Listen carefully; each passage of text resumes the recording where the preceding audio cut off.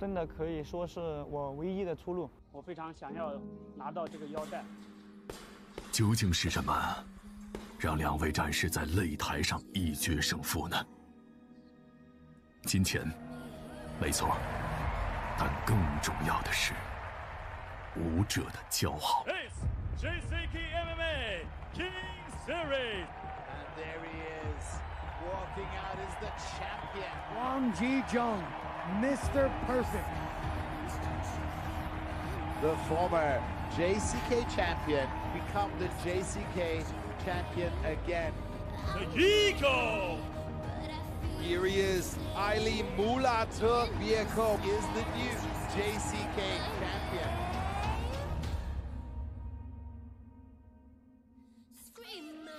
Wang He really just came out of nowhere and became the champion.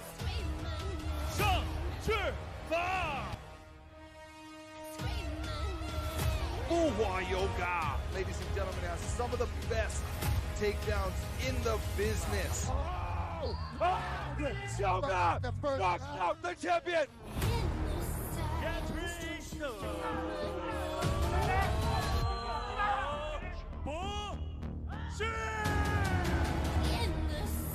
看一下海拉尔特，哦！新的有2级冠军诞生了。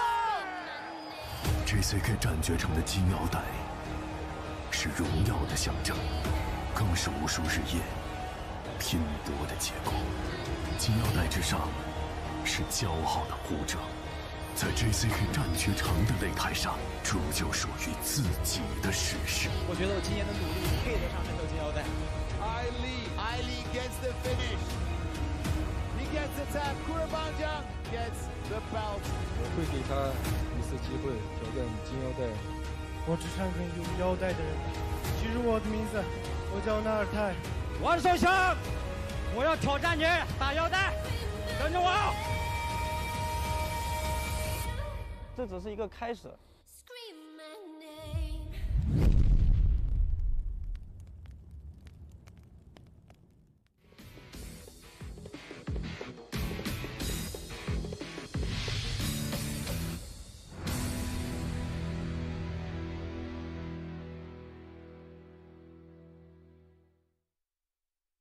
自第一期数字赛打响，八角笼内的每一场鏖战，都点燃了粉丝的热情。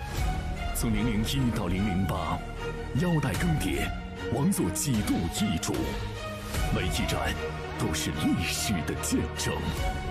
今晚 ，JCK 战绝城王者系列009将再度启幕。头条主赛。羽量级现役金腰带王继征对阵贾斯汀范希尔登。联合主赛，吕凯对阵图尔帕尔格迪耶夫。八角笼内新一轮的召唤，勇士们将迎接新的挑战。热血沸腾，战意正燃。JCK 战绝城王者系列009即刻开战。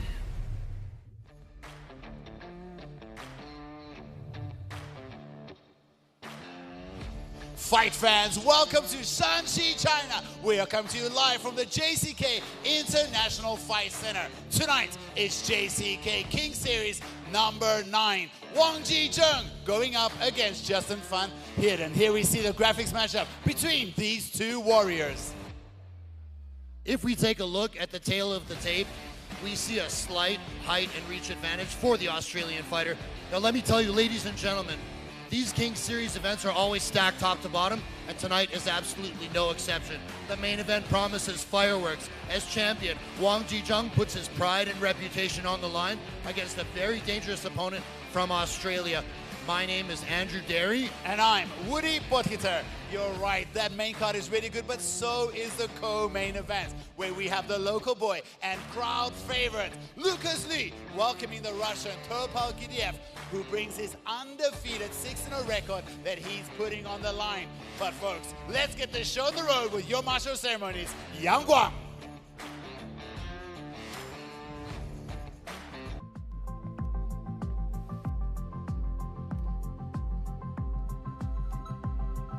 Thanks Rudy, thanks Andrew。所有现场以及屏幕前的观众朋友们，大家晚上好！欢迎收看中国顶级 MMA 综合格斗直播赛事 JCK 战绝城龙斗终极冠军赛。我们现在是在 JCK 战绝城国际格斗中心与您见面，我是阳光。JCK 战绝城是由海南全联合网络竞技有限公司荣誉出品，由中国国际竞技技术合作促进会竞技体育产业融合创新发展工作委员会负责相关的指导工作。目前 JCK 战绝城知识产权已在香港联合国际知识产权交易中心挂牌上市。那么今天晚上将为大家呈现的是 JCK 战绝城王者系列009的比赛交锋。那么同样的，今天晚上我们的比赛也将会通过我们的官方合作媒体咪咕视频、抖音、腾讯新闻以及快手等相关平台进行全程同步直播。同时还要特别感谢新华网、百度 App、深圳电视台体育健康频道、辽宁移动、贵州新媒体、宁夏新媒体、TCL 互联网电视、虎牙直播以及格斗迷的大力支持。感谢本场比赛赞助品牌千岁汽车、毛枪1953、华肯乳业集团、梅花以及飞特仕。除此之外，还要特别感谢阿若博巴品牌对本场比赛的赞助播出。那么今天晚上比赛应战选手分别是头条主赛羽量级 JCK 战绝城现役金腰带的持有者完美先生王继征大战贾斯汀范希尔登。联合主赛衣衫行者吕凯对阵来自于俄罗斯的悍将托尔帕尔格迪耶夫。那么正赛方面，爱德华多拉蒙对阵阿吉兰塔尼加萨拉姆，李一拳对阵崔廷润，杨金祥大战阿伊丁托和塔尔别克，李金波对阵连扎野布。那么同时呢，复赛方面，常宇航对阵阿曼乌尔列武，杨一轩大战阿扎特别克 Kido，Youness Acharki 对阵叶尔穆拉提阿勒穆别尔德，杨志对阵达泽马里。在此也诚挚邀请屏幕前的各位持续锁定我们的官方网站3w.jckmma.com 以及微信公众账号以及官方抖音号，了解最新赛事资讯的更新。冲出亚洲，走向世界，超越格斗的极限，迈向新的征程。JCK 战绝城龙斗终极冠军赛必是世界综合格斗的新浪潮。在此非常高兴能与现场以及屏幕前诸位共同见证和引领这股新的浪潮。接下来就让我们舒开正风，共同拉开今天晚上 JCK 战绝城王者系列009的比赛大幕。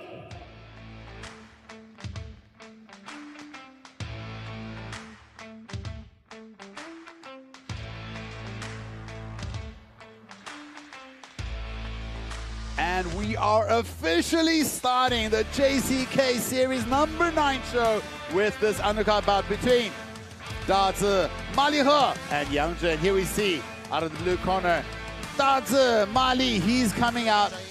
He's got quite a lot of experience for a guy who's coming out for the first fight. He's really been training non-stop jiu-jitsu this whole week. We've seen him in the training area pushing his takedowns, pushing his grappling, and we're predicting that he's going to look to get this fight to the ground as early as possible. In his last fight here at JCK, unfortunately for him, he lost to Aimuga in a triangle choke, which we think is exactly the kind of medicine he wants to feed to his opponent in tonight's matchup.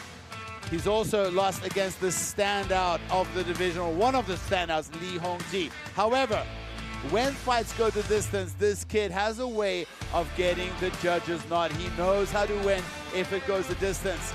And if he respects the striking of Yang Zhi and he can close the distance, I think this should be something, a fight that suits his fight style. All he needs to do is stay away from the incredible reach of his opponents. And I think that's the smartest road to the victory. Absolutely. What do you think about this kid, man? Like, I know he's a beast grappler. You know, we hear a lot about his grappling chops, and it looks to me like that's where he wants to take the fight tonight, because Yang Zhi's grappling, you know, it's a little hit or miss. But man, Yang Zhi is 180 centimeters tall. This kid is 165. Should be 15 centimeters. Massive height and reach advantage. That's insane. No, sorry, 25 centimeter. Whoa. Height difference between these two, and the reach advantage is also like 14 centimeters. It's crazy. And here he is out of Sichuan, Yang Zhi. As we had just mentioned, this guy is super tall, super lanky for the weight class. Guys, he fights at featherweight, 57 kilos, 125 pounds, and he's like 6 feet tall. Like, that's insane. Super tall guy. Here he is having fun. He's got the selfie out, you know, he's got the camera out. And he's look who's living got his his best corner. life. He's got two legends, like two of the top guys in the respective divisions. Shang and there's Jinbo 61 kilogram, the bantamweight, one of the guys right there lurking in the shadows of being the top dog, and the flyweight king himself, Shang in his corner. Yeah.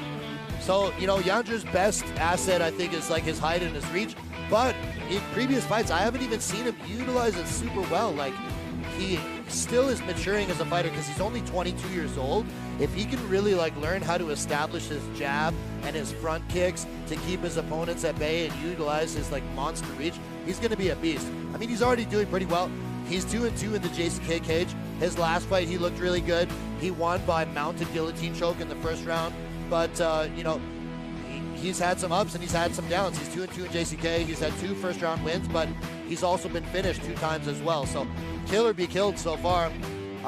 He's only had 1 fight in 2024, and this is his first fight in 2025. Hard to say what has kept him kind of inactive in the last couple of years, but here he is. And you know what's curious? Actually, I saw for his last fight, he weighed in 2 kilos light. Not this fight, but the one before, he weighed in at like 55 kilos. How does he do that? I know. Like, he's not cutting extra weight, obviously. Here he is, Yangzhe.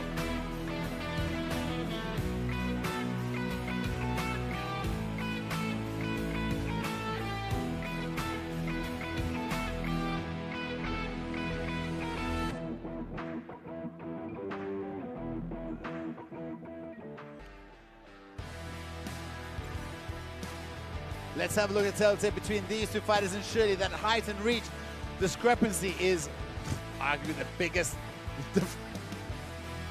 本场 JCKMMA Kings Series 男子银量级的复赛争夺，蓝方选手身高165公分，臂展167厘米，体重57.52公斤，年龄23岁，来自于山西盐湖搏击俱乐部 ，MMA 综合格斗战绩6战3胜2负1平 ，JCK 战决胜战绩2战1胜1负，他就是来自于中国的蓝方选手大泽马里。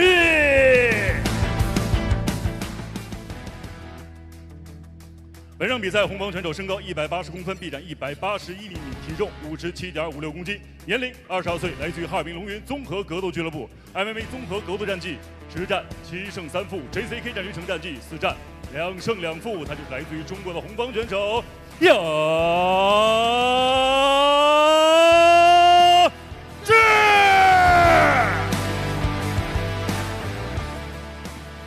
本场比赛场上裁判王悦。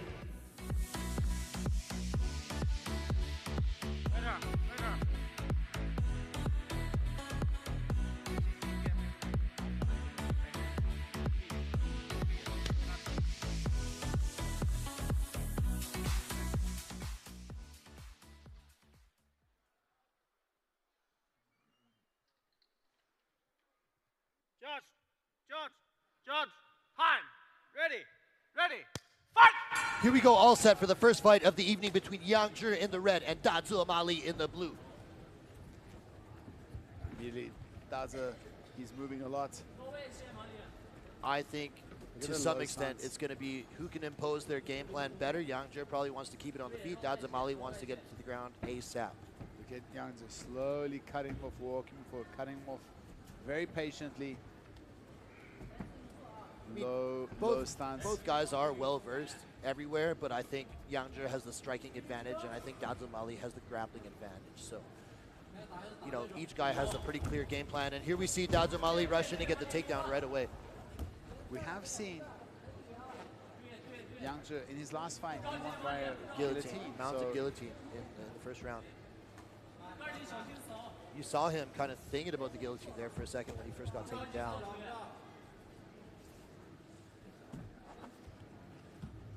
This is exactly where Dazemali wants to have the fight. Heavy pressure. See if he can tire out his opponent. You see Yangzhe kind of like flirting with the idea of a triangle choke there.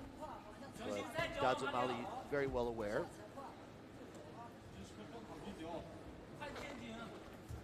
You also see the left ankle of Yangzhe taped up a little bit. Yeah, good observation. Maybe he's dealing with some sort of nagging injury. Younger's got that overhook really clamped down. Oh, that looked like a headbutt there. Yes.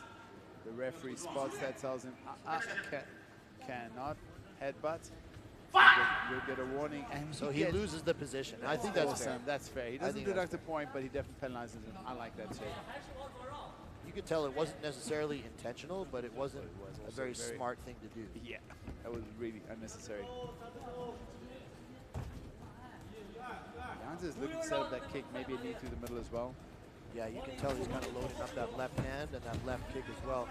Dazemali rushes in and he gets an underhook with the right hand, but Younger spins out.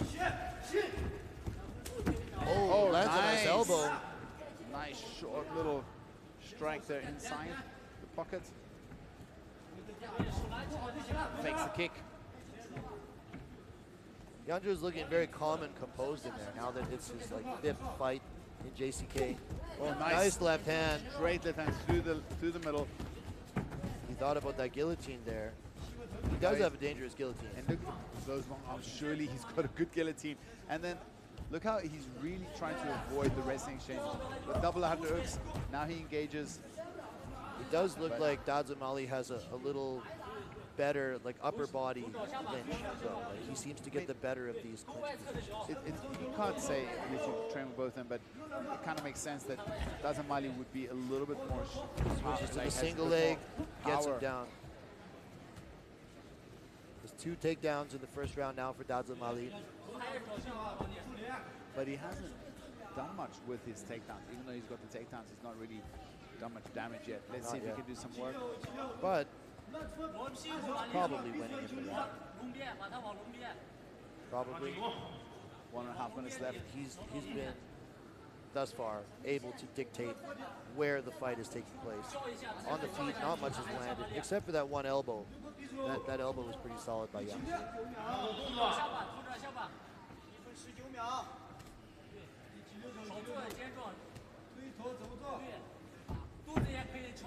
Little over a minute left in our first round.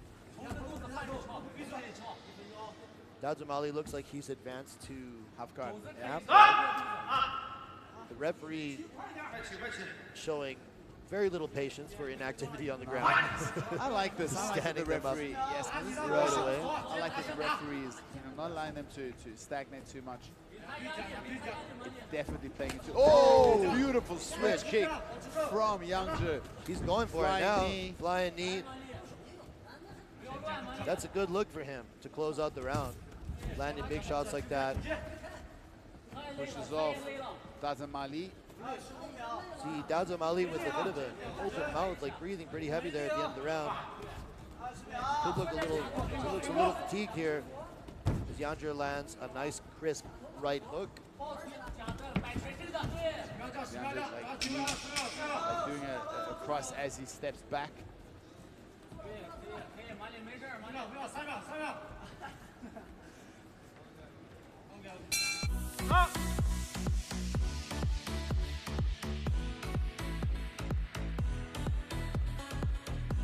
It's a pretty close round, hard to score because I think on the feet it was obvious that Younger had the advantage.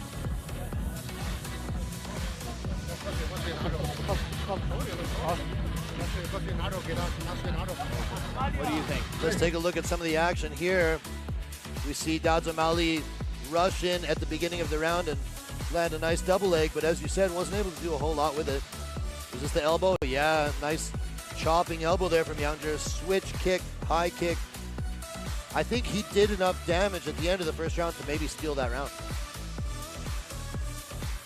I'm happy my job is to talk about the fights and not score them. Exactly. Tough to be a judge out there.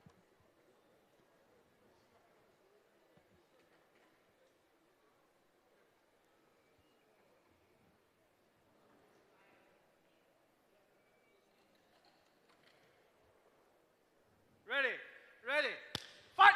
Here we are, all set for round 2 between Younger in the red and Dazemali in the blue. A nice embrace and a hug. Both big right hand from Dazemali, right on the button, but Younger just shakes it off. They seem to be pretty friendly with each other. Both guys are Idzu and both guys are from Sichuan, so there could be some camaraderie there, hailing from the same place. but they're not pulling punches because of that. They're definitely throwing down. Look at Dazemali telling him to let's throw down. And then Dazemali goes again. Oh, he's got that guillotine. He's got that guillotine. We know he does have a dangerous guillotine, but Dazemali forces his arm in there. Yeah, swims his arm inside. Which makes it harder to finish. And he's putting his body on the so he's out now. On the one side. Yeah, he's out. He popped his head out. Great guillotine defense from Dazemali. We have seen Youngju finish people before with the guillotine in JCK. And you know, at the same time, it's so hard to train for someone who's so rangy, has such long limbs. You just don't get sparring partners at that weight. Not at that weight class. So like, look at Youngju, what he's doing. He's doing double overhooks, and he's wrapping up Dazemali so tight earlier that it's hard for him to even like posture out of the position. And that's something that it's hard to train for. It's really hard to train for. Not giving them a long time to work. Yes. I mean, yeah, you're right. Sometimes with long, look at this. Like, look how he reaches. He can reach over his head and reach almost across and get the forearm on the other side. Yeah, it can be a lot harder to like pass the guard of an opponent if they have long limbs, long legs. They can just wrap you up a lot better.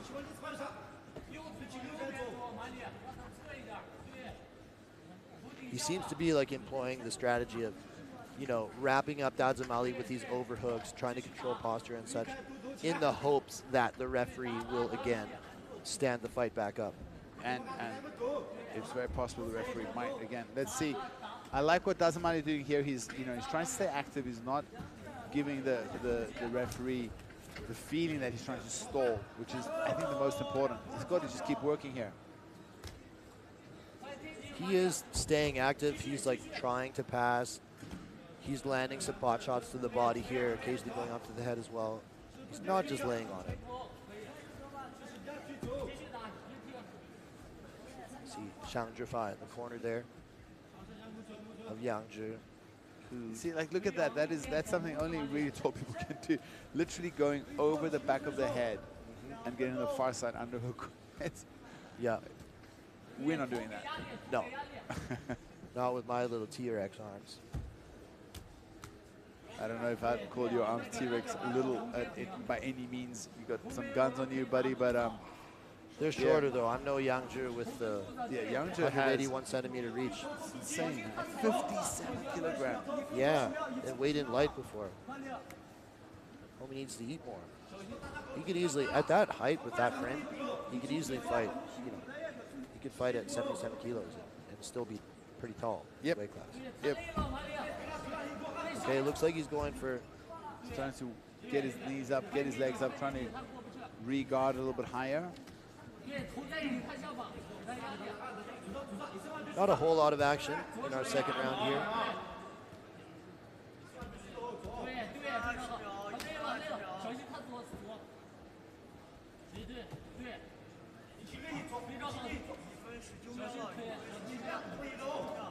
Well, this is exactly, when Dazemali walked out, I said this will probably be the easiest road. This is the map to a safe victory for him.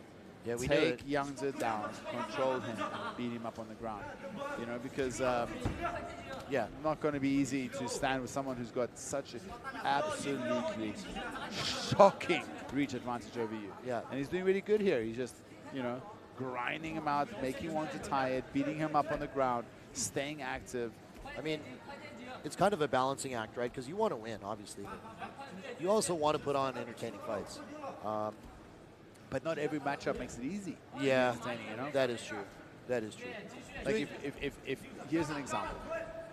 You're an elite striker. Now you face an absolute phenomenal grappler with not that good wrestling.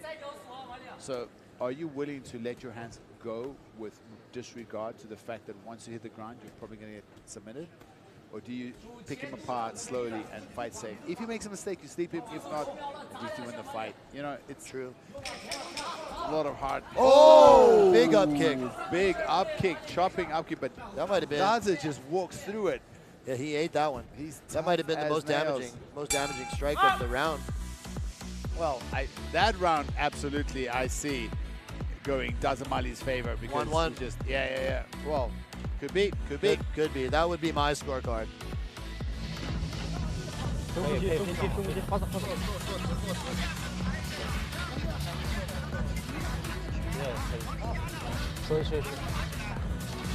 Here we have a look at some of the highlights, and that was a beautiful right hand right at the beginning of the round. And this is where Dazemali, you know, he defended the guillotine here really well. Takedown. Yangzhe kind of gave up that takedown because he committed to the guillotine, which Dazemali was able to defend. And then we saw Dazemali just kind of ride the round out on top. I'd say he probably took that round based on control. And here we are going into the third, where it could be 1-1. A very important third round either way. Close fight.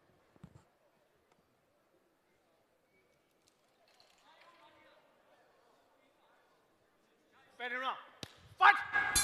Third and final round between Yangzhe and Dazemali. Yangzhe in the red, Dazemali in the blue. Stiff jabs here from Yangzhe.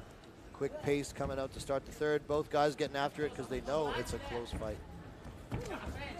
Another stiff jab.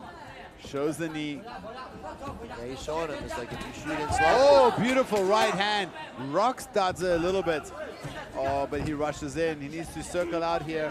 Another nice knee. Knee to the body. Oh, that knee looked like it hurt him. Knee upstairs and another one. That knee looks like it hurt him a little bit. Yangzhe pouring it on a little bit here. He's landed some pretty powerful shots. People don't understand the power of rangy strikers. There's, you know, when you look at back in the old days, those ramrods, it's because it's such a long ramrod, and the arm too is a ramrod. Tall guys with rangy arms, their straight punches are scary, deceptively powerful. Don't think just because this guy's 57 kilograms and goes for the kick in the middle, and Dazemali, he kind of left that one out there a little too long, and Dazemali utilized it as an opportunity to change levels, and he's got him down again. And we see here in the corner of Yangzhe, Shang Zhefa, and his other corner just shouting at him to get up, telling him he's got to work. Interesting to see how the judges score it, because on the one hand you have Dazemali with the takedowns and control. On the other, you have Yangzhe, who's certainly landed the better, more powerful strikes on the feet. Well, for the third round, absolutely. How do you pretty score definitive. Yeah, the first 1.5 minutes was all Yangzhe. Look at that. The ref says, thank you very much. That's a pretty quick stand-up. You gave him a warning. What was the warning for? I didn't hear clearly, but I did tell him, I did see him speak to it. Yangzhe just kind of waiting against the fence, almost just waiting to time that knee.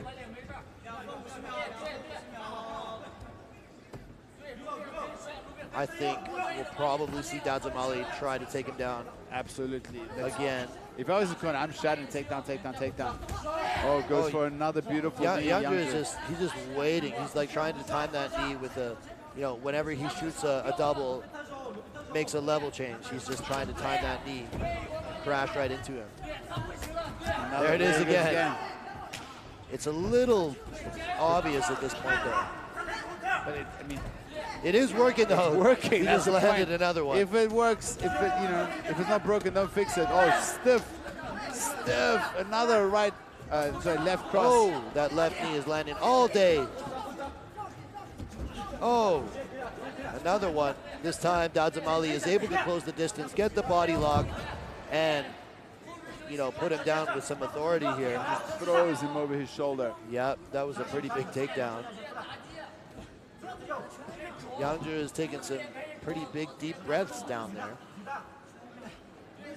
All he needs to do is wrap up Dazemali a little bit, and he's not going to take so much damage. And the referee ain't having none of the stalling. Yeah, he gave him about 40 seconds last time before he stood him up. About a minute and a half left. Very close fight. I wouldn't want to be a judge for this one.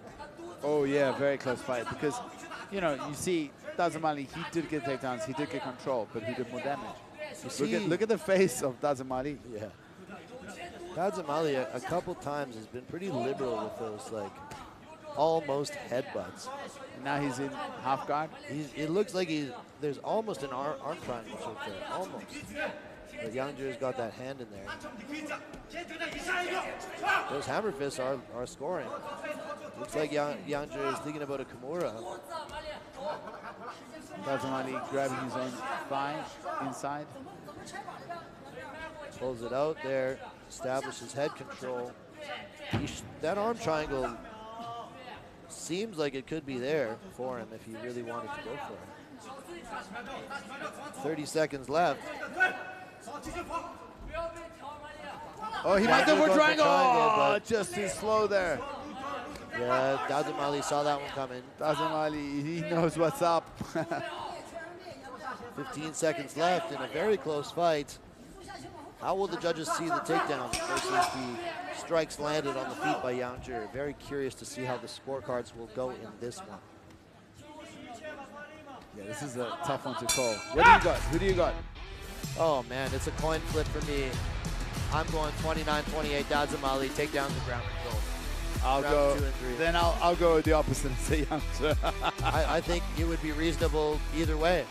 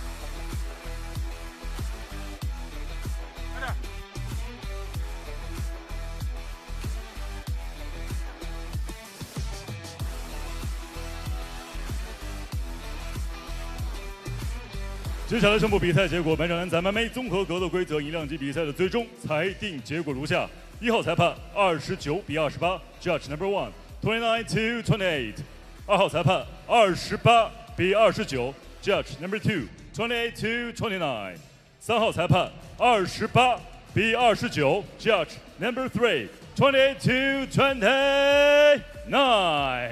本场比赛3位裁判分歧判定。 蓝方胜 For the winner, by split decision, win by point, presenting China. The blue corner, Dazemali.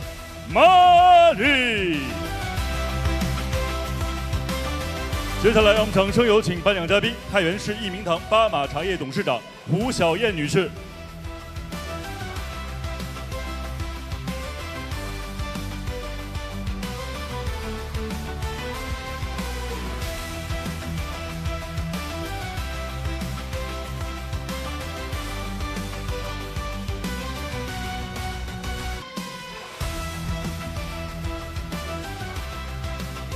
感谢颁奖嘉宾，感谢双方选手，谢谢。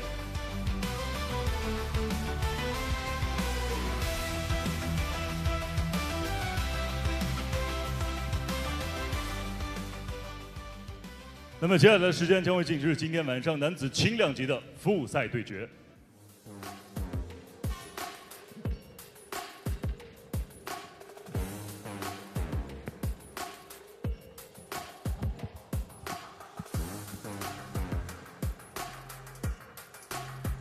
And here we go, our second bout of the evening. We know very little about this fighter, Yeermulati Alemubieerde. Whoa, he got his name right. He has only been fighting professionally since May 2023, and this will be his 4th professional fight. And none of his fights have seen the 3rd round. His only loss was with ground and pound, and his 2 wins were TKO or KO wins. He is really big for the division at 183 centimeters tall and only 21 years old. I'm excited to see what this new addition to the JCK roster will bring to the cage. At the weigh-ins, he was super confident and very aggressive. And I think that it's a striker versus striker matchup, but not sure. Will Yeermulati choose to keep it on the feet against an all-out striker in his opponents? But let's see what happens. Some of these guys coming in pretty green. Not a lot of info out there about them, so it's kind of like you never know what you're going to get when they step into the cage. We've heard that this guy is a good striker, but he's only had 3 fights. What we do know about him for sure is he is tall for this weight class, tall and lanky. Here he is. I'm going to try out his name too. Yeermulati, Alemubieerde. Got it. 21 years old, very young guy too. Fighting out of Ningbo Northern Wolf Fight Club.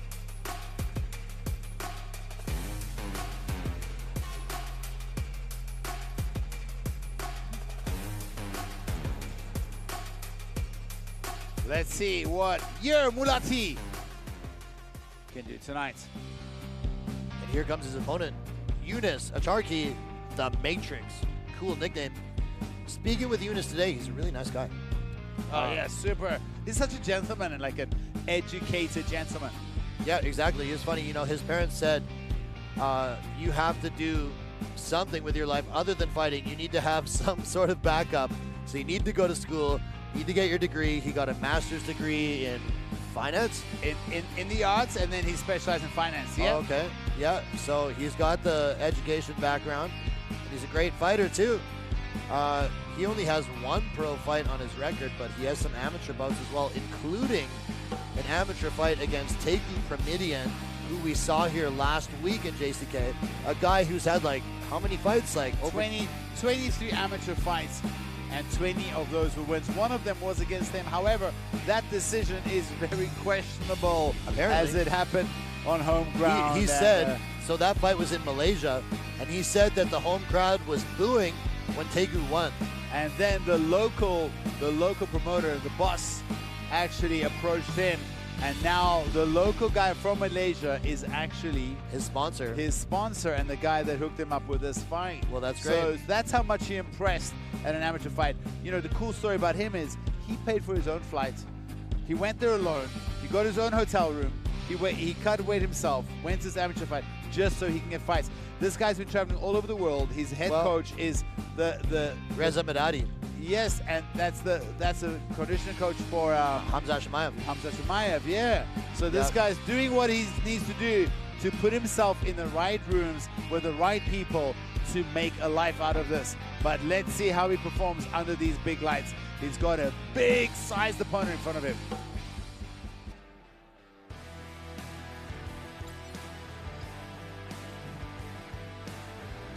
And we look at the third step, and you see the height goes to Yeermulati, but the reach to Youness.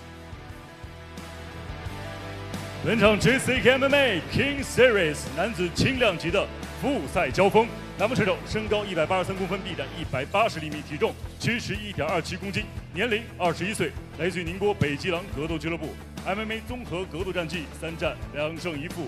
那么今天晚上上的 JCK 战决城的首秀，他就是来自于中国的蓝方选手Yeermulati。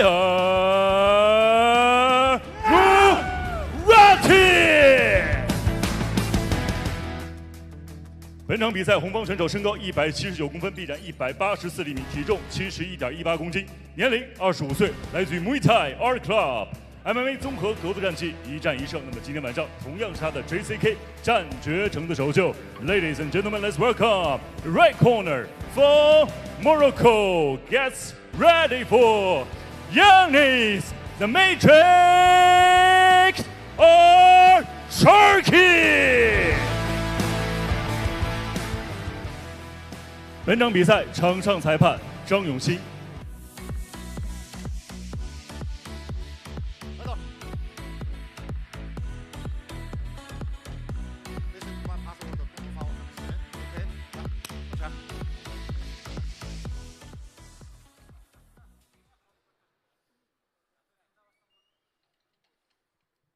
Shot, shot, shot, time, ready, fight! All set for our second bout of the evening between Youness Acharki in the red and Yeermulati Alemubieerde in the blue. That is a mouthful, but sure is. We'll call him Mulati from here on out. From here out, yes. Both guys sizing each other up. Youness said he really prefers to keep things on the feet. He trusts his striking. He does have a taekwondo background. His dad went to the Olympics as a taekwondo athlete. Yeah, he's been doing martial arts his whole life. Started with a taekwondo background and later got interested in MMA and has been training in Thailand, trained in Spain, trained all over. So seems to have a wealth of experience despite only having one pro fight. Really looking like he's finding the reach, looking for the range, lots of fakes. Ooh, nice low kick. That was really nice. Very well-spoken guy, very smart. Speaks multiple languages. But it's Mulati put on the pressure here. Oh, Mulati going with a big overhand. Ooh. Oh, Mulati going for the takedown. Mulati finished him. Yusuf able to defend with the underhook so far and actually spin him around against the cage. So he's been working on his grappling, clearly.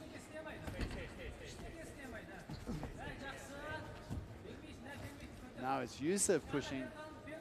He's got the advantageous position. Are we going to see him try to look to take the fight to the ground? We'll see. The body lock here from Mulati.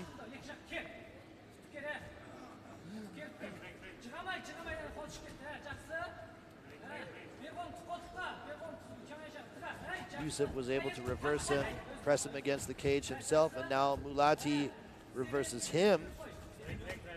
Kind of a stalemate here in the Both clinch. these guys have a nice underhook. Mulati looks for that outside and then inside trip. Look at Yusuf trying to break the grips here. No separation yet. They're still locked up together in this sort of 50-50 clinch. Mulati transitions to clasp his hands together. Was that a low blow?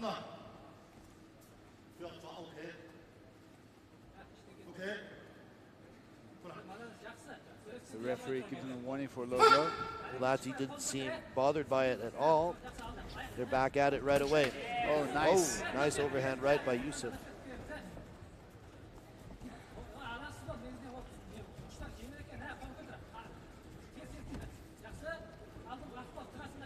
Looks like he's trying to duck into that overhand right a little bit.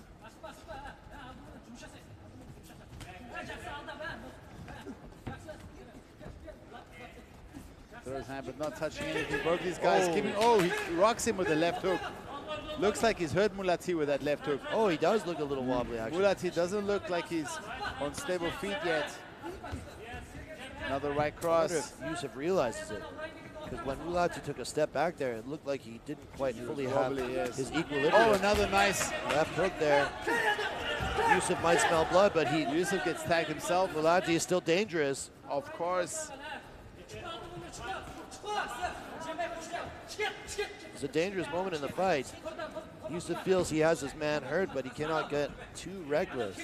Because Mulati is still has power, absolutely. Still has power. Absolutely, yeah. Oh, uppercut hook. They're slinging. Nice low kick, another calf kick. You know, doubles up on the calf kick. He's scoring really well. Oh, rocked him with that right hand. Oh, he's looking for a guillotine. Goes for the guillotine. This looks like it's pretty deep. Is he going to start squeezing? I don't know. That elbow seems to be a bit far out. It's an arm-in guillotine. Mulati doesn't really seem bothered by it.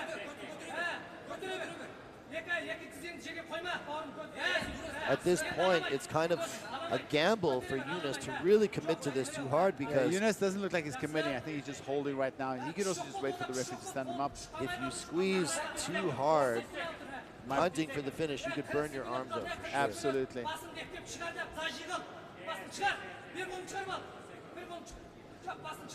Youness is still going for it, but I really don't think he has the angle.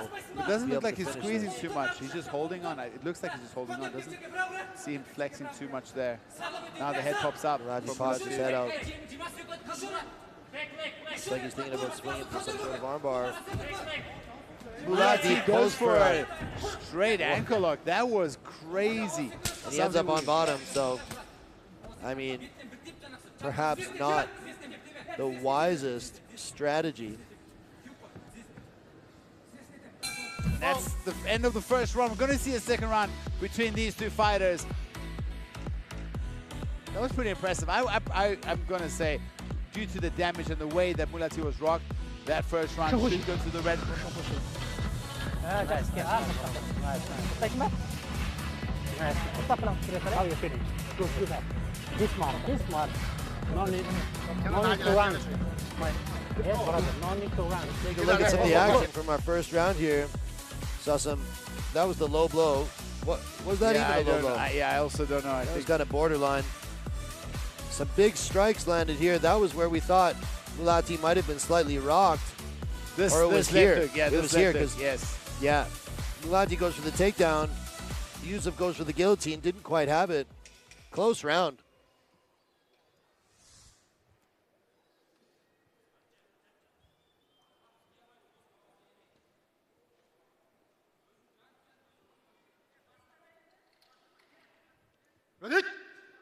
And we're going to see a second round between these two warriors, Mulati and Acharki.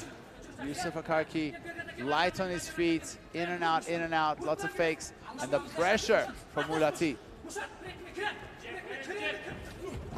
Mulati wants this fight back on the ground. Nice defense, they just shrugs him off.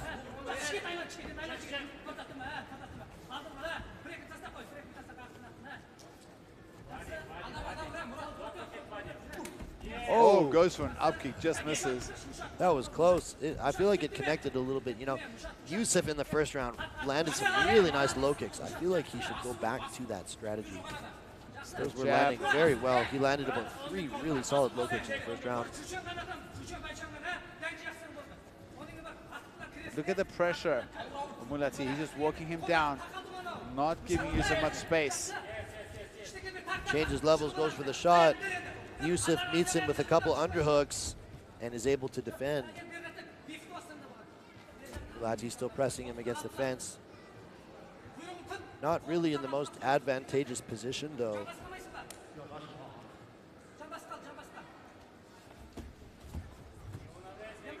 You could bump to the back. Yusuf still has 2 underhooks. I feel like he could counter with a takedown attempt of his own from the body lock. He's been having such success on the feet, it kind of makes sense for him to try to keep on the feet, right? True. That overhook on the far side of Yeermulati. Mulati tries to change levels again. Not able to get the fight to the ground.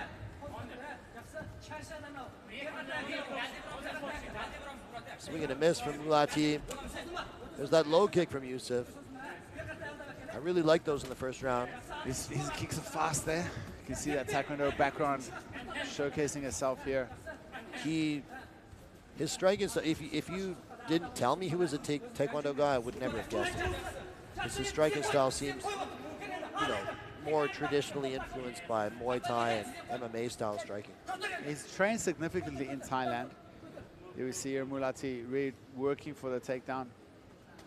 He's got one hand wrapped pretty deep. He's going for the deep crotch. Super strong, but... Oh, he's hooking that leg. Still not able to get it yet. Transition to, as you say, the high crotch here.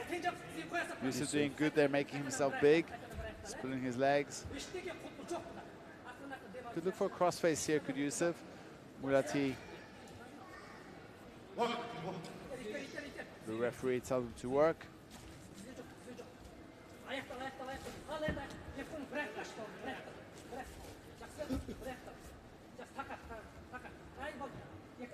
Yusuf doing well to defend his takedown. The referee not having... Referee's seen enough. The referee's not allowing too much time of inactivity here. I feel like that was a good separation. Oh, beautiful overhand that rocks him again. This is our first international matchup of the evening. Got the Moroccan versus the Chinese fighter from Xingqiang. Members of the Kazakh ethnic minority group. I'm also surprised that Yusuf Acharki hasn't gone to the head with the kicks. Oh, yeah, nice. Oh, he's landing there. Just misses. Another stiff jab. Last 2 strikes just barely missed on that the end of that combo. Oh! That's it. It's over. A body kick, a push kick. Is that a body kick? A push kick through the middle, and he gets the win. I thought for a second it was like a low blow or something, but I'm gonna have to see the replay. No, he kicked right through the middle into the solar plexus. Wow. Welcome to JCK, Yusuf Acharki. I want to see that replay. Not only is he well spoken, but he's performing really well tonight. There was no real danger during this fight. Great takedown defense. And great he striking. kept it on the feet where he wanted to keep it.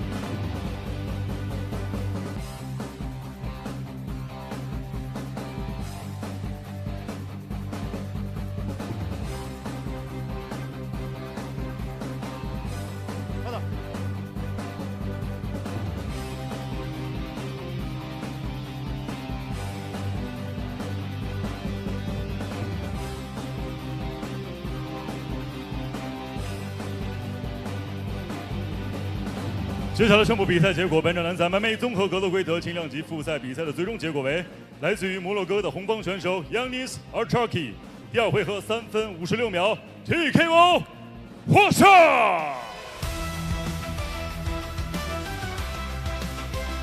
The winner is red corner, win by technical knockout.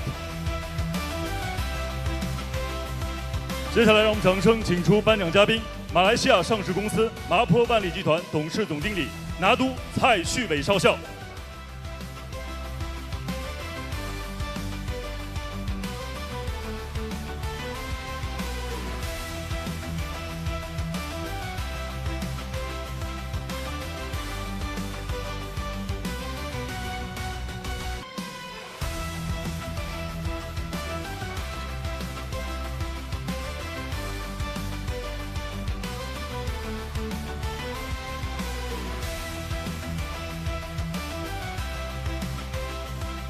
感谢颁奖嘉宾，感谢双方选手。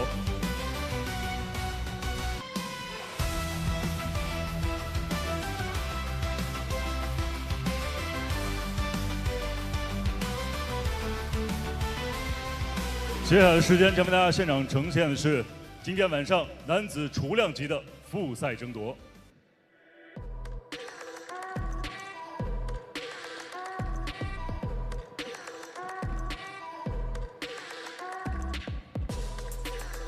And we're going to our third bout of the evening, and we see the Kazakhstan national making another show here at JCK. Azatbek Kydyr, he has great boxing and KO'd Alemubieerde in only 42 seconds. He is undefeated at 4-0 with 3 finishes to his name.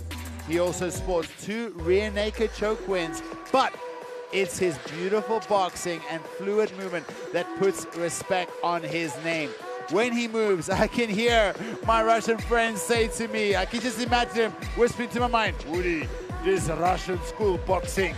Because of the very light footwork and relaxed shoulders he has when he's in his striking stance. He has lightning quick hands.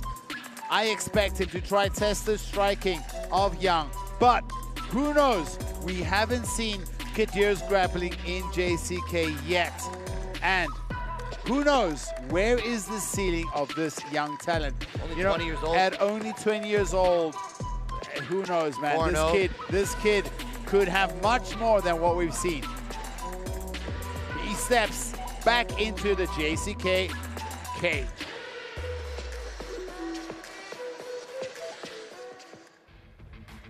Here we go, coming out of the red corner, it is Yixuan, fighting out of Heerden. He currently trains with Longyun in Harbin with the great Chang. And you can see Jinbo in his corner there too. This is his first time fighting a non-Chinese opponent international battle between the Kazakh fighter and the Chinese fighter. Now, Yang Yixuan is 4-0 in JCK, 5-1 as a pro. So he's got a great record. He's also very young. He's only 22 years old. And he's got 4 wins by submission, 1 by decision. So he's got an 80% finish rate. That right there tells you that he's a great grappler. Is this another one of those grappler versus striker matchups? Because we've seen Azatbek, you know, just floor people on the feet. We don't really know what his grappling is like. On the other hand, we do know that Yang Yixuan is a very good grappler. So will it be one of those cases where, you know, either guy is just trying to impose his will? Yang Yixuan wants it on the ground. Azatbek wants it on the feet. We shall see. Height and reach are about the same. I'm excited for this one because both guys are up-and-coming prospects. Both guys are young guys with a bright future, and I think this is probably my most anticipated bout of the prelims here, Woody. Yeah, well, it's hard to say, man. Both of these guys have it on the hands. They have it on the ground, too. Like, it's, let's see. This could go anyway, in my opinion.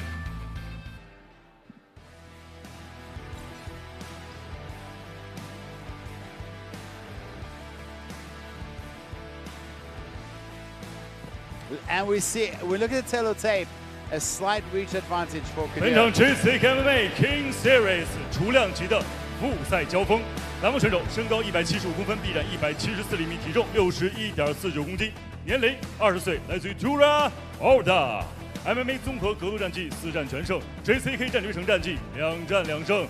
Ladies and gentlemen, let's welcome the blue corner from Kazakhstan. Gets ready for Azatbek Kydyr。本场比赛红方选手身高173公分，臂展170厘米，体重61.32公斤，年龄22岁，来自于哈尔滨龙云综合格斗俱乐部。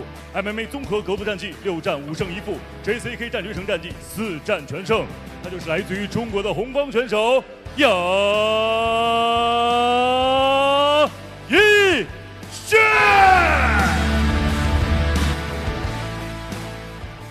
本场比赛场上裁判2名。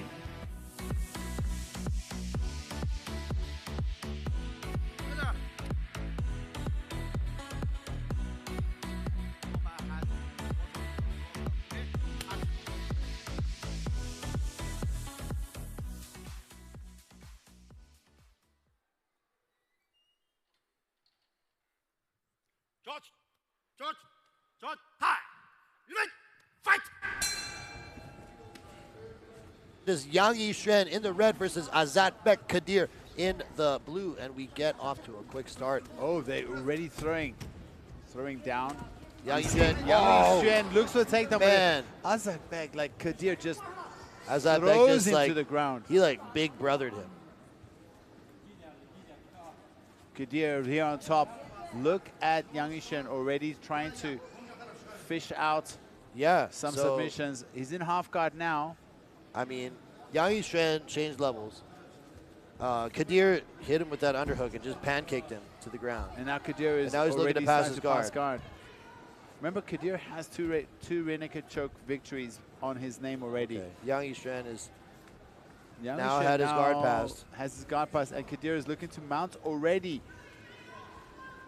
Yeah, he might have been a little too anxious to take mount because he got himself placed right back into half guard. But both guys look like they have some pretty serious grappling chops. Kadir is just like, he's got the physically very powerful. Nice punches. And got some nice punches there.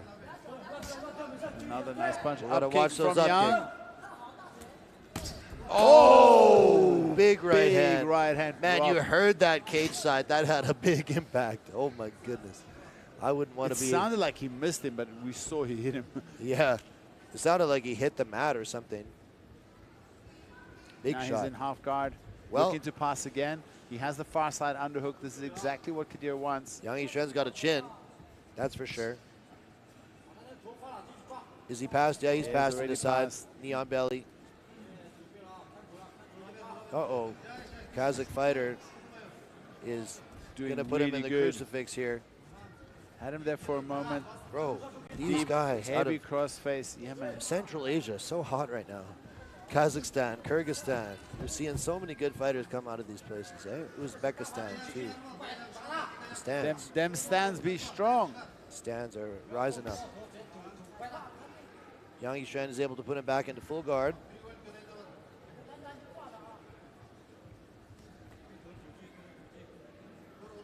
Yeah, I don't know why Kadir went back to that sign. He was already past the guard. Yang Yixuan looks like he's trying to throw up some sort of offense from guard, but Kadir is well aware of it. Tries a little tripod sweep kind of deal. Not finding much success. Push-pull with the legs. Tough to get a good grappler with that kind of stuff, honestly. Yeah, and Kadir very patient here. He knows the upkicks coming, looking for some big punches. Now Passed. he's already past the guard again. On the hips there. Got to be frustrating for Mr. Yang Yixuan. Long Yin already took 1 L today with Yang Zhi losing in a very close fight, by the way.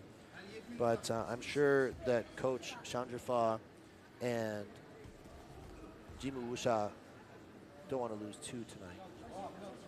Yeah, and you know the head coach, he's sitting up. Looks on like he's going for VIP. check it out. He's going to go for Dars.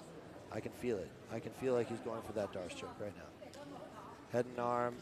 He's just going to wait for him to turtle a little bit. And he's going to try to sneak that right arm through. I guarantee it. Doing good here. Yeah. You can see him hunting for it there. But Yang Yixuan is also aware of it, so he's not letting himself get put into a really bad position. He's got that chin strap right now. Goes far side, hits to the back. It's a grappling chess match in which Kadir is just I wouldn't even say 1 step ahead. One tempo. Half a step, yeah. A tempo. If you play chess, he's 1 or 2 tempo. Oh, that was sick. Trap. Oh my goodness. That was so slick. Got face dumped to the floor. Oh, that's just like such a nice combination of like fine motor control. Can you believe these guys are 20 and 22? No. That's insane. The maturity with which these young kids are finding is just Homie's only 20. Insane. But think about it. I mean, he's probably been grappling since he was like 6. So he's been grappling for like, 14 years already. I don't know, but he's good. He probably grew up wrestling bears, man. You know what I mean? It's like in the It's like they don't shoot the tigers that eat their sheep. They catch them and wrestle them. In the Kazakh hinterland, wrestling a bear when he's like 8 years old. Amazing. Some of these guys, you're right, just show incredible skill for their age. Both these guys looking really fresh after the first round, not like they're fatigued at all. Who that round went to. Oh, yeah. Yeah.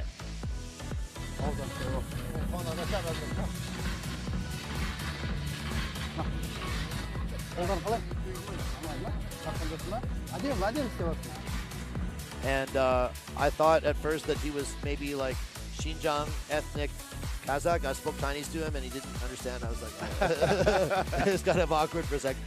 Anyway, here's the highlights from round 1. It was all about Kadir controlling the situation on the ground. And good ground and pound too.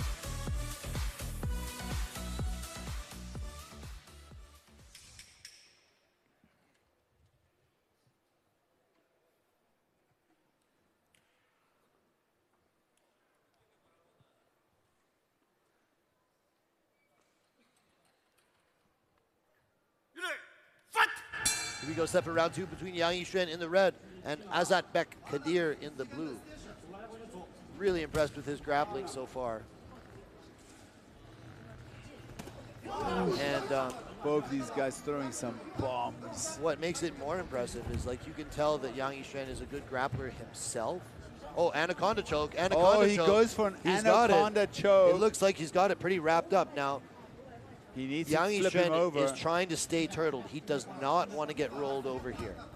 And Azatbek is going to try to turn him over. Right now, from the turtle position, it's harder to finish the choke. But look, he's already wrapped up that leg on the far side. It's still possible. Oh my goodness, if he gets that right hook inside.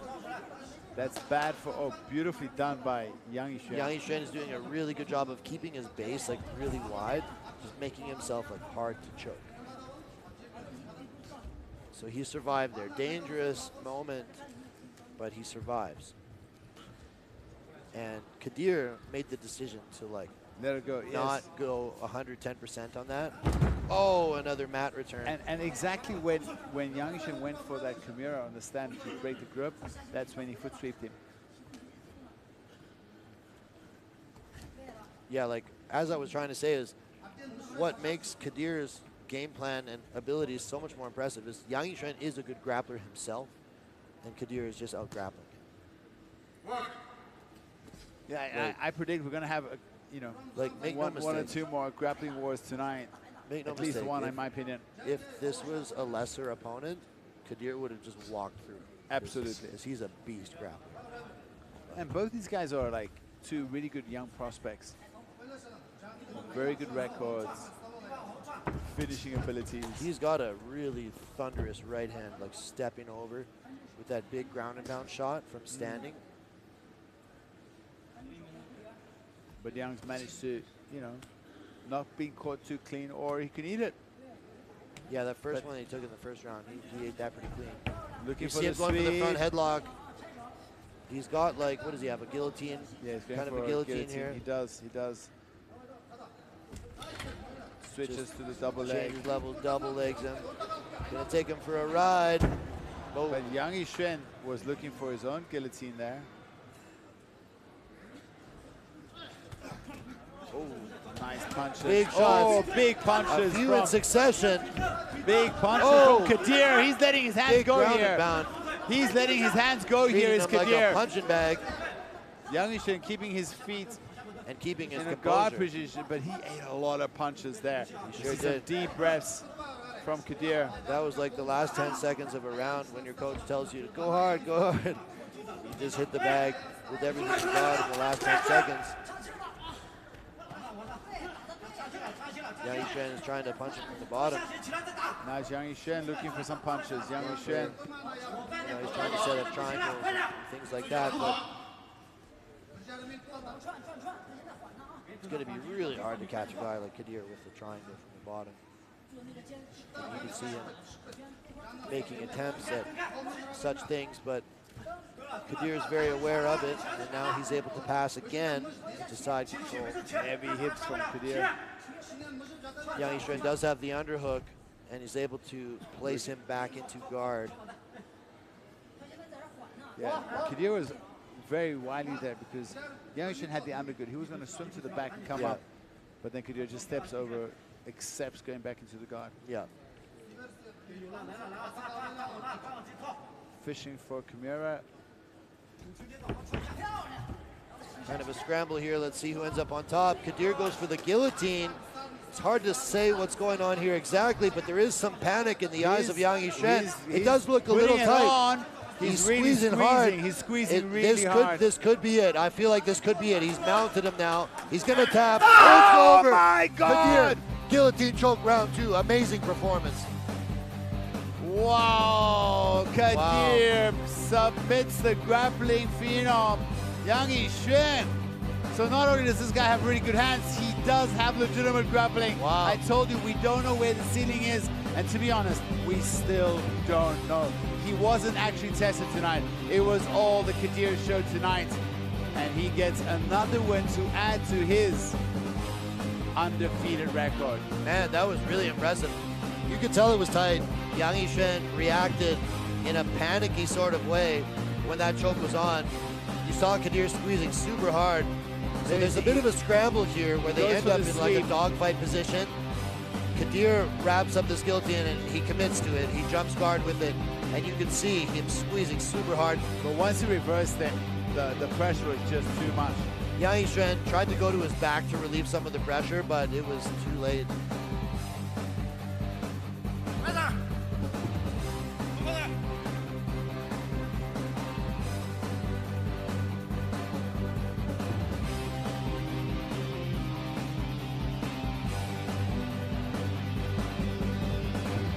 接下来宣布比赛结果，本场男子 MMA 综合格斗规则重量级比赛的最终结果为：来自于哈萨克斯坦的蓝方选手Azatbek Kydyr， 第二回合4分19秒使用断头台将获胜。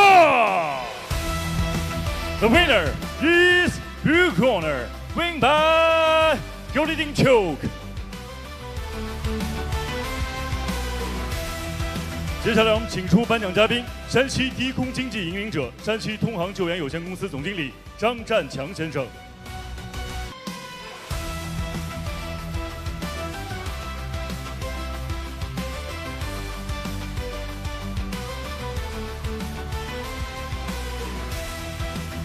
有请颁奖嘉宾同红蓝双方选手共同合影留念。好，感谢张总，感谢红蓝双方，谢谢。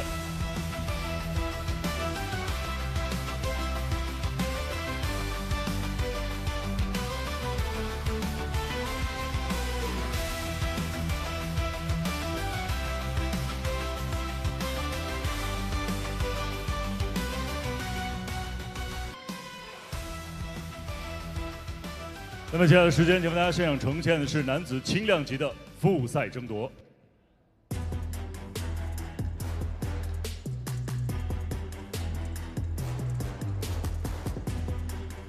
Featured prelim time.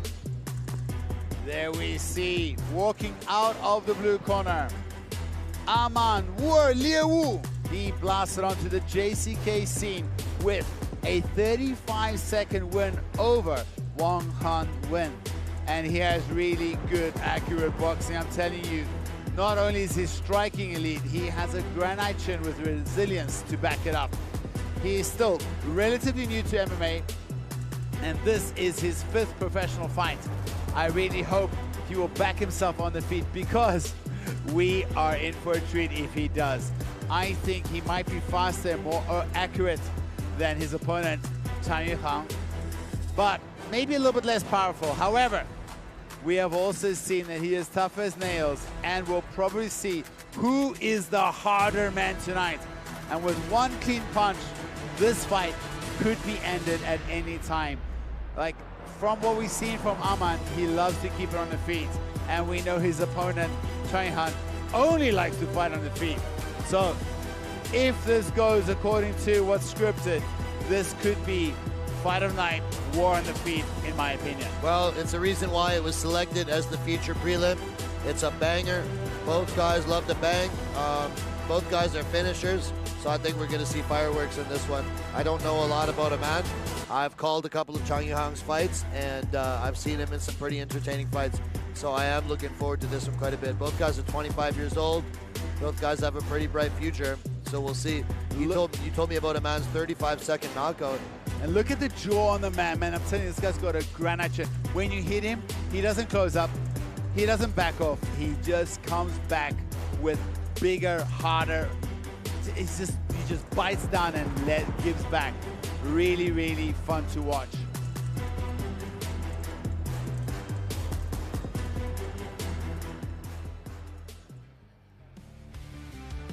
Here we go. Chang Yuhang is coming out of the red corner, fighting out of Liaoning, China. And he's a great fighter. Man, I got to tell you about one knockout of his that I saw. December 2023, I saw him knock out Yang in one of the most brutal knockouts that I've seen like live. Like, his head was trapped against the cage, and he was just like rattling off shots, like dribbling this guy's head like a basketball off the fence, basically. He's a very powerful striker, and he's got like that killer instinct where if he has you hurt, he's coming for the kill. We see there in his corner Li Hengyuan, another JCK very formidable striker. Both of these guys train at Tiger Wang, which is, you know, the very legendary Wang. Xi'an? In Xi'an, he's a very famous fighter. Very striking, heavy gym. Both of you guys like to strike. I asked him, how's jiu-jitsu coming along? He's like, I train wrestling defense. Yeah. And then I was like, all right, so what about the ground game? He's like, I just train to escape and not go to the ground. And nobody wants to stand on feet with me. And yeah, didn't he say, like, there was like a quote from him where he's like, I'll stand, like, if anybody's willing to stand with me, I'm willing to stand with anyone. Exactly, he backs himself. And I'm telling you, this kid, he's always smiling. Do not be fooled. when the cage doors close, something happens. And you know, his fighter nickname is based on a Chinese mythological character where this guy got his head chopped off, then regrew his eyes on the chest and the mouth on the tummy. What? And that is his, and then went on to get revenge and beat his foe. And that's his fight nickname.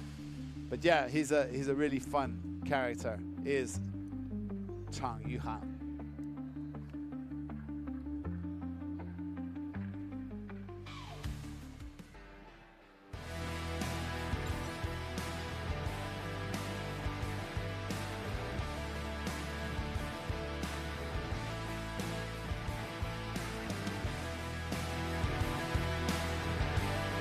本场 JCKMMA Kings Series 男子轻量级的复赛交锋，栏目选手身高181公分，臂展182厘米，体重71.16公斤，年龄25岁，来自于新疆阿勒泰斗士俱乐部 MMA 综合格斗战绩5战4胜1负 ，JCK 战略城战绩2战全胜，他就是阿勒泰斗士Aman Werleu。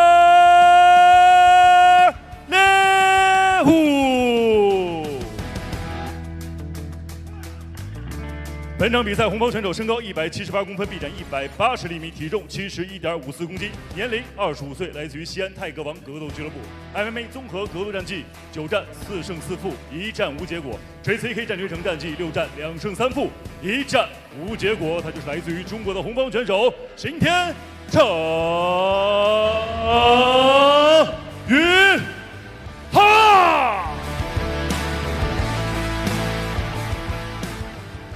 本场比赛场上裁判王金刚。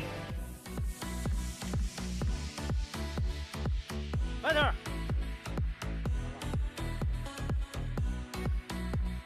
Watch the back hand. Watch your finger. Watch top block. Okay, touch back. Lock.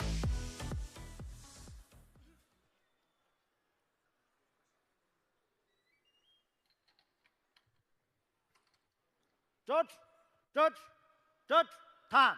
Ready? Fight. All set to go for our featured prelim between Chang Yuhang in the red and Aman Werleu in the blue, hereby known as Aman. Oh, immediately rocks him with the right cross, right off the bat. Chang Yuhang eats an inside kick, but like we know, Aman, granite jaw. He does have a chin because he ate that one. He got rocked, set down, didn't go all the way to the ground, but look at Chang Yuhang just waiting, right hand. Locked and loaded. Oh, there's the shot. Can Chang Yuhang defend? This is a key moment. No, Aman is able to get him down. But he does get back to the cage wall. Can he stand up? Pushes that head down. And Chang Yuhang is back on his feet. Sprawls heavy. Able to get back up to his feet. Can he defend this second takedown attempt? His butt is on the mat. He's walking back to the cage wall. That's really smart here. Trying to use the cage to help him stand back up. He's got the Super Saiyan hair dye going on. Chang Yuhang. Surprised I'm doing the hammer fist there. That's the overhook. But Aman also not doing any damage here. He's got him down, but not doing anything with it. Yeah, Aman just kind of content to hold him here. He's got that leg wrapped up, Khabib style. That far side left leg is already underneath Chang Yuhang. If he can, the referees tonight have not been very patient in such positions. Well, I personally like that, man. You got to, if you're going to take someone down, if you're going to strike somebody, you should be. We're here to see a fight, not here to see people look at each other, or hold each other. Nice. All right, Chang Yuhang able to defend that takedown attempt, separate, get back to his feet. Let's see if he can land another bomb. The thing is, though, it's a smart strategy by Aman because forcing the striker to defend takedowns takes some of the pop out of those strikes. Because your arms fill with blood and lactic acid, and all of a sudden, you're not able to punch as fast. Look at Chang, almost unfazed. His back is against cage. He's like, oh, big left hand. Big left hand. Like he wasn't even moving Aman. there. Yes. He's just standing right in front of him. So, I mean, it's no wonder that shot landed. Aman changed levels right under it, and right now what he's trying to do is connect his hands. And Chang Yuhang is trying to right on the hips of Chang Yuhang. But what Chang Yuhang is trying to do is create a really wide base for himself and keep his hips really strong, which will make it difficult for Aman to connect his hands. Who now switches to the single leg, and now back to the double. Back to the single. Chaining wrestling attacks together. Still on the single. Chang told me that he's been really working his wrestling defense with a previous national champion wrestler that's part of their coaching staff now. So they're working a lot on the wrestling defense. Okay, well, it's helping, obviously. He's done quite well to defend takedowns thus far. He's landed probably the best shot of the fight. Yeah, 1 minute 20 seconds left in this. I did not expect Aman to be shooting for takedowns, to be honest. Seems to be his game plan. Well, it's a smart game plan. I just didn't expect him to be. Fair. I thought he's going to back himself. Maybe not the most fan-friendly style. Nice sprawl. Chang Yuhang's thinking guillotine. Oh, he might actually be giving him some trouble here. Commit to it. He's got a standing guillotine. Yes, he might be actually giving some trouble. He's a strong guy, too. He's going for the guillotine. Is he out? Oh, he sleeps him! Chang Yuhang slapped him with the guillotine. No way! Chang Yuhang surprised us all. I didn't see him. My goodness. He sleeps him with the guillotine. Oh my God! That's insane.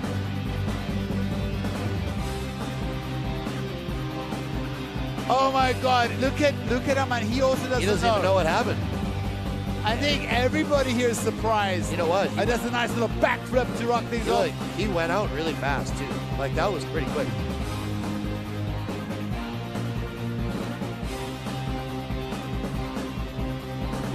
Take a look at the replay. So Chang Yuhang is defending this takedown, and he decides like, hey, his neck is right there. Let's go for it. So he wraps up this guillotine from a standing position and just cranks it. And you can tell that he's like a physically very powerful guy because he puts him out standing. Like, he's out here. He's out. Whoa! Go to sleep, little baby.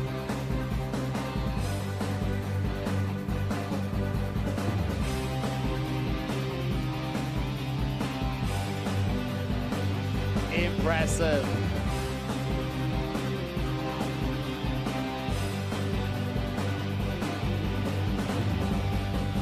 Better. Lava.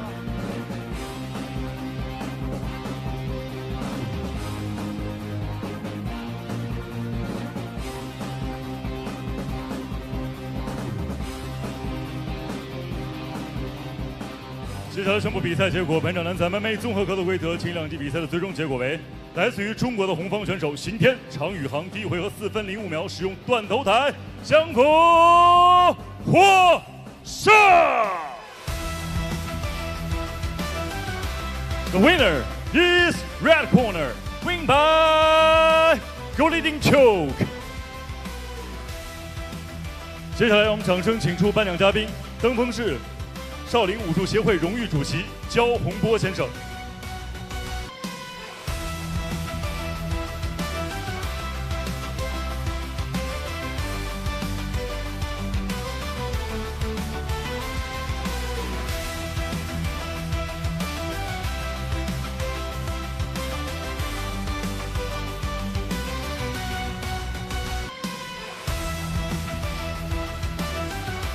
感谢颁奖嘉宾，感谢双方选手。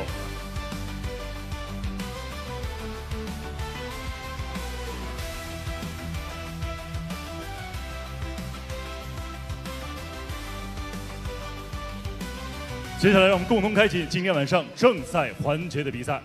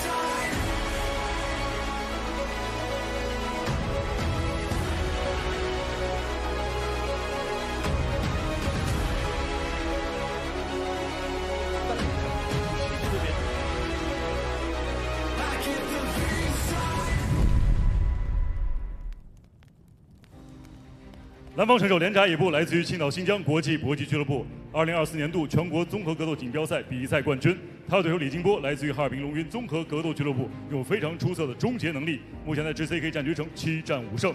那么接下来2位选手即将展开交锋。我是Lianzhayebu，来自四川凉山。技术全面，几乎没有短板。22岁的这个年轻人，我们看到在整个新疆俱乐部来说的话，是可以被看作是俱乐部的希望之星。李金波，那这位小将啊，真的是龙云系的一颗闪闪星星。我特别想回归这个擂台，目标就是终结对手，终结比赛。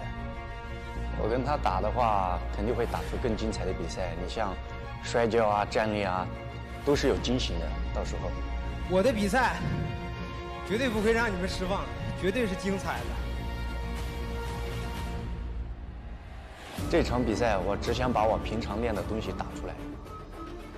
应该说，在目前国内这个级别的锦标赛当中，他就是绝对的 number one。哇，找背太流畅了。阿姆图拉刚才锁，哦，晃红。我以为十字固，其实是裸脚，手进去了，提拉的裸脚。我会把你打的连渣也不剩。还是要先控制，就像柔术当中所说的，只要你的位置到了，进去了，降服也会到的，已经进去了，拍了，结束比赛。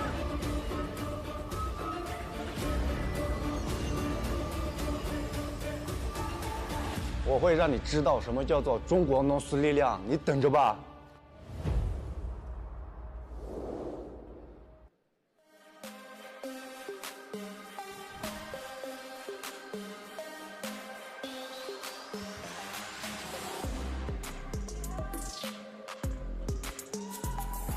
And there he is, Lianzhayebu. This is another prospect that is very, very highly praised in the inner circles of our show. He is one of the very few fighters that was directly signed into the promotion.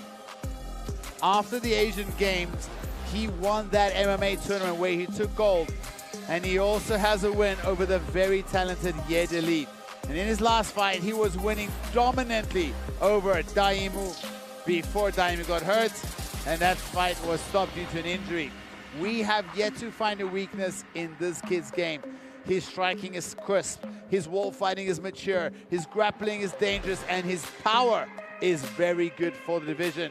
We have super big expectations from this young man. We see there in his corner so many tough guys. There we see Anwar, his coach, Maga, the head coach in the back.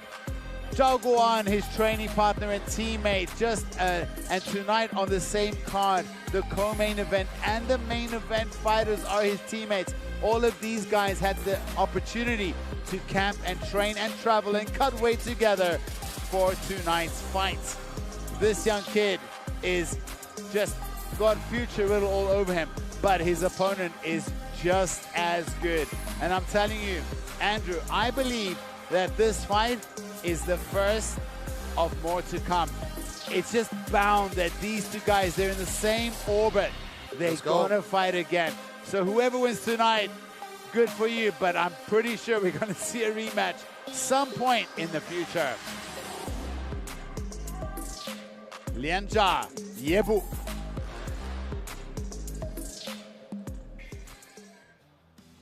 Here comes his opponent, Li Jinbo, out of the red, fighting out of Shandong. He is 5-2 in JCK. I think he's fought his entire pro career in JCK, which is pretty cool. He's only 21 years old. And as you said, Woody, both of these guys are like young, hot prospects. They both have a lot going for them. They're both at a very similar point in their career. They're both like around the same age. I was talking to Jinbo today, and he said he's very confident that not only is he going to win, but he's going to finish his opponent here tonight. And I asked him, do you think it's more likely that you would submit him or KO him? And he's like, oh, KO for sure. So we'll see how that goes. He trains out of Harbin. Is he also with Longyin?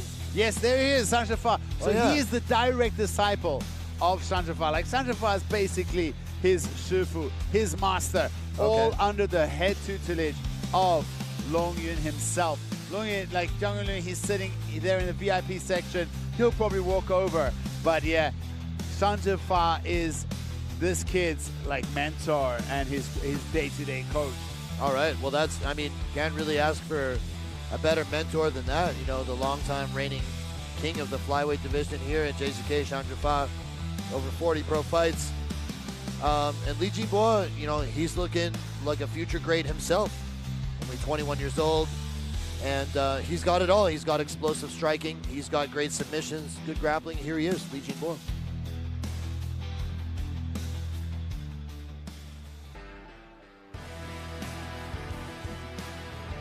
And we look at the tail of the tape and we see these guys stack up tit for tat with a slight reach advantage going to Lianzhayebu.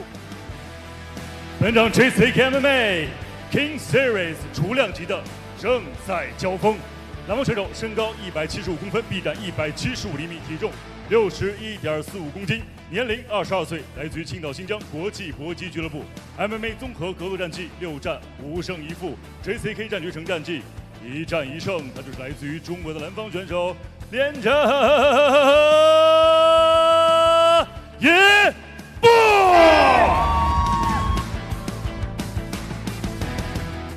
本场比赛，红方选手身高175公分，臂展171厘米，体重61.38公斤，年龄21岁，来自于哈尔滨龙云综合格斗俱乐部 ，MMA 综合格斗战绩7战5胜2负 ，JCK 战决胜战绩7战5胜2负，他就是来自于中国的红方选手李金波。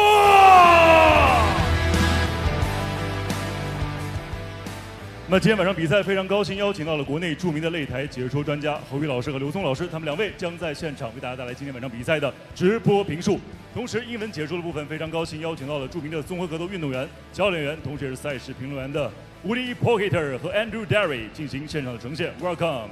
同时还要特别感谢颜值有礼赵岩老师以及我们的特约评论员方乐老师的鼎力相助。本场比赛场上裁判 Thomas Fine。Judge, time. You ready? You ready? Fight! All set for the first bout of our main card. It is Li Jinbo in the red versus Lianzhayebu in the blue. Stoked for this one. This is going to be a great fight. Oh, nice quick kick on the lead leg. I mean, the word on Lianzhayebu is that he is a brutally accurate and powerful striker. Both these guys exchanging slip jabs. 1-2 from Lianzhayebu. Not wasting any time. They're both throwing down here. I mean, if they keep this up, I feel like there's a high probability of a first round finish. Straight to the middle goes Lianzhayebu. No slip feeling jabs, out process. Now Lianzhayebu gets that body lock, looking, Mixes it mixes up and dumps. He dumps. Big takedown. Lianzhayebu on top now. We've heard that Lianzhayebu is really strong for the division. Just physically very strong and well-rounded. He's fought the Chinese commentator, Liu Chong's student, Yeermulati, and Yeermulati is also super talented. They've fought 3 times already. 3 times? 2 times in tournaments and 1 time as pros. And every time they couldn't find a crack in the game of Lianzhayebu. But I'm telling you, so they fought like amateur and pro against each other. Well, technically it's amateur, but it was technically it was three amateurs and 1 pro. Sorry, 2 amateurs and 1 pro. But always gotta love those technically amateur. Li Jinbo is also really, really good. He's got a lot of submissions. Very dangerous. You see the number 9 by his name. He is the number 9 ranked bantamweight in JCK.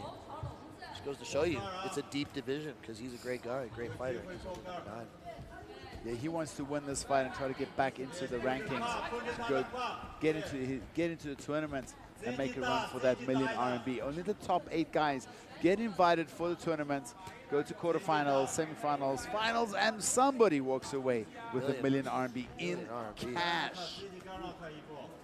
Lianzhayebu on top here, staying very tight, controlling Li Jinbo. Kind of surprised that he changed level. Look at that, he's passing that hand across, oh, just missed out on it.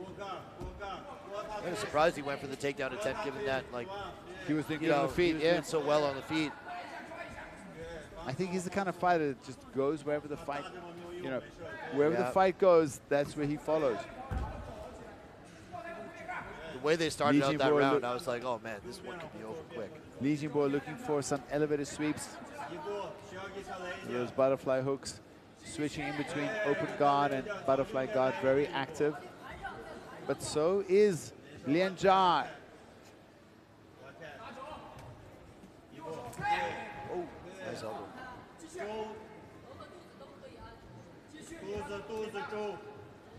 You got to remember, these guys are 21 and 22 years. Can't believe it. It's insane. Some of these young guys, they just display. He's past. Puts him back on the butterfly guard. They just display so much like maturity. Look at the balance, technical ability. It really is amazing. We really are in a new age of MMA where you're seeing these guys coming up at such a young age. Such a young age, and they're fighting like pro level. They're fighting like guys 10 years older. Yeah, so mature. Yeah. Now Lianzhayebu in the half guard. Think about what I was doing. Knucklehead. You're not a knucklehead anymore? A little wiser. Little older, little wiser. Look at Lianzhayebu stepping back and forth. Now the other side. But Li Jinbo has a really good guard, keeping those hooks active, keeping him on his guard. So he's advanced position a little bit here. He's advanced nice in half guard, yes. Top of half guard. He's been here a few times, but elbows to the body. Li Jinbo really good at recovering. There he's back into butterfly guard. 37 seconds left. I mean, very. Also, you could say it's very smart from Lianzhayebu because he was winning on the feet. Now he's dominating position on the ground. Oh, he won the round for sure. So he's got a run in the bag. Yeah, and in a 3-round fight, you've already won 1 round. Puts a lot of pressure. I mean, it basically makes it so the other guy has to win both rounds. Absolutely.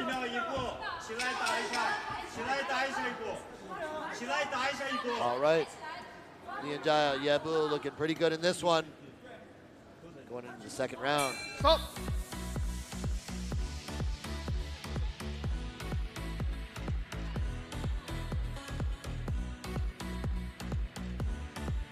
Both guys still looking pretty fresh going into the second round. 做得很好，就一步，不用紧，不用紧，做得很好，做得很好。有机会提升位置或者half guard里面。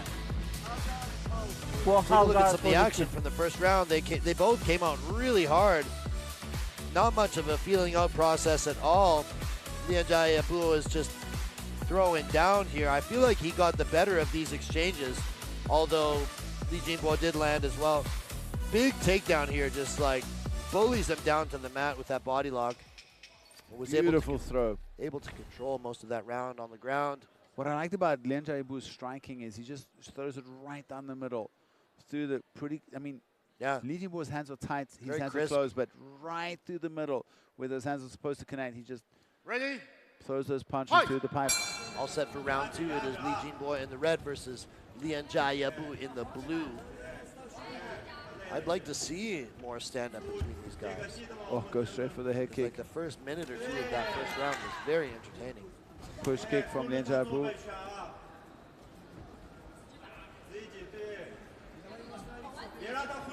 Li Jinbo super light on his feet. Oh, nice 1-2. Goes for an elbow, does Lianzhayebu. That guy is very explosive on the feet. Stiff jab from Lianzhayebu. Nice low kick from Li Jinbo. Yeah, we haven't seen a lot of kicks thus far. Now was stand-up has been primarily boxing.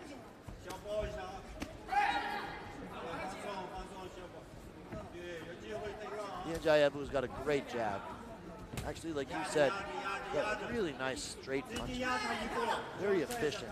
No wasted movement. Here he shoots again. Oh, nice little hook on the exit from Li Jinbo. Able to defend this one, and now he's starting to mount some offense of his own. Now he's walking forward a little bit more. Lianzhayebu kind of shoots again and again. Nice framing from Li Jinbo. Frames and circles out. Another shot to a single leg this time. Defended well by Li Jinbo. We're up against the fence. He's going for that body lock again, and he gets it again. Wow, beautifully done. Look how he uses his thigh to bump up Li Jinbo and elevate him even higher. Yeah, he's landed that same takedown twice, once in each round. Li Jinbo is looking for a Kimura from the bottom, but I don't think being up against the fence is going to help him at all here. Defending guillotine now, but doesn't really have the angle on it to pose much of a threat.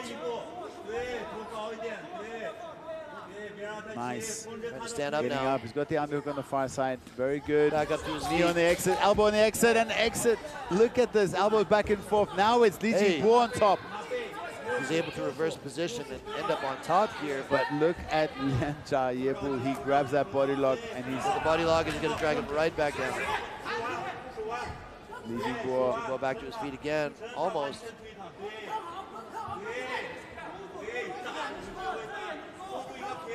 Lianzhayebu just wearing on him here, making him carry his weight. Being really heavy. He's wrapped up the wrist as well. Oh, look at that. He tried to go bumps for him. the Oh, choke. he does have, he went for the rear choke for a moment there, but Li Jinbo now ends up on top. That reminded me of that sort of like Mighty Mouse transition, that kind of like mat return right into a submission. Now Li Jinbo working. He might be looking for an arm triangle here. Great, very evenly matched fight. He is going for that arm triangle a little bit, isn't he? You can see him thinking about it, but now he's back in guard. What was he thinking about? Looked like he was wrapping up his head, almost like he was thinking about like Ezekiel choke. Not something we see very often Very rare. in MMA. I've only seen... Shout out to Alexei Olenek. Exactly, look at that. Yeah. Alexei Olenek, look at That's you. the guy, he'll go for that from anywhere. Andrew, the name-dropping guru, huh? Look at you. I've been a MMA fan for a while. Alexei Olenek, one of the few guys that actually the only guy that I can think of that ever landed the no-gi Ezekiel like on MMA. Bottom mount. Insane. Now it's Li Jinbo. Got that one hook in. Sitting back. Nice back control here. You see, is he going to get the second? Oh, he's giving him some trouble with that hand. Oh, yeah.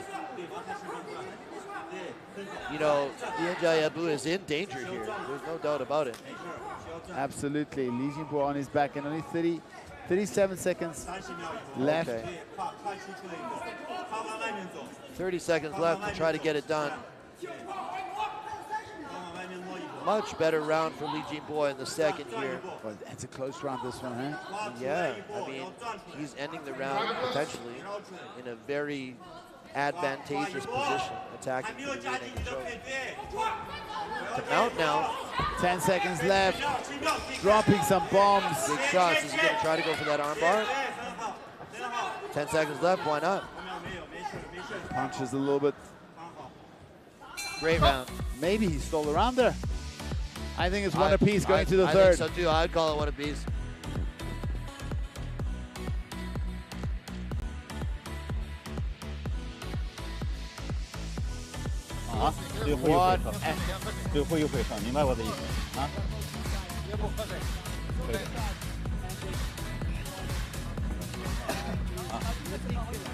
Regardless of who wins and who loses here tonight, both of these guys have a very bright future. There's no doubt about that. Take a look at the highlights from the second round. We see Lianzhayebu land that same body lock takedown and another takedown here, but it was Li Jinbo who came on strong later in the round, attacking from back mount, almost getting that choke.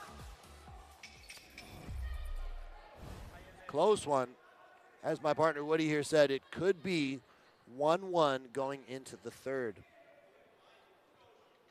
Get back.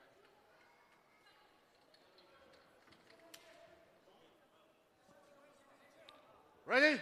Thomas Van getting us set for the third and final round between Li Jinbo and the red. Oh, look at Li Jinbo. He comes out cracking. He wants to throw down. They are throwing bombs.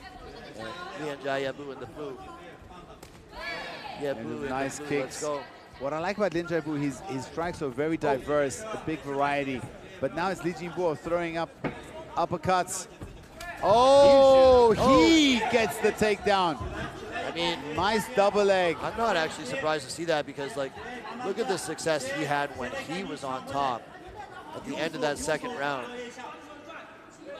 If he's able to end up on top, he can do well.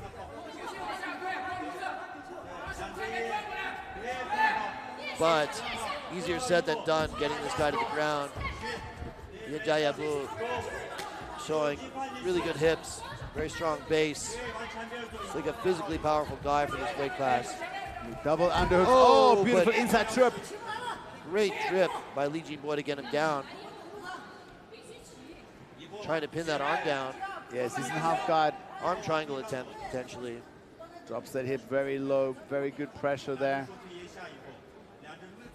Nice elbows to the face. Li Jinbo comes out in the third one. Guns are blazing. Doing nasty stuff like covering his mouth and nose with his hand. Awesome. I love that. That's part of the game.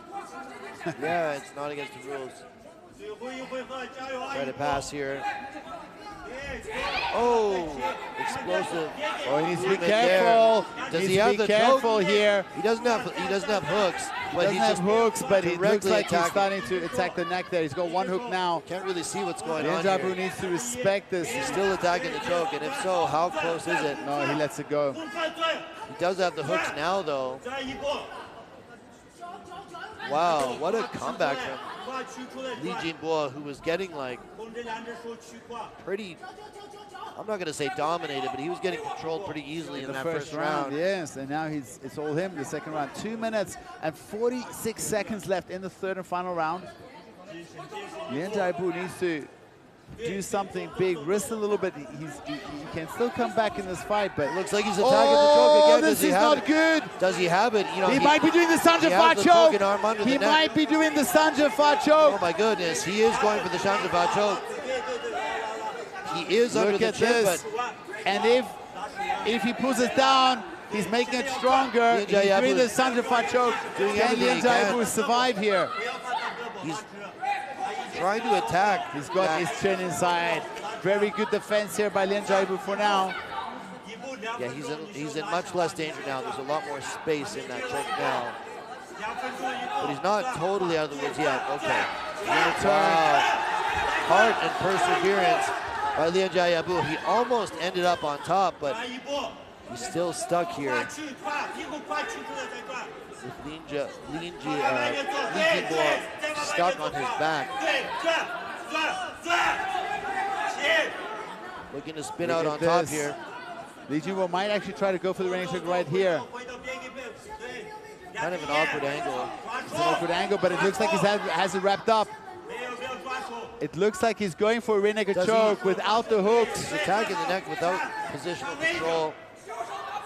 He lets go, goes back onto the hips. 1 minute and 18 seconds. What a back and forth battle between these two really tough young guns of this flyweight division, bantamweight division.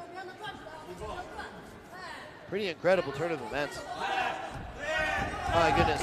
Oh! Lianzhayebu on the back now, but in a scramble, they end up back on their feet. And it's Lianzhayebu who's rolling again. He's going to attack something from the front headlock. No. Tries to go to the back. Li Jinbo that out wrestles. Man, some great scrambles in this fight. Such back and forth between these two warriors. Never know what's going to happen next. Big knees by Li Jinbo. I mean, if it continues this way, you can see 29-28 scorecard for Li Jinbo, I believe. wrapped up in the clinch here. Who's going to get the better of it? Oh, Lianzhayebu, I thought he might go for guillotine there. It looks like he might still. Not very much time. Oh, Jinbo tried to lift him up and ends up getting mounted. Lianzhayebu's got a mounted guillotine choke with 6 seconds left to go. How much does he have left in the tank? Look at Li Jinbo just wrestles out.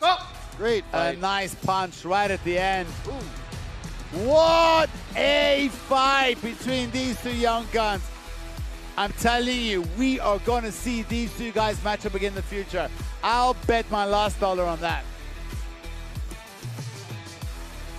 And what a prospect for the future of this division. Lianzhayebu, absolutely exhausted. All right, Woody, if you're a judge, who are you giving it to? I give it to Li Jinbo, round 2 and 3. Yeah, 29-28, Li Jinbo, I would say. Surprising result. Well, I mean, let's see, man. You never know, man. This at the end of the first round, I would have said Lianzhayebu all the way. Here they are in the first round, exchanging jabs. They really went for it right from the start, throwing down really hard. Lianzhayebu did really good. Look how focused he is on the target. After he gets hit, he also throws back. And big beautiful body lock takedown, just like big throw. This was the first round. Like a big brother takedown. Like, get down there. And he hit that same takedown again. Look at how he scoots him up with that knee. And this is that another trip here. Trip, yeah, outside. And then after this, we really saw a turn of the tide where Li Jinbo started to really take over with his own takedown attempts. And once he was on top, he really showed his grappling chops. You can see him attacking the choke here. That was a pretty dangerous moment there. Great fight from these two.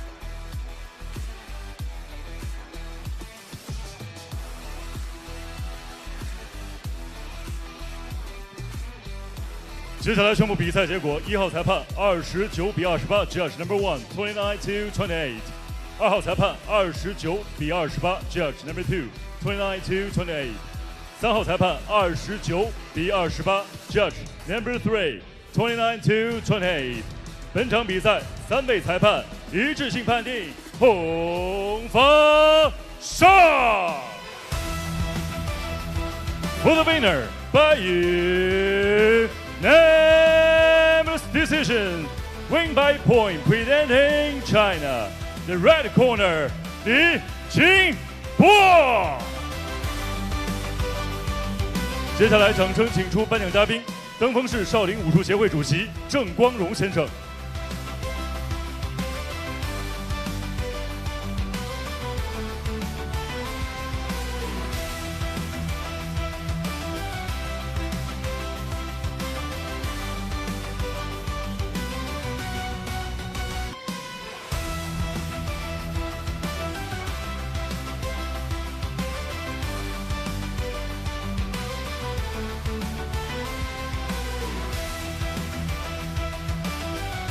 感谢颁奖嘉宾，感谢双方选手出色的表现。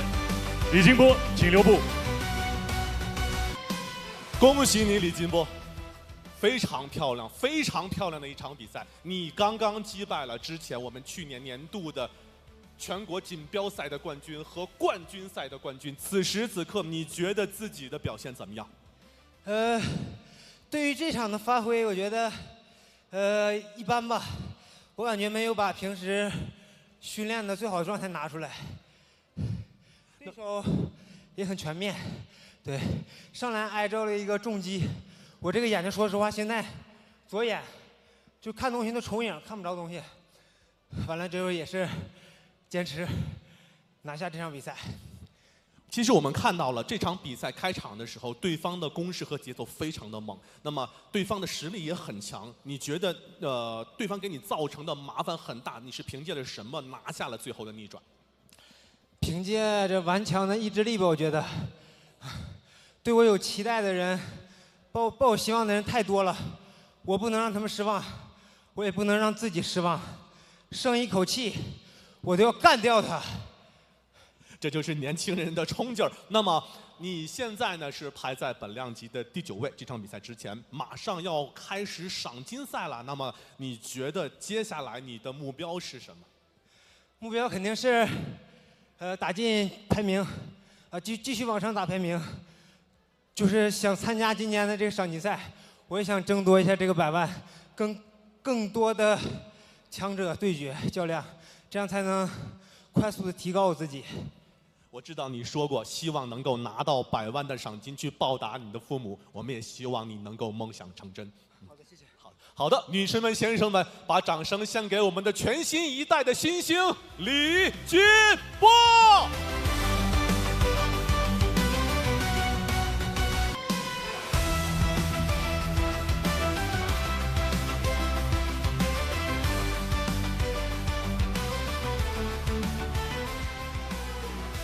接下来将会是一场银量级的比赛交锋。蓝方选手阿依丁·托和塔尔别克来自于宁波北极狼格斗俱乐部，擅长持久战、摔法精湛。他对手杨新强来自于成都阿修罗拳王战队，技术全面。目前 JCK 战决胜战绩7战5胜2负。那么今天晚上2位选手谁能够重返胜利之路？比赛即刻开战。The Black Mamba, young Xingqiang, very well-rounded, entertaining fighter. 我现在以更好的状态，然后又回来了，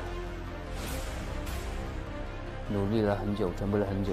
这段时间的备战和训练都是和以前一样正常的进行，我只要做好自己的训练就行。不管是站立还是地面，我觉得我都能有优势，我的站立打击比他更好。Beautiful straight left knockout.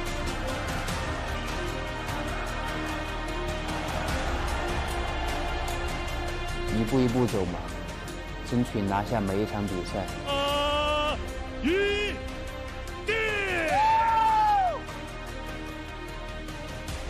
我这次准备得很好，都很充分。摔跤与站立打击的完美结合，为战而生的战士。他水平也是很高的，遇到我会击败他。我会在比赛中努力去终结他。这场比赛相信会是一场硬汉之争。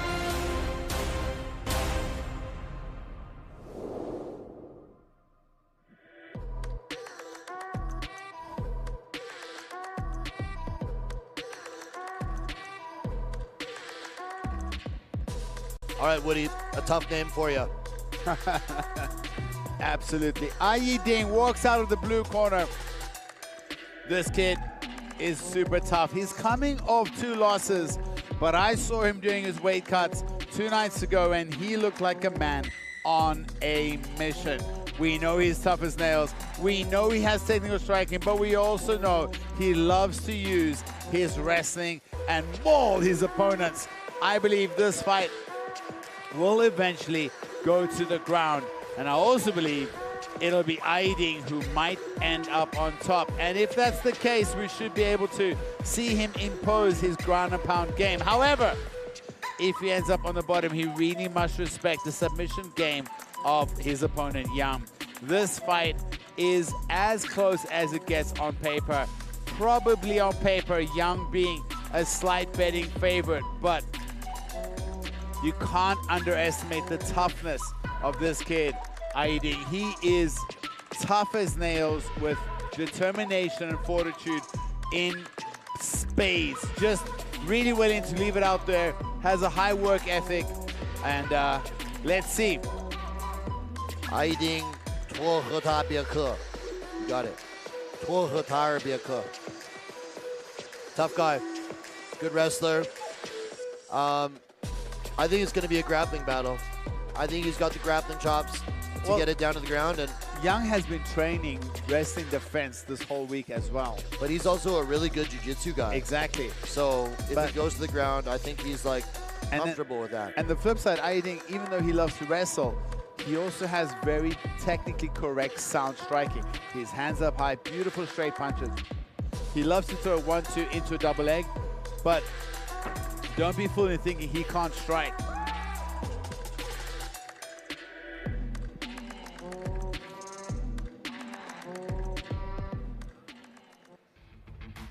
All right, I'm biased.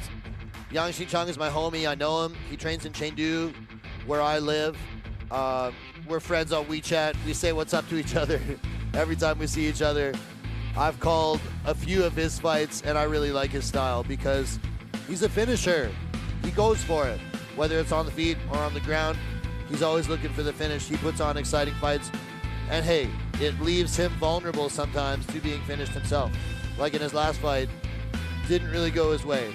Unfortunately, he got finished in the last round, in the first round, excuse me, of his last fight. But prior to that, he'd won like 3 or 4 straight. He was looking really hot. So, you know, this is a chance for him to get back on track. And I think it's a really good chance because he's fighting a guy who's, okay, he's a good wrestler, but he's 3-4 in JCK, 13-7 overall. If you look at Yang Xingqiang's record, like, this is a guy he should beat. On paper, it's a guy he should beat. I agree, on paper he should beat him, but man, Ayiding is tough as nails and he's got a bit of a chip on his shoulder. But I also personally, I like Yang Xingqiang's fight style more. It's a little bit more entertaining. It's a little bit more, you know, he risks more. He goes for it. Exactly. No doubt, when you watch the guy fight, it's like, I think if you look at his record, what has he got? He's got a 75% finish rate. That's really good. And unfortunately, when he loses, like I said, because he puts himself out there, he is vulnerable to being finished himself. But those are the kind of fighters like you love to watch because we want to see finishes, you know what I mean? Absolutely. He's also super respectful, friendly in person. He's just a nice guy, but when he fights, he brings the action. Here he is, Yang Xingqiang.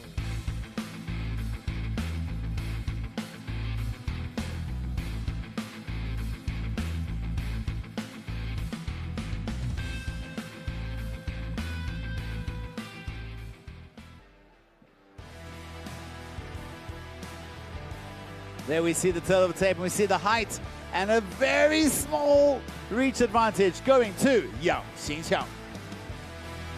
本场 JCKMMA Kings Series 男子银量级的正赛争夺，南方选手身高163公分，臂展165厘米，体重57.51公斤，年龄26岁，来自于宁波北极狼格斗俱乐部。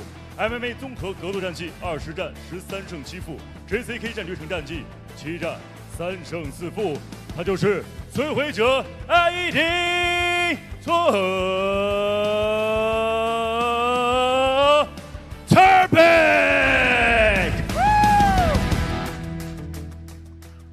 本场比赛，红方选手身高166公分，臂展166厘米，体重57.45公斤，年龄24岁，来自于成都阿修罗拳王俱乐部。MMA 综合格斗战绩14战11胜3负 ，JCK 战决胜战绩7战5胜2负，他就是黑曼巴杨xingqiang。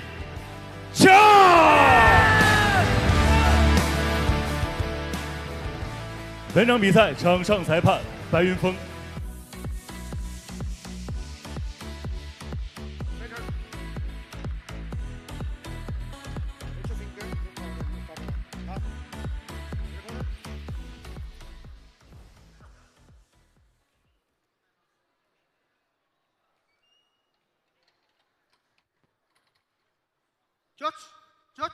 Judge, time. Ready, fight! All set to go for the second bout of our main card between Yang Xingqiang in the red and Ayiding in the blue. Oh, Ayiding immediately comes out coming with out hard. A nice flurry of punches, catches him with that right cross and left hook. I was going to say, looking for heavy punches. He's going for it. I was going to say, there's no secret to where he wants this fight. Nice 1-2 by He wants to take him Young down right away, but here he comes out swinging hard. But Young's covering up pretty well. I don't think Yang Xingqiang expected that. I don't think any of us expected that. I did say that Ayiding looks like a man on a mission, but on the feet, hard to imagine Ayiding's going to get the better of Young. Young is a really good striker and a really good jiu-jitsu guy. Ayiding is a really good wrestler. That's how I see it. I agree with you, but this is MMA. Yeah, exactly. You never know. You never know. Whoa. Nice the jab. Both of these guys have landed. Most of the punches from Ayiding, even though he's thrown a lot of flurries, Young has put his hands up and I feel like Xingqiang has improved his physical conditioning because he looks more muscular and lean than I've seen him. He moved to a new camp. He still represents Ashwell. Yes, Asura Kings, but nice right cross. But he's training with co-main. Oh, big punch thrown there. He's training with a not co-main event. Eduardo Ramon, and also where? Luan. Because I know he was in Chengdu for a long time. No, he's moved. He's training. He still represents Asura Kings, but he's training with the Brazilians. Okay. Luan was supposed to fight in the main event of the last card, but I didn't make weight. And obviously, nice right hand there by Eduardo Ramon. So you'd imagine. Oh man, he almost caught him on the end of that short little right hook there. Ayiding tough as nails. Let's not take away from Ayiding. He's throwing back. He's got caught again with the right cross. That's throwing back. Oh man, the low kick like almost swept his feet up, but he also timed it with a takedown. Back on their feet now.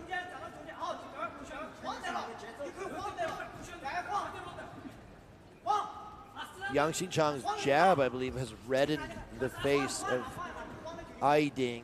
You can see some redness on his nose and his left eye there. And he's landed that right cross multiple times as well. And his jab looks really There's good. another one straight. Oh, looks for the knee through the middle as Ayiding just misses. You can see Xingqiang is becoming a little bit more confident as the round goes on. Oh, big right hand. 1-1-2. Lined that up really nice. Oh, another one. That one hurt wobbled. him. That hurt Ayiding. He's wobbled now. Another 1-2. Has he recovered? Looks for the uppercut. He seems to be a little bit more stable on his feet now. After that first right hand landed, he looked a little wobbly. Look at how calm Young is. Now he's headhunting. It's hard not to when you have your opponent hurt. Another beautiful low kick. Ayiding. Unsuccessful on the takedown. Looks for some big punches there at the end. Young has been super good. Another big right hand. Young very good on the takedown defense. Yeah, his takedown defense looks awesome tonight. Tried the Granby roll there. But he's going to come up again, yeah? There he goes up again. Back up to his feet. But Ayiding has pretty solid positioning here now. He's able to transition to the back. Can he get some hooks in? Young very calm here. Giving some punches. I know that we know Ayiding is a very good wrestler. But Young is just not... he's going for Kimura. He's going for Kimura. Can he bend the arm here? If he can bend the arm, Ayiding is in trouble here. He doesn't have the hook, so Ayiding will be able to roll over. But if he can get the angle here... I think that's going to be tough to finish. I don't know, man. If Ayiding needs to respect him here. Ayiding needs to respect him. Standing Kimura. Ayiding just follows through. And still ends up on top. 10 seconds left.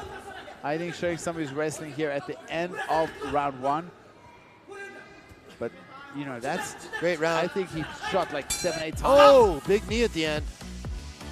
Yeah, he shot 1,000,000 times. And only landed the one takedown. Hard. I mean, I would still give that round to Xingqiang. Absolutely. He did the more damaging business on the feet. Had him rock there.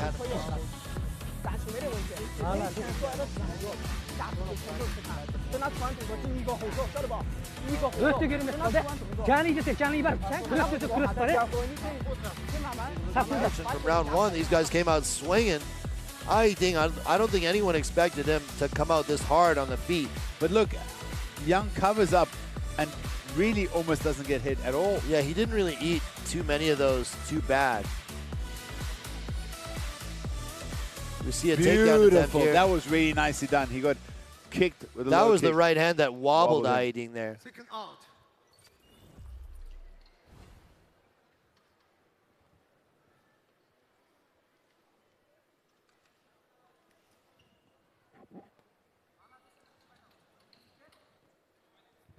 Ready? Fight! All set for round 2 between Xingqiang in the red and Ayiding in the blue. Great first round, back and forth. See the strike count here. It looks like Xingqiang landed more strikes overall. Definitely. 50 5 to low 13, kicks to 0. 5 low kicks, yes. But he rocked him. He definitely wobbled him there. I think the judge would have seen that. Nice overhand. Another low kick. Catches him on the butt and does Young again, and then immediately covers up. Ayiding did a good job of timing some of those low kicks with takedown attempts, though. Young does such a good job of covering up, avoids taking damage. Oh, there he gets clipped by one. And he gives one. Answers back. Nice left hook from Ayiding. Oh, there's that level change by Ayiding, and he's in deep. It looks like he has his hands clasped together. He's actually trying to hit that switch. Unable to do so. Gets taken down momentarily. Goes to the other side. Might be looking to switch on the other side. Almost back up to his feet.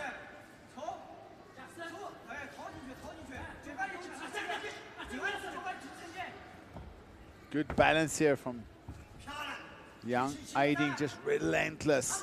Tough as nails, doesn't stop. Needs to be careful here. His head is in a bad position. Young was maybe threatening with a ninja choke. Yeah, I saw that. Look at how Young Nice covers shot up to and gives back, yes. Shot to the body there. Another Nice 1-1-2. Tell you what though, Ayiding has quite a chin on him because he's eaten all of those.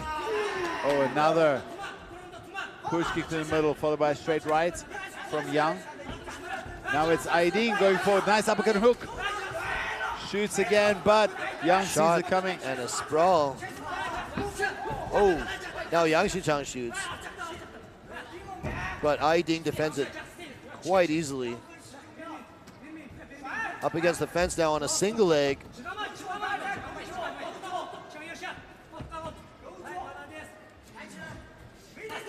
Not really able to get anywhere with it.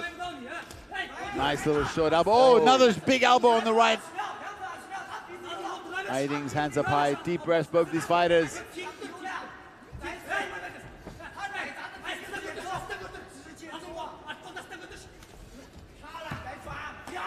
Stops that shot, that takedown. Both these guys throwing bombs. Oh, big right hand. Lands on Ayiding.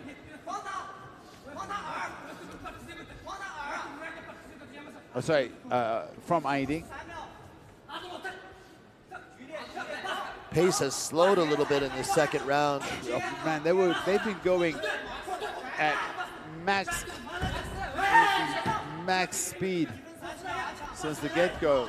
Another takedown attempt by Ayiding, thwarted by Xingqiang, who lands a jab.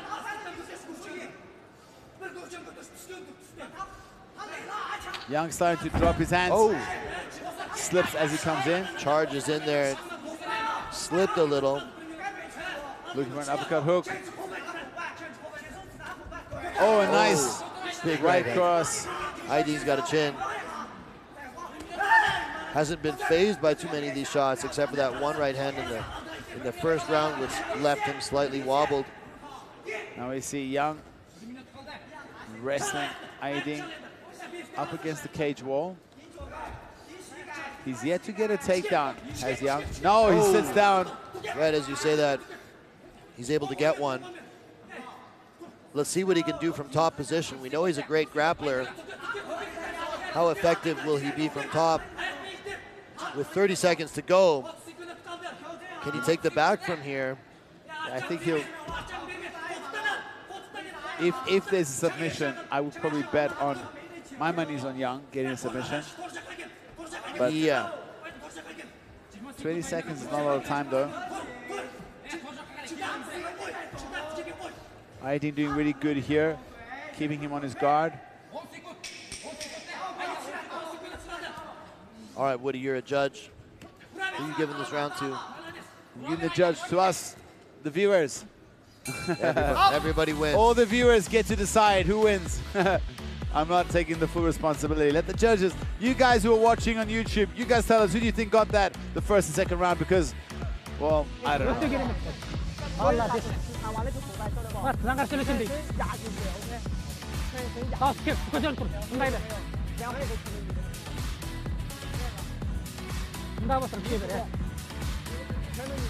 A whole lot in that regard, but here we go for round 2 action.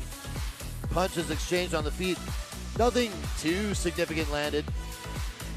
Nice right hand by Ayiding there. Those punches caused Yang Xingqiang to shoot. Nice elbow there by Yang Xingqiang. He was able to get this takedown here later in the round.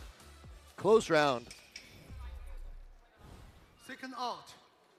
Seconds out. It's going to be time for round 3.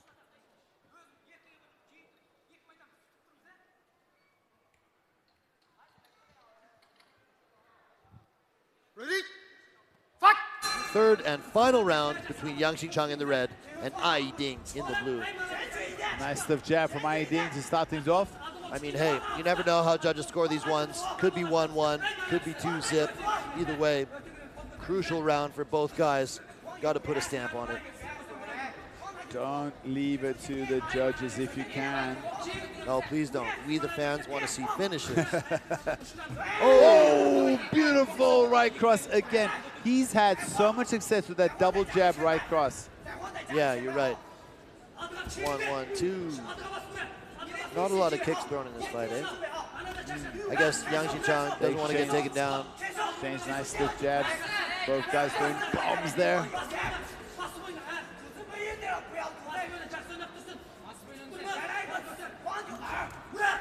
Another big right hand.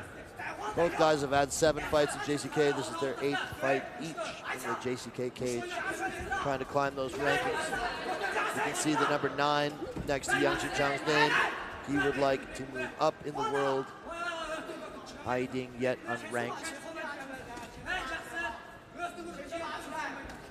Nice. Oh, big right hand. Caught him with that one. Shoots a single after. Oh, and he gets him down. Gets him down. Now he has more time to work. Ayiding actually just almost stunned, but look at him scooting back to the cage wall. He's going to use the wall to get back up. Scooting back to the cage. Yang Xingqiang on top. What can he do with it? Got 3.5 to work. Last round, he got a takedown, but only about 30 seconds left in the round to work. Now he's got a full 3+ minutes from the top position. He's already got the half guard. Is he going to try to take his back as he stands? He's got that reap, that leg reap. Not easy for nicely done. Keep his weight on him. Got the hip control. He's moving towards the back. Oh, beautifully done by Ayiding. Just shrugs him off. I think that was more a tactical error on Yang Xingqiang's part, just being a little too anxious to take the back, especially in the 3rd round when you're so sweaty.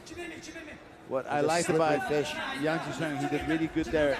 He used the octopus guard escape, and he was going for that, and then Ayiding forced to let go. Octopus guard. Shout out to Craig Jones. So many people are using that.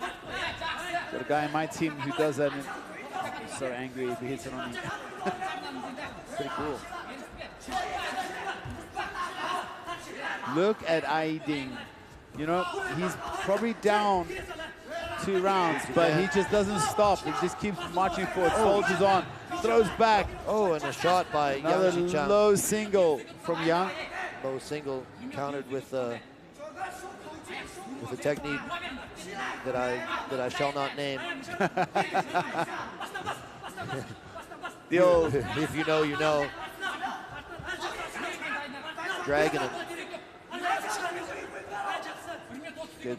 Look at this, almost reverses. What a back and forth. These guys are not leaving anything in the cage. They are putting it all out there, risking it all. Non-stop action between these 2 flyweights. Close round, tough round. And hey, depending on how you scored that 2nd round, Could be a close fight. Oh, kind of. Who's going to end up on top here? Scramble, leg lock. Oh, he's going for a leg lock. So slippery, though, in the third round. It's going to be really tough to get anything.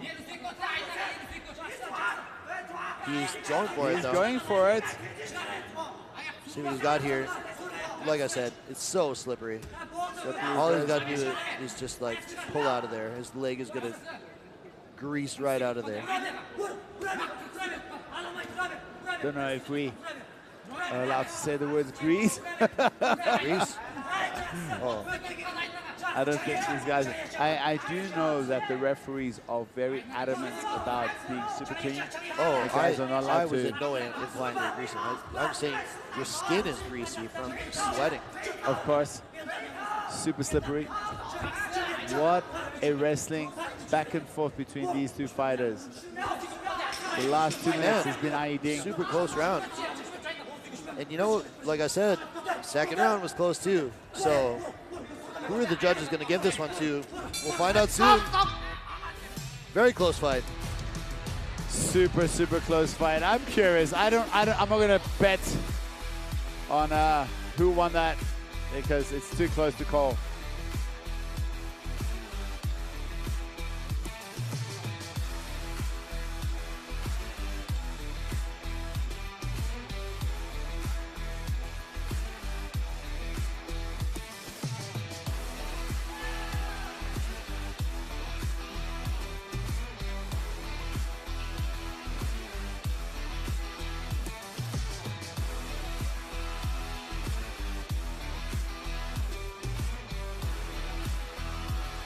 So aggressive from Ayiding from the word get-go.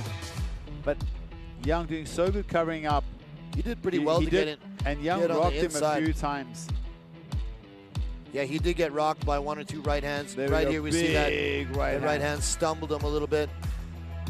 Another bit. Man, so many right hands found home. And if I were to make a decision, I'd probably say Young because of those right hands. Yang Xingqiang, 29-28 would be my scorecard as well, but you know, that's irrelevant. Let's hear what the judges have to say.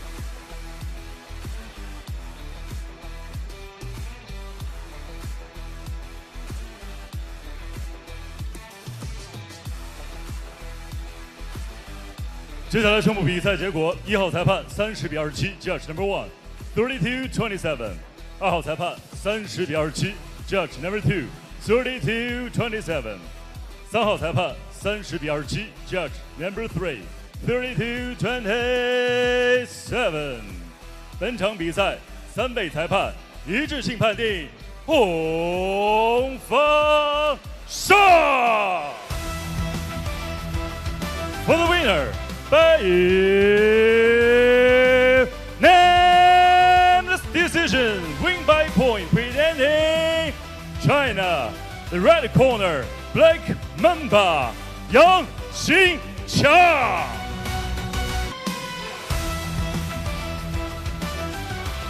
接下来，掌声有请颁奖嘉宾，金一林新材料湖北有限公司董事长王浩先生。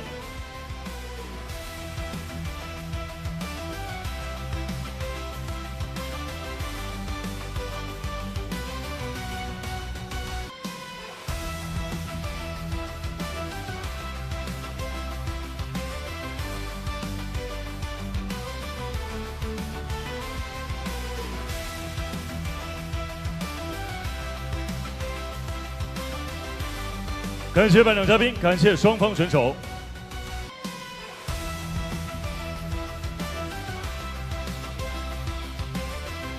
恭喜杨兴强，恭喜你，黑曼巴杨兴强。那么，在这一次对阵打击和摔跤同样优秀的艾丁，你是怎么做准备的呢？是站立打击练的多一些，还是缠斗练的多一些？赛前我就说了，我没有做特别的站立或者摔跤的训练，因为我本来就是一个综合性的选手，我站立和摔跤都有，但是今天我的站立打得很他妈的差，出现了很多的机会，但是我可能是约等于离别赛场约等于1年多，我上一场大家也看到了，很意外，然后在上一场就要回顾到去年5月份哈萨克斯坦的比赛，已经很久没有这样打比赛了，然后显得有些生疏，然后表现得很不尽人意，对。啊，真的让我们看到你非常长足的进步啊！我认为真的打得非常棒，非常好。然后呢，在这个上一次失利之后，你在蛰伏的时候是怎么样调整自己的心态的呢？就玩呗，放松自我。真的，我3月份打完比赛，我最重的时候到了快76公斤，然后玩了一段时间，我发现这好像真的就是我应该做的事和我能做的事，然后我就选择了回来，然后又从我的体重大约76公斤减到57公斤。下一场，我们的银量级选手里面有你想打的对手吗？和我最开始打咱们 JCK 这个比赛应该是21年还是22年，那时候我就说谁都可以，真的我不在乎，谁都可以。对。好的，祝贺你下一场胜利，好吧？女生们、先生们，然后非常感谢所有支持我的朋友和拳迷们，然后也感谢咱们江苏浩盛，我这一次是在他们那边进行了备战，非常感谢我的教练和所有兄弟们的陪伴，然后 Coach Let's go We are champion Let's go 女士们、先生们，让我们掌声送给黑曼巴杨兴强。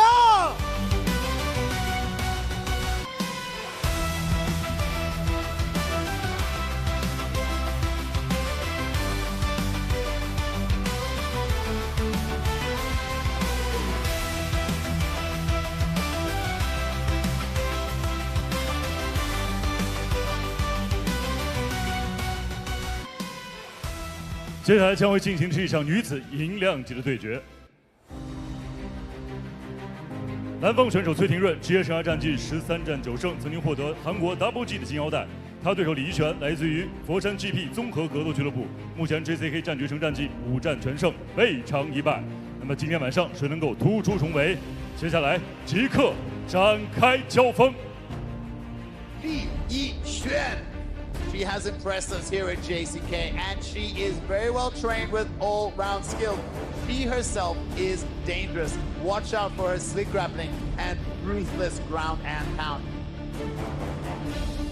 这次比赛准备得很充分，这次对手很强，我也做好了足够的备战。一拳把摔揉样样精通，立马就爆摔，是大正的打击来了。肘击。我的对手是擅长地面，我也是地面选手出身。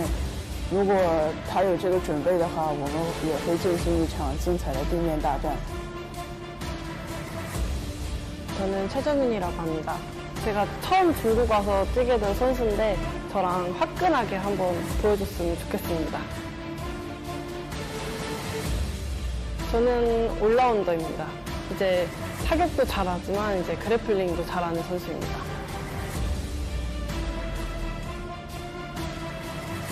我会用我的擅长去击败他。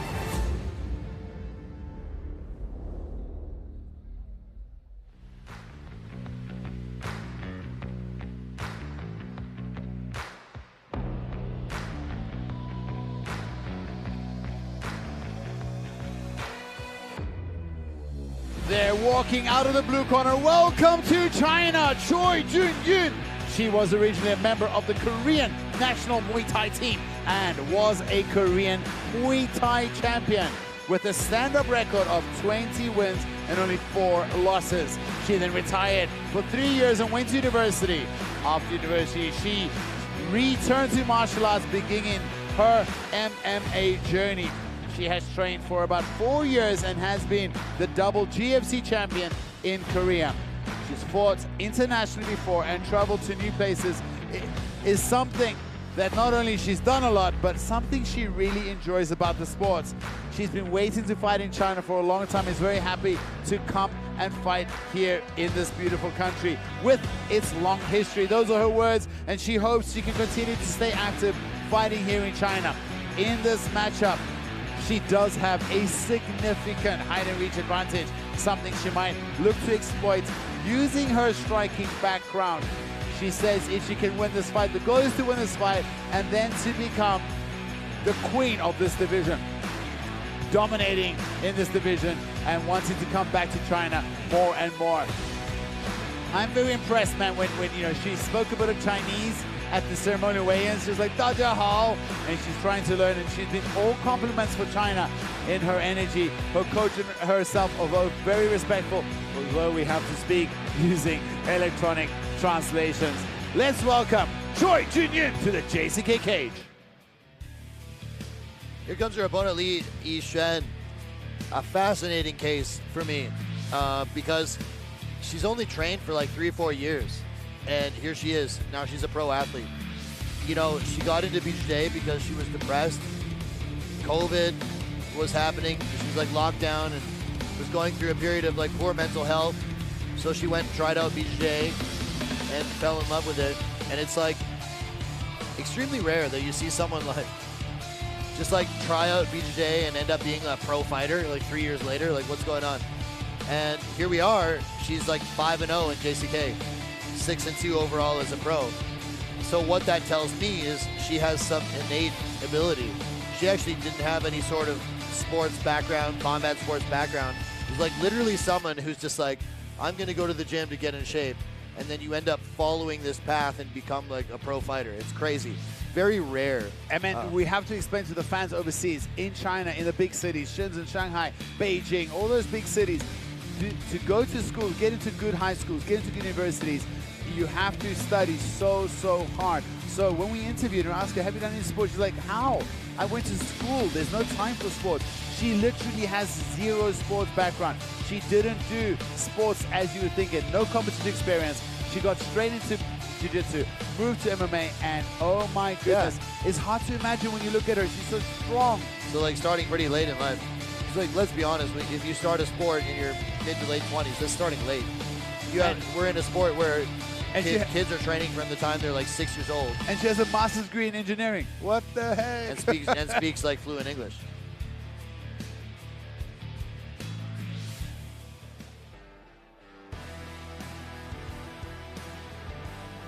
We look at teletype, we see the height and reach advantage.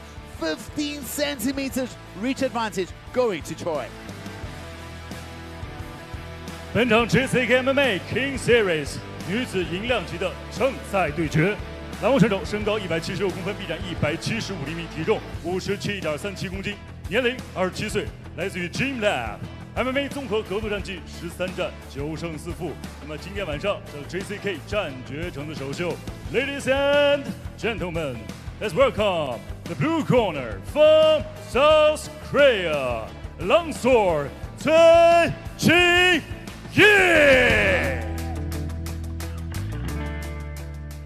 本场比赛，红方选手身高166公分，臂展160厘米，体重57.43公斤，年龄29岁，来自于佛山 GP 综合格斗俱乐部 ，MMA 综合格斗战绩8战6胜2负 ，JCK 战决城战绩5战全胜。他就是来自于中国的红方选手大正李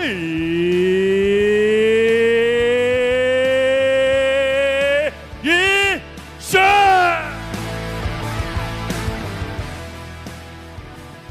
本场比赛场上裁判方岳。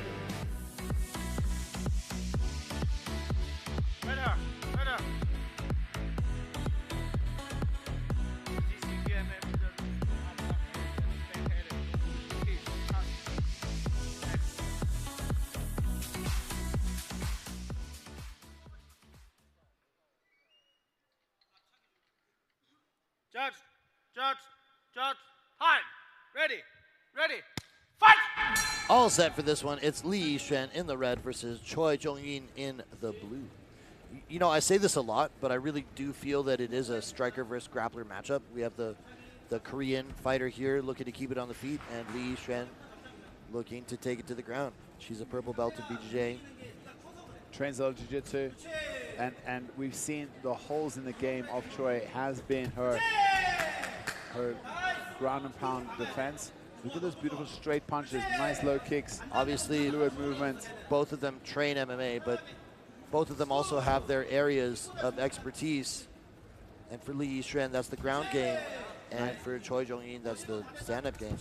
Nice low kick from Choi again. She's working the leg, the front leg of Li Yixuan. Choi is tall, man. Super tall. I saw her in the elevator. She's like almost as tall as me, and I'm like, I feel... She should be a model, not a fighter, right? I feel emasculated.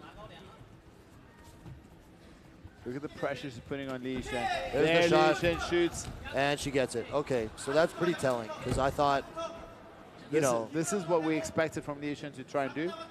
I didn't think it'll happen that easily, and she really got that leg locked down.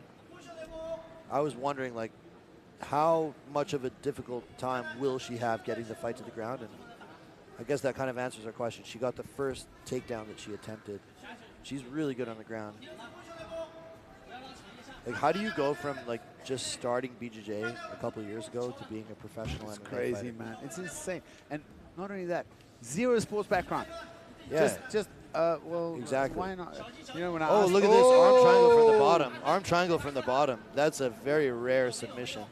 But that's not to say it doesn't work. I don't think it's a risk here, though. I don't think she has anything. Li Yixuan is... Li Yixuan's just got to take her time, ride it out. Go knee on belly. Now she got the overhook here, keeping her flat on her back. You put a lot of pressure on her. Choi Ji-young up to her feet. Wow, so she's been working on her grappling. Good job from Choi. Now she's got the tie plum. She's going to land some knees here. This could be trouble because she's got that. She's so tall, man. Such a big frame for the weight class.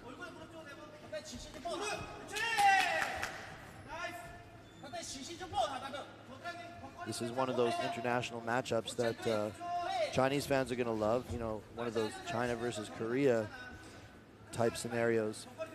But we've had so many of them here at JCK. I think it's getting to the point now where it's just fighter versus fighter, and we're happy to see the best of each country. I asked the media guys who they think will win this fight. They're all, they're all local. They also said Li. But to be honest, I do think if Li gets us to the ground, she can give Choi a hard time. But look, I was gonna say, like, the disparity is not as blatant, is not as obvious as we might have thought, because look, Choi Ji-young is actually holding her own in the grappling area. Yeah, she's got her up against the cage wall. She was able I'm surprised that she doesn't like let go here and try to clear the distance, you know. Right. Now it's Li pushing her up against the wall. But look, Choi Ji-young, digs that underhook and is able to spin her around. So she's obviously working on her grappling. Very good jiu-jitsu teams there in Korea. Not sure which team she trains with. The gym lab. But again, if you look at Li Yixuan, she trains at ground and pound gym in Foshan under the, there's a lot of tough guys in there. They have a full-time black belt coaching there. Also have Zhang Nipeng. He's the founder and owner of the gym, the head coach. Still actively fighting. Veteran of Chinese MMA. Li Yixuan working hard to get the takedown. Needs to be careful with the Kimura here. Those long arms of Choi reaching over, threatening with the Kimura. She sits down hard on that and is actually able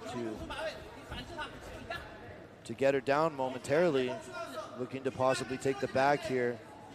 Okay, we end up in a sort of a scramble where Choi Ji-young ends up on top, but it's not certain yet. It's not certain because it's pretty easy for Li Yixuan to wrestle up here. She's got the underhook. Yes. So we're still in sort of pull that right hand out and wrestle up here. Regardless, there's only 10 seconds left in the round. There she is, wrestling up. Look at this. Rubber guard, Joe Rogan to be losing it. She's got mission control. What a nice back and forth. Who you got? I don't know who I got in that first round. That was pretty damn close. Flip a coin. Flip a coin. Li Yixuan, because I'm biased. we're in China. 너무 잘하고 있어. 이기고 있어. 태클할 때 뻔하잖아. 알았지? 주먹으로 해, 주먹으로. 호흡해 머리 들어. Take a look. I think we're going to see the first takedown that Li Yixuan got Actually, no, we skip it. We see some knees that Choi Jin-young is landing. Knees to the body. Takedown here by Li Yixuan.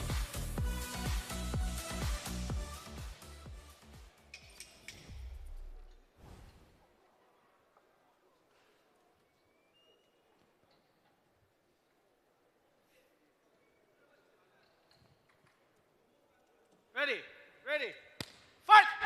All set for round 2 between Li Yixuan in the red and Choi Jin-young in the blue. And man, watch out, like we saw the first round, the legs, the kicks from Choi, so fast, so heavy. She's got that big reach advantage of like 15 centimeters. It's insane. She basically has the frame. How does she cut down to the weight? She's so big. Oh, nice low kick from Li Yixuan.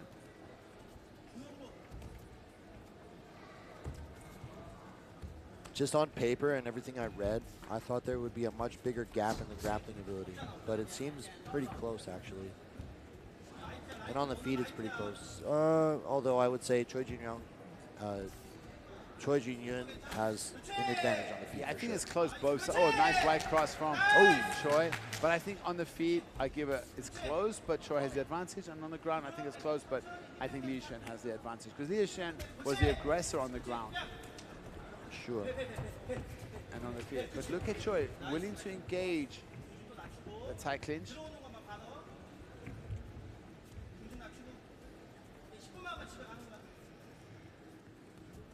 Action has slowed a little bit in our second round here. And you know, if you're Li Yixuan, you don't want to be on the outside. Oh, front kick to the face.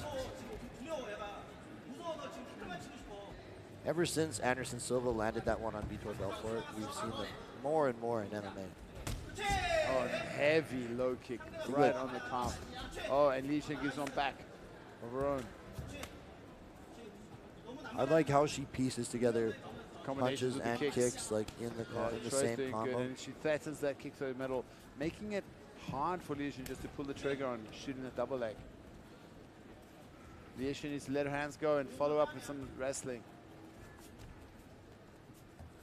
The range just feeling a little bit off. There she goes. Nice clinch. High clinch is looking pretty good. Double, oh no, not double underhooks. Big underhook on the right side. It's Choi pushing Li Yixuan up against the cage with nice knees to the ribs. So many knees. That's what I like about Choi's fight style. She's just non-stop working at it. That's just the experience. You know, she had 24 fights as a kickboxer. It's a lot of fights. Yeah. Before she moved to MMA. Doing pretty well in her MMA career. 9-4 so far. First fight in JCK. Would love to have her back too. I mean, the women's divisions here could always use more talent. Absolutely.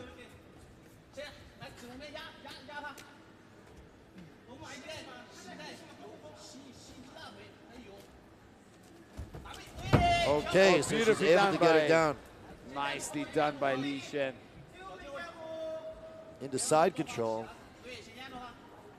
1 minute and 45 seconds. How much can she do? Can she steal the round? Because, you know, I think Choi was a little bit more dominant in the first 3 minutes. It was close on the feet. We'll see. Let's see what she can do with this position. Is she able to maintain it for very long? Is she able to score with some ground and pound? I think she just let her hands go, man. She has such good ground and pound. She just let her hands go. And we're back to a standing position. Li Yixuan attempts to pass.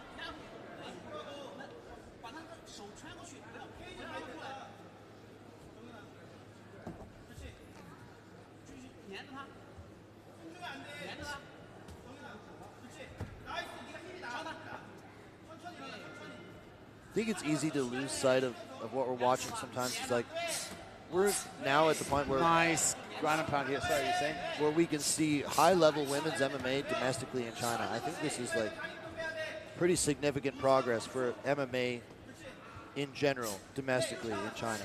Like these female athletes are pretty high level. Oh, absolutely. They're doing very well.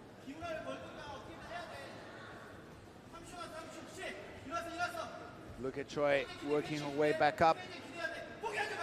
This girl's so tough, she doesn't give up. It's hard to imagine she's a fighter and she just doesn't quit. Oh, just drags her back to the ground. Spun back to the mat with 20 seconds left. Li Xuan looked to get those hooks in and jump to the back.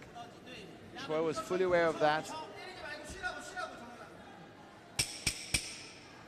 10 seconds left in this second round, in which Li Xuan seems to have taken over in the latter half with the takedown and some ground control.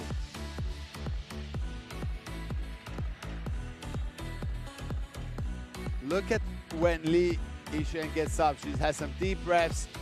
Maybe she won that round. Choi just pops back up and runs to her corner. 호흡해. 정신 차려. 아, 다 이겨놓고 치면 안 돼. 아니, 야, 넓게 잡으라고, 넓게. 넓게 잡고 걸든가. The action from round 2, an exchange of kicks. Nice front kick to the body. Some punches exchanged. Nice kick there by Choi Jin-yoon. We're going to see the takedown here by Li Xuan. She's able to finally drag her down to the mat towards the end of the second round and was able to control here, landing some nice ground and pound. I would probably give that round to Miss Li. Could be 1-1, could be 2-zip. Close fight, competitive fight going into the third. Li Xuan in the red, Choi Jin-yoon in the blue. Choi Jong-yoon, excuse me. Feeding each other out.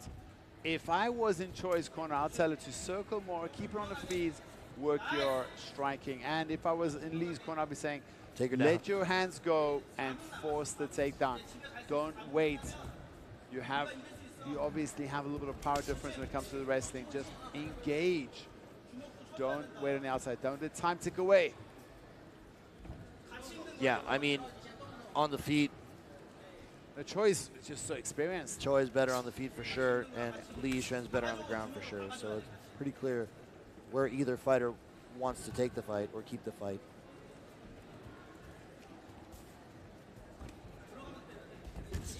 Nice exchange of low kicks. If Li Xuan can win, she'll be 6-0 in JCK. And I would say they got to start ranking these female fighters and get a belt out there. Oh, it'd be awesome if they get a belt for them. Oh, nice exchange. Choi gives a knee, but Li gives a heavy right hook.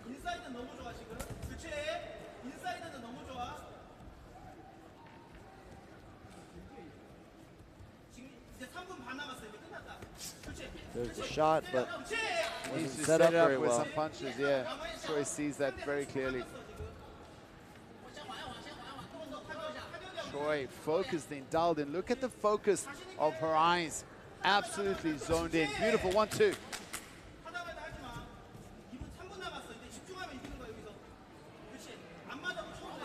Three minutes left in this third and final round.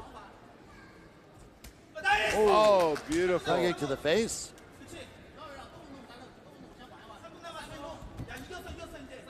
Three minutes left to decide this one. There's a shot from way far out. Not very much of a setup. Yeah, it's a pity she didn't shoot again after the third attempt because Choi was a little bit slow to get away. Shot and re-shot.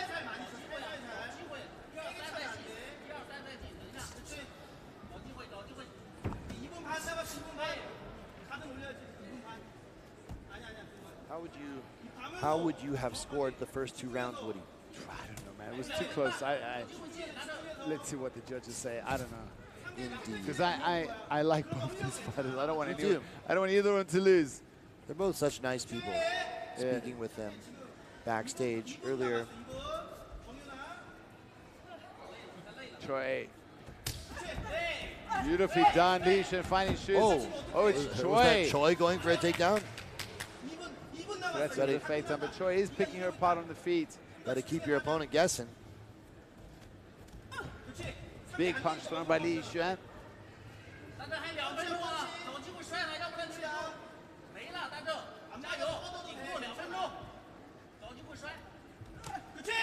Nice body kick from Li Xuan. Nice low kick there, and another shot from really far out by Yixuan. She's able to kind of follow up, charging forward and establishing this clinch here. Let's see what she can do with it. Is she able to spin her to the ground again? Nice underhook from Choi. One under, one over.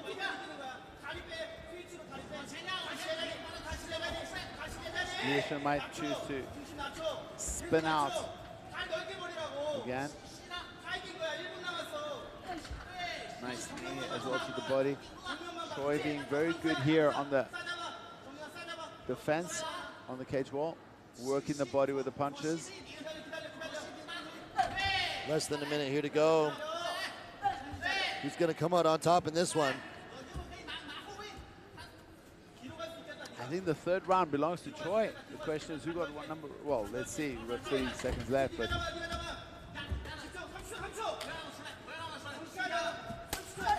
nice kick. Nice counter right by Yixuan. Oh, did she crack her? Then she's out. Oh my goodness. God, she caught her with the knee coming in. What happened? That's crazy. No way. I thought that that's going to be the end, but we see there. She rocked her, caught her unexpectedly with the knee as she came in. And that's all she wrote. And we have a finish here. Choi, super tired, exhausted, on the floor. She poured her heart out. And in the end, it was her striking her knee that finished the fight. Out of nowhere. Like she was stunned and totally out of it. We were almost lulled into kind of a very low tempo. We were ready to wind down the fight. It's like, okay, these guys are going to decision, and then boom. Who's gonna win, and then that's it. Out of nowhere, One anything big knee. could happen. Let's take a look. So she changes levels to shoot. And gets hit with that knee, like perfect timing, right on, and that was it. She was out of it. Look, she collapses to her side, like she's done. Changes levels, boom. Even the referee, look at the referee. He's like, oh my God, wait, hang on. Do you know what that reminds me? I just saw an old fight, Joaquin Hansen versus Mazukatsu Yamanari back in the day in Pride. Shoots the takedown, knee right up the middle, boom, he's out.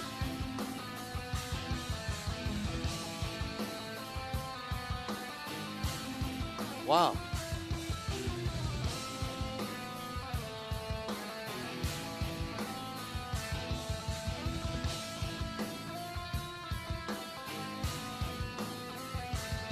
接下来宣布比赛结果，本场女子银量级比赛的最终结果为来自于韩国的蓝方选手 Longsword 崔清印，第3回合4分35秒 TKO 获胜。The winner is Blue Corner, win by technical knockout.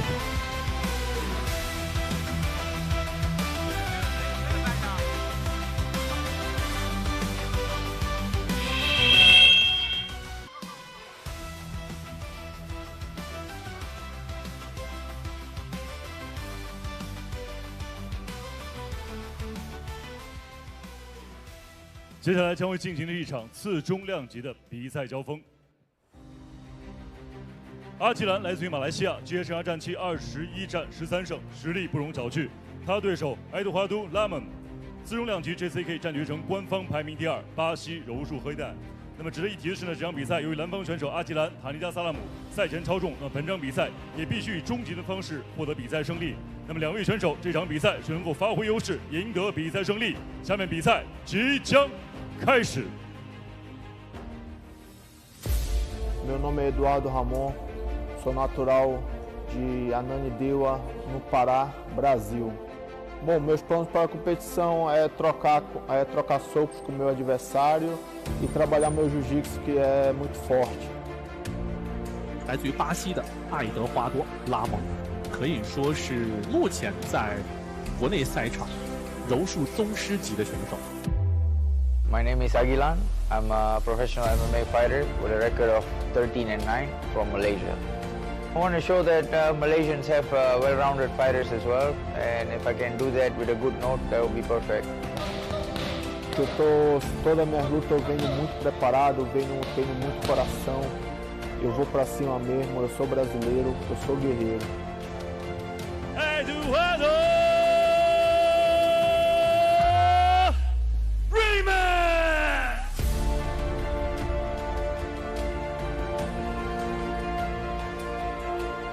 Eu espero que o meu oponente esteja bem preparado, porque eu estou muito preparado. Eu vim para essa luta aí para matar ele. You're a big name here in China, especially with your ranking. You got everything to lose. Thanks for giving me the opportunity, and I'll do my best to give you a good fight, brother.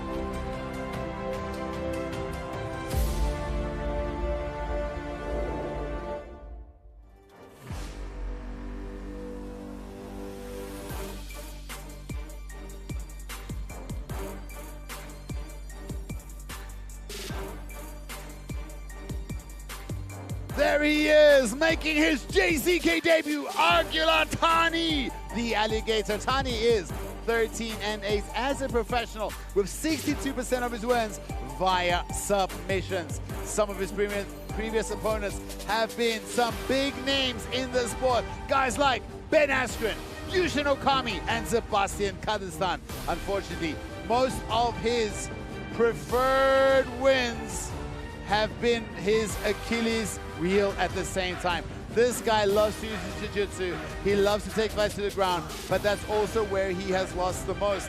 He has a lot of wins via submissions, but also at risk of being submitted himself.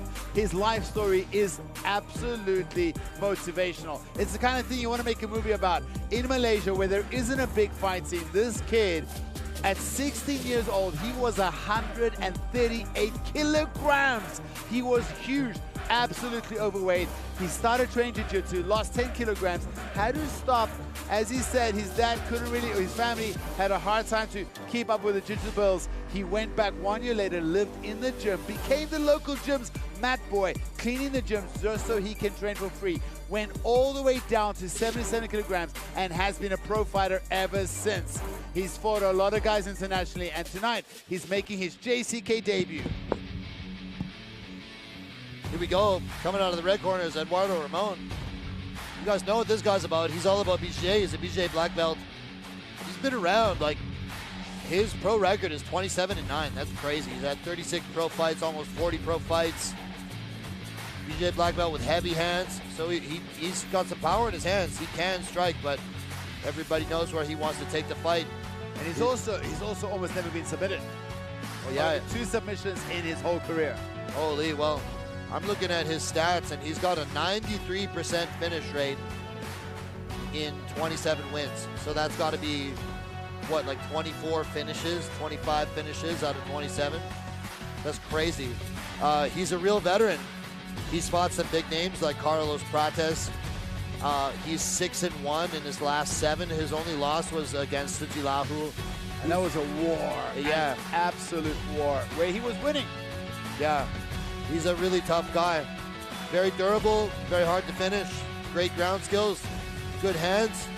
And he's here in JCK. He wants to win the $1 million RMB prize in his weight class. You know, if anything, I would say he's probably got the advantage when it goes to the ground. Thani loves to go to the ground. He's willing to test himself, but the speed, I think, goes to Thani. The power probably to Ramon. Let's see. This is a really... I don't think this is going to see 3 rounds. Unless they go to the ground, where I don't think they'll neutralize the other. This fight is going to be finished. Let's have a look at the tape, and we see the height and reach goes to the more senior fighter, Eduardo Ramon. 5 years the senior. 本场 JCKMMA Kings Series 4中量级的正赛争夺。男方选手身高178公分，臂展180厘米，体重78.53公斤，年龄29岁，来自于 Fight From MMA， 职业生涯战绩22战13胜9负。那么今天晚上上 JCK 战决城的首秀 ，Ladies and gentlemen, let's welcome the blue corner from Malaysia. Gets ready for Agilan Alligator Thanigasalam.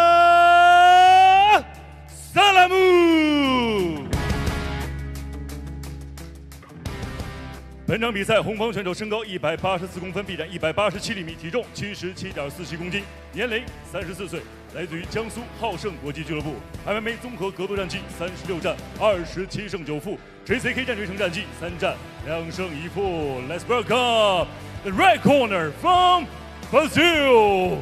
I give you Eduardo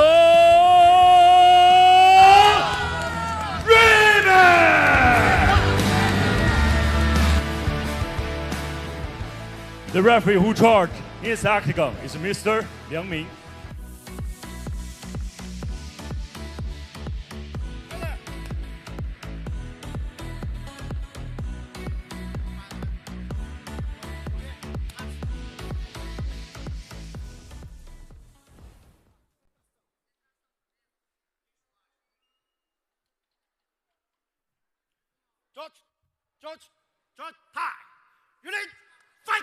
All set to go. It's Eduardo Ramon in the red versus Agilan Thani in the blue. You mentioned, Woody, that Thani used to be like 138 kilos when he was 16 years old. It's crazy. He does have a good right hand. Nice heavy left hook here from Ramon. Ramon has got heavy hands and very powerful. Nasty ground game. I think the speed of punch probably goes to Thani and the power probably goes to Ramon, but let's see. Oh, Thani just goes for a single leg. Thani goes for the single leg. We see Ramon immediately. Is Ramon going to trust his guillotine? Defending. It looks like he's thinking guillotine. He's already starting to, is he starting to set up that guillotine? How much will he commit to it is the question. Open his hips nice and wide. No, so he abandons it, goes to the underhook, and Thani is trying to scoop that leg, reap that leg. Nice back knee in a more neutral from position Ramon. now. Another good knee from Ramon. Ramon's got some power, man. Everything he does is powerful. He Very, changes very levels, strong. and he Oh, but gets look. the takedown. Thani threatens with the guillotine of his own. Now it's Ramon. This is trouble for Thani now. Look at this. He's got the choke. He's going for the choke. Oh, my standing. goodness. He's going for that face crank. You know, Let's go. Say it is possible. Very to big finish. back and forth, man. These guys are powerhouses. Yeah, pretty exciting minute and a half so far. We did see that Ramon, that was his only loss here at JCK, was when it went the full distance and an extra round was added. And when it went to the fourth round, he gassed a little bit. Do you think Thani, by the way, he missed weight. The only way, for the fans watching this fight, the only way Thani wins this fight is if he finishes and wins via finish. If it goes decision, even if he wins every single round. Oh! A big right hand lands on Thani, but Thani gets the takedown or shoots for the takedown. Is he going to finish the takedown? He does. He does finish the takedown. Wow. Great composure. The Malaysian gets the takedown. Now we see Ramon on his knees, calm and collected, working the body. As I was saying, Thani must get the finish. If it goes to the decision, he will win because he lost. He couldn't make weight. Okay, Ramon is able to looking for the back. It looks like he's going for the choke. And I think he's the kind of guy that's like so strong, he doesn't even need it to be fully under the chin in order to finish. He could just crank your face off. But Thani was, does he have some sort of front headlock choke? It looks like he might be going for an anaconda choke here. He is going for the anaconda choke here. Is he going to, okay, he lost it, and now Thani is on top. Thani has looking his to take the back. My goodness, this is such a back and forth battle. Thani will definitely be looking for the finish here. It's the only way he gets the win. He's got the full mount. Wow. Nicely done by Thani. Just so weathers the storm. Now we see Ramon back in half guard. Nice hammer fist by Thani. For those that don't know at home, JCK has a rule where if a fighter misses weight by a significant margin, they are only able to win the fight via finish. If it goes to the judges' scorecards, regardless of whether they got dominated, they could get 10-8'd in every single round and still, they could win a 10-8 in every single round and still lose the fight. And here we see the guard of Eduardo Ramon and Thani on top. Thani very comfortable on top. This has been a great fight so far. Very back and forth. Thani got rocked, but showed great heart and composure. Came right back. I mean, submission attempts from both guys. When we spoke to him, he told us he thinks he's the A side. He's the bigger name. He's fought the who's who. Whereas he thinks Eduardo Ramon has had more fights, but not He's the guy that fought Askren. That's right. He's the guy that fought Askren. Okami. He fought Okami. Oh, okay. He fought Sebastian Kazakhstan. Like, he's fought some big names, you know? And here he is making his debut here at JCK. Very calm and collected. Shout out to Ben Askren. We hope you can recover. Absolutely. With the lung transplant. Oh, looking for an armbar. Goes through the leg Going entry. for the legs. Tani's already got his leg. Looks like his that knee's knee's already outside. cleared. Calf slicer. potentially. But no, we're back on the feet. Oh, big Tani punches lands. landed by both of them. Man, I would say with confidence, this one's not going the distance. What an explosive first round. Yeah, both guys had their moments in the first round. I have no idea how to score this round. Me neither. Total coin flip. You could say either guy and you could be right. What a first round. Look at Tani, he looks pretty fresh. And we see Ramon holding on to the fence there, deep breaths. And we saw this in the last fight from Ramon. He did gas in the second and third round.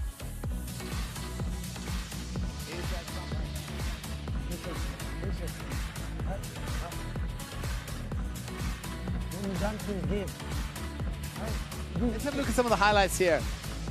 That single leg snatch single by Tani. He's able to score here. We see that big right hand from Ramon. Huge right hand. Sent him to, well, he was wobbled there. He was wobbled, but look how he just bites down and just amazing. Goes to grapple mode. Super composed. Stick out.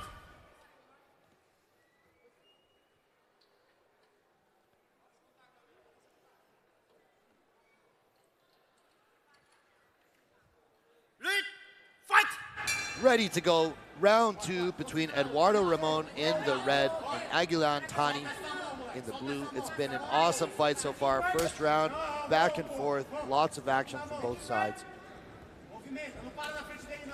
Push kick to the middle. I think we both feel that there's a high probability of a finish in this fight. Absolutely. Both guys are very dangerous. And heavy hands. They're going for it. Oh, big punches thrown. Oh, that jab by Tani is very nice. Oh, hits a 1-2. Now he's the one. And he gets him down.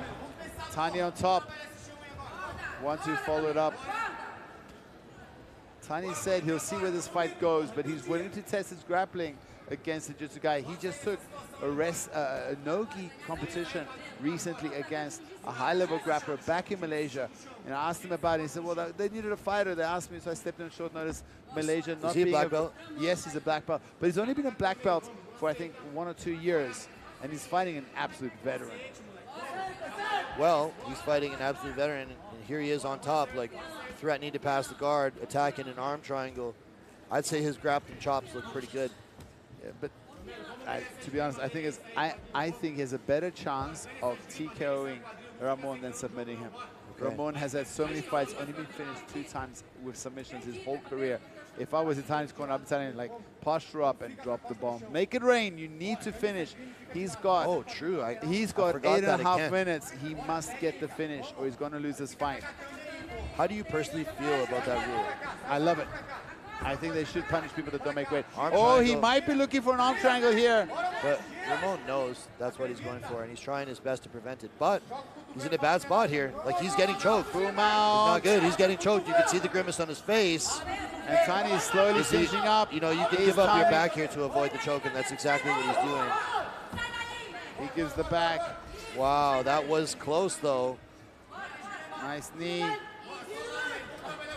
Nice From knee. both these guys working the legs, working the body. It's been a grueling fight.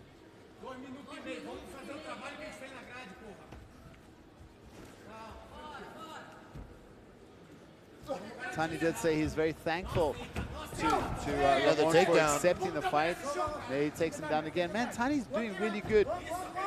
You know, if we were going to say this is going to go to the decision, we'd be like, well, he's doing what he should do. He needs to finish this fight to get the win. Okay, and not only does he need to finish it to get the win, but he also had to give up half of his purse. Yes, he already gave up half of his win. But I mean, if he gets the finish, he gets his win bonus, right? So he gave half of his show money. But still, it's like, I feel, beautiful sweep. transition. But Tani's wise to it. Comes up with the underhook. That firmly establishes JCK as one of the most hardcore organizations. But I like it, man. In terms of like punishing weight misses. I think that's awesome. I'm all for that. Now we see Ramon go down, looking for. Looks like he's going for some sort of a choke. He's thinking about it. Ramon as we know, he's going for a guillotine here. He's going for a high elbow guillotine. he's got the high elbow guillotine. But Ramon just does not respect it, and he's just like powering through. Yeah, he's just powered through it. He's just powered through it. He's like, you can't choke me. I'm going to take you down. He's going for it again. He's going for it again. He just goes to his back. So Thani uses oh! He taps him! Oh my God! Whoa. The third time in his career that Ramon has been finished, and the newcomer, Agilan Thani, finishes with a submission. Oh! Who would have thought he just escaped a much tighter guillotine, but it turned into a crank, and Agilan Thani makes a huge statement here in the welterweight division at JCK. Welcome to Malaysian Agilan Thani. That was like a one-arm guillotine / neck crank. Yeah. I think that's why he tapped so fast, because it was more of a crank than a choke. See, take a look here. You know, he wraps up this guillotine, and he kind of pulls guard with it. He pulls to the right side, and Ramon voluntarily goes to his back to avoid getting choked. Thani keeps it, postures up, and just cranks on his neck, and that's a brutal. Oh, wow. That's a brutal choke / crank.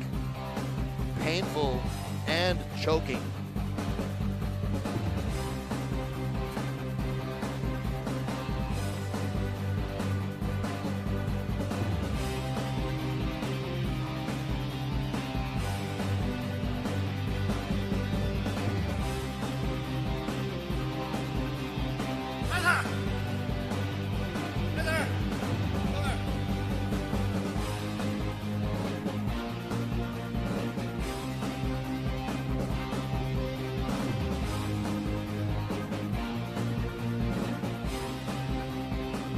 接下来宣布比赛结果。本场MMA 综合格斗规则次重量级比赛的最终结果为：来自于马来西亚的蓝方选手阿基兰·塔尼嘎萨拉姆，第二回合3分44秒使用断头台降服获胜。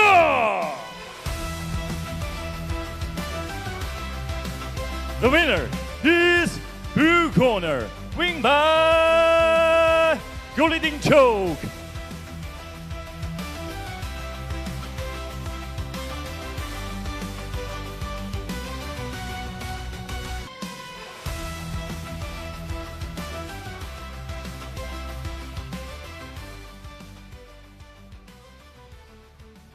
所有现场以及屏幕前的观众朋友们，那接下来让我们共同开启今天晚上最受关注的联合主赛。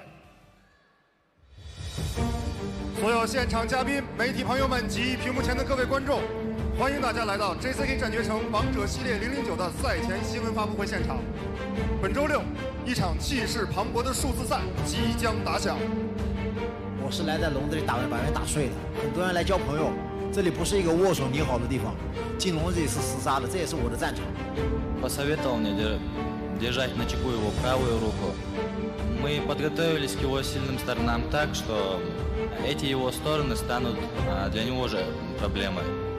我前手把拉姆在打后退的时候，大家也看到，我说我前手后手都是炮，打到就得睡。我们两个明天必有一个要睡，我已经准备好血战到底了。Let's go！ Будем рвать и метать полностью. 28 июня ночью я покажу, на что я способен. 我觉得动力更足一点吧，压力肯定会有，但是这是在我熟悉的地方，曾经战斗过无数次的笼子里边，再次战斗，我觉得，我是有一定的优势的。Coming to JCK is a big opportunity for me. Obviously, I'm facing the champion. Jizheng's a very good fighter. He's got very good skills. But for me, it's exciting. There's no pressure. It's excitement because I get to test myself against another martial artist with very good skills. 欢迎你不远万里来到中国来参加这场比赛。我希望你能拿出最好的状态，让我们周六在笼子里联手奉献一场酣畅淋漓的比赛。 Thank you for having me on the JCK show. I look forward to sharing the cage with Jizheng. I look forward to testing myself and we'll pull on a good fight for the fans. Everyone back home in Australia, I love you. Sophia, Justice, my team, I'm bringing it home.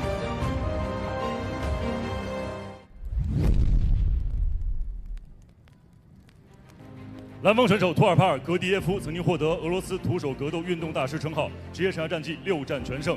他对手吕凯与亮局 JCK 战决城官方排名第4，职业生涯战绩10场胜利全部来自终结。那么今天晚上吕凯能否延续100%胜场终结率？接下来让我们共同开启今天晚上的联合主赛。我是吕凯，我打过的每一个对手都很硬，我从来不打无聊的比赛。我来 JCK 不是来打无名小猪，我是来横扫整个量级。Меня зовут Turpal Gediev. Я родился и вырос в Чеченской республике. Представляю клуб братьев Жанаевых. Мне всего лишь 20 лет, но за это время я успел набить довольно-таки хороший рекорд. И теперь я иду за 7-й победой подряд. 关于我的对手，我也不需要去了解他，我要做的就是做好我自己。吕凯啊，打法十分的炸裂，让所有人都喜欢看他的比赛，期待他的比赛。好冷啊！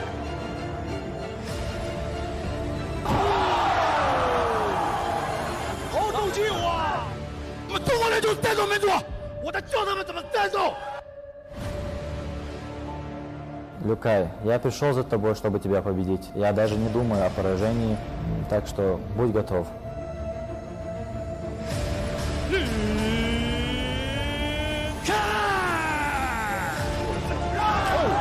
手上钩，结束比赛了，非常漂亮，在第一回合 KO 了对手。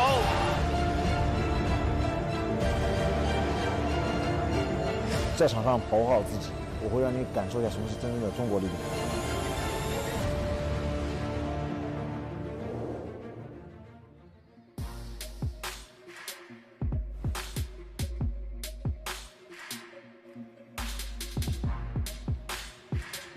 Ladies and gentlemen, this is our co-main event of JCK Kings Series number 9, and walking out of the blue corner is Turpal Gediev. Started from the age of 7 as a judo practitioner. He trained for 5 years, and then after persistent nagging to his dad, he was allowed to transition into MMA. He has been training MMA ever since. His family wasn't fully supportive of his choice of career, but as he has gone on to have an undefeated professional record and traveled to other countries, they have slowly started to support him more and more.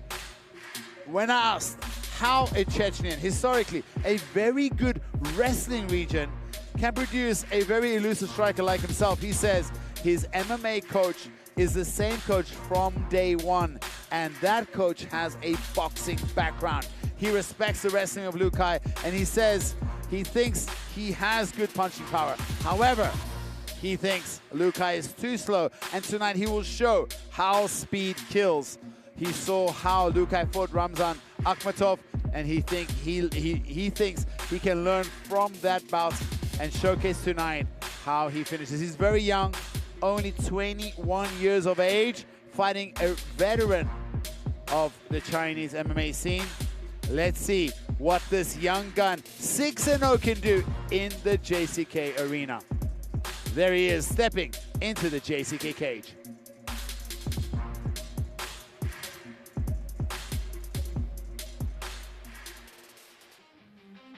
Here we go, coming out of the red corner, is Lukas Lukai. He's a fan favorite. You can hear the crowd pop, showing their support. He's only been in JCK, he's only had 4 fights. He's 2-1-1, but he's quickly won over a ton of fans. You can see his corner coming out. Man, he's getting a big pop from the crowd here. It's good to see. I mean, I think a big part of it is because he's very active on social media. I follow him on Douyin. I think his Douyin is hilarious. He's always like blogging about his training and speaking his mind on various things. I believe, I could be wrong, but I believe his opponent missed weight on the first attempt and later made weight on the second attempt. But no, that was Wang Jizheng. Are you sure? Yeah, sure. And Lukai made a video on Douyin. He's like, you see, you guys told me my opponent was eating cake, and he missed weight. But because the scale actually... Oh, it was a scale problem? Yeah, it was a scale problem. So it's not a cake problem. It was the scale problem. Guys, you can fit the cake into your diet if you have everything else dialed in, apparently. Just joking around, but he's always been a very harsh critic of people missing weight. I remember in the last event as well, there were a bunch of JCK fighters who had missed weight, and he was on Douyin. Like I said, he's very opinionated. So he gets on Douyin and he's like, if you miss weight, it's on you. You can't blame any external factor. He's a real live by the sword, die by the sword kind of guy. You gotta love him or hate him.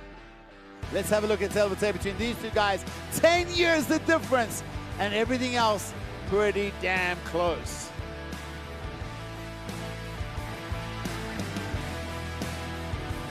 本场 JCKMMA Kings Series 羽量级的正赛争夺，同样是我们今天晚上的联合主赛。南方选手身高176公分，臂展180厘米，体重66.48公斤，年龄21岁，来自于 Intergala FC。MMA 综合格斗战绩6战全胜。那么今天晚上是 JCK 战决城的首秀。Ladies and gentlemen, let's welcome the blue corner from Ankara, Georgian Republic, Russia. I give you Turpal Gediev.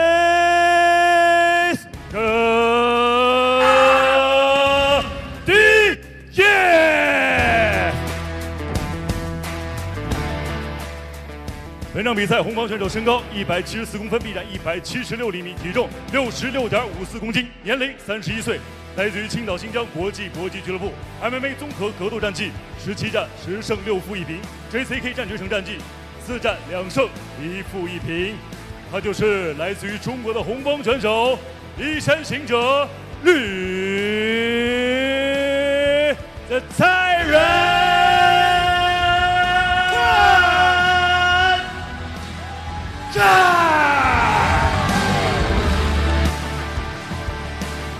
本场比赛场上裁判王金刚。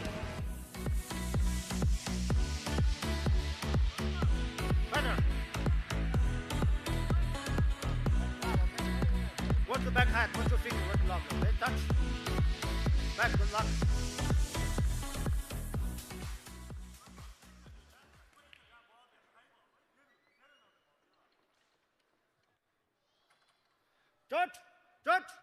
Judge, time. Ready? Fight! All set for the co-main event between Lukas VS in the red and Turpal Gediev in the blue. Undefeated 6-0 is Turpal. Super fast, this young kid. So Lukas told me he feels he faced a similar style fighter in Akhmatov. That fight was a draw. Yes. Why was it a draw? Well, it was a draw. It was super close. I mean, was there a point deduction or something? Because I can't remember. Look how fast Gediev is. Beautiful calf kick. Yeah, and Lukas gives one of himself. Another liver kick. That's head kick went up high. To the head. I think Gediev is so fast. He's fast. Damn, this kid is fast. I was going to say, I believe this is another one of those fights with a high probability of a finish. You know, Gediev said that he thinks Lukas has power, but he's too fast for him. And now I see what he means. My goodness, this kid is fast. Well, he's 10 years younger. And how long before Lukas shoots a double leg? Lukas got good wrestling. And, okay, Lukas is only 31. Lukas is in the prime of his life, man. Okay. Gediev probably doesn't have that manpower yet, so Lukas should try to engage the wrestling, try to not let him pick him apart. But the point I was trying to make is generally speed and reflex timing will be favored by the younger guy. Absolutely, absolutely. But the power in it. Oh, head kick. And Lukas kind of shakes it off. Lukas walks through that body kick as well. But anytime you see, you know, any sort of those like gestures from a fighter, it means that it landed. Look at this kick. He's going to walk in the body, goes to the head, and then goes to the head kick as well. Mixing it up so fast. Inside leg kick again. Twist kick again. Body kick. Gediev is so fast, man. You know, I said he fights similar to Akhmatov. I didn't realize this kid is fast. Oh, he dropped him. Was that a drop or a slip? That was a slip. Oh, that was a big that time he dropped him. And now is he gonna put him out? He's going guillotine. He dropped him twice. My goodness, he dropped him. Lukas needs to be Several careful times. here. He's so lucky the ref didn't step in there. Oh, Gediev that was thought that was it. Spinning back kick. That was one of those like flash knockouts almost. Dropped him twice already. Look at the fakes of Gediev. Lukas seems to be back with it though. Oh, spinning hook kick. Spinning heel kick. Man, I am amped up for this fight. Another stiff jab. in the end, Man, everything misses except for the stiff jab. Turpal is so accurate. And fast. Yeah, Works the his body. speed is insane. Head kick. And he's so unpredictable too. Lukai needs to get this fight. He needs to close the distance and goes for a spinning head kick of his own. So he tried the same thing, but it was like half the speed. Back fist. Blocks that. Man, Gediev is so fast.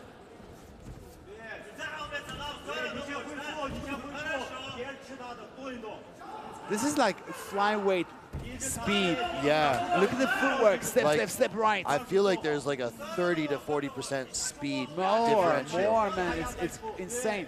Steps in, works the body with a rip.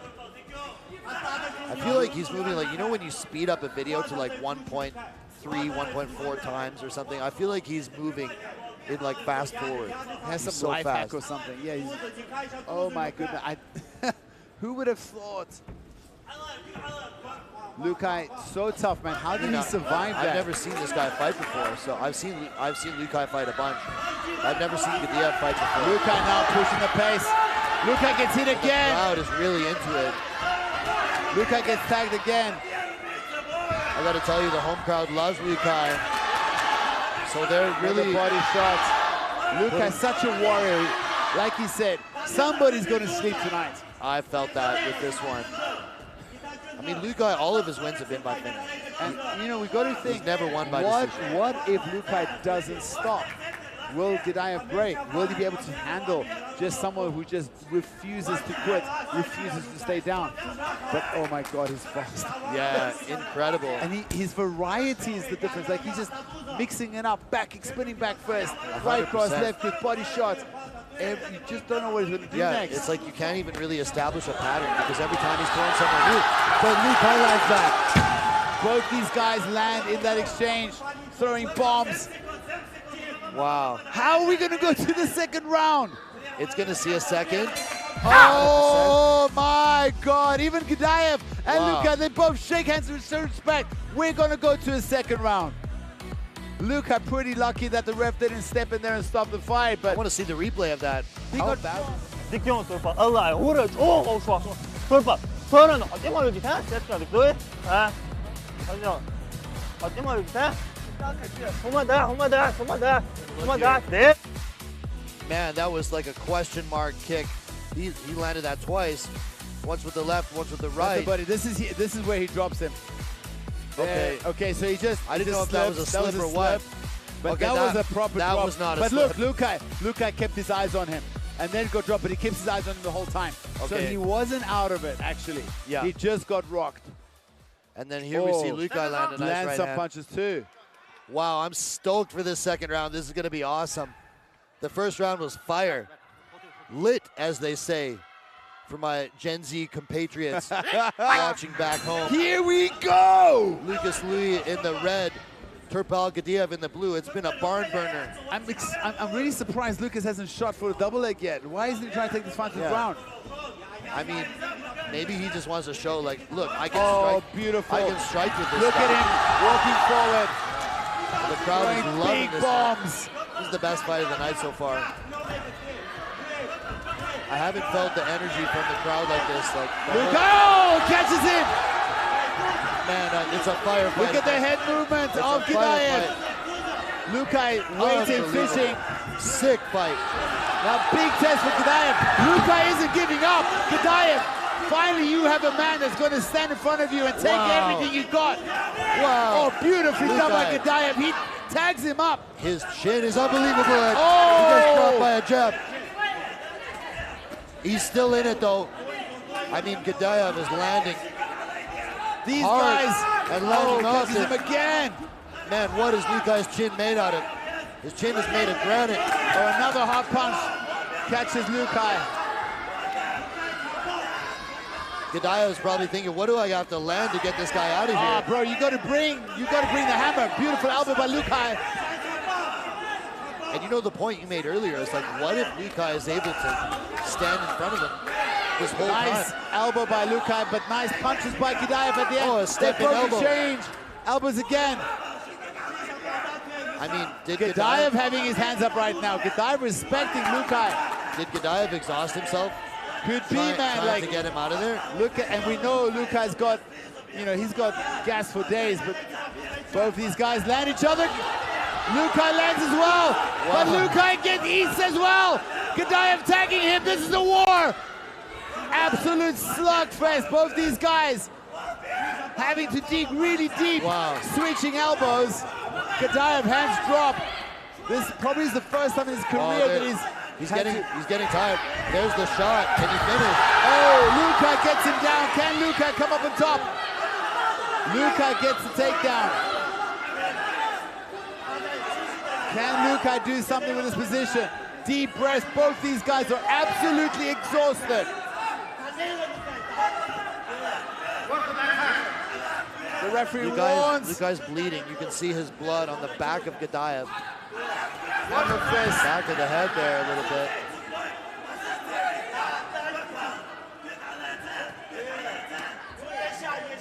Nice punches here from Lukai. Good control position. He's going for the choke. Gediev punches. Sprawls on him. Gediev back to his feet. Oh, nice uppercut from Lukai. Oh, nice elbow from Gediev. Oh my God! How do you call this? It just doesn't stop. These guys are throwing bombs and everything lands. It's getting sloppy. Gediev is These guys are exhausted. Lukai ducks under for the takedown. Is not there. Nice 1-2 from Lukai. Gediev's hands on his hips. Gediev is exhausted. Oh, nice uppercut from Lukai.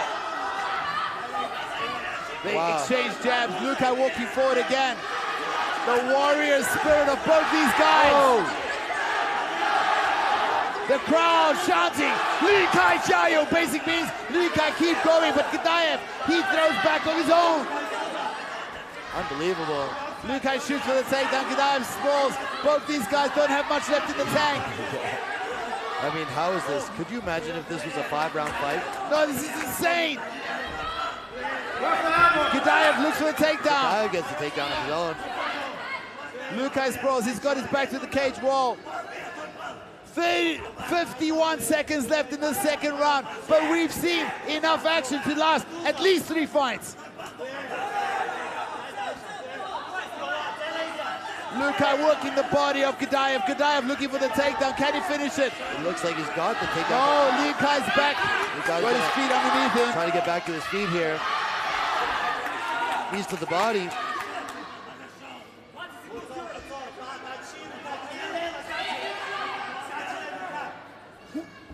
Nice knee to the body of Lukai from Gediev. He's gonna go to the... He can't knee here. He's technically a grounded opponent here. No, I think that's what the old rules made. They changed the rules. Wow, 10 seconds left here. Who worked harder in those conditioning sessions? Who's gonna recover faster? Both these guys absolutely exhausted. Let's go! Yeah, unreal fight.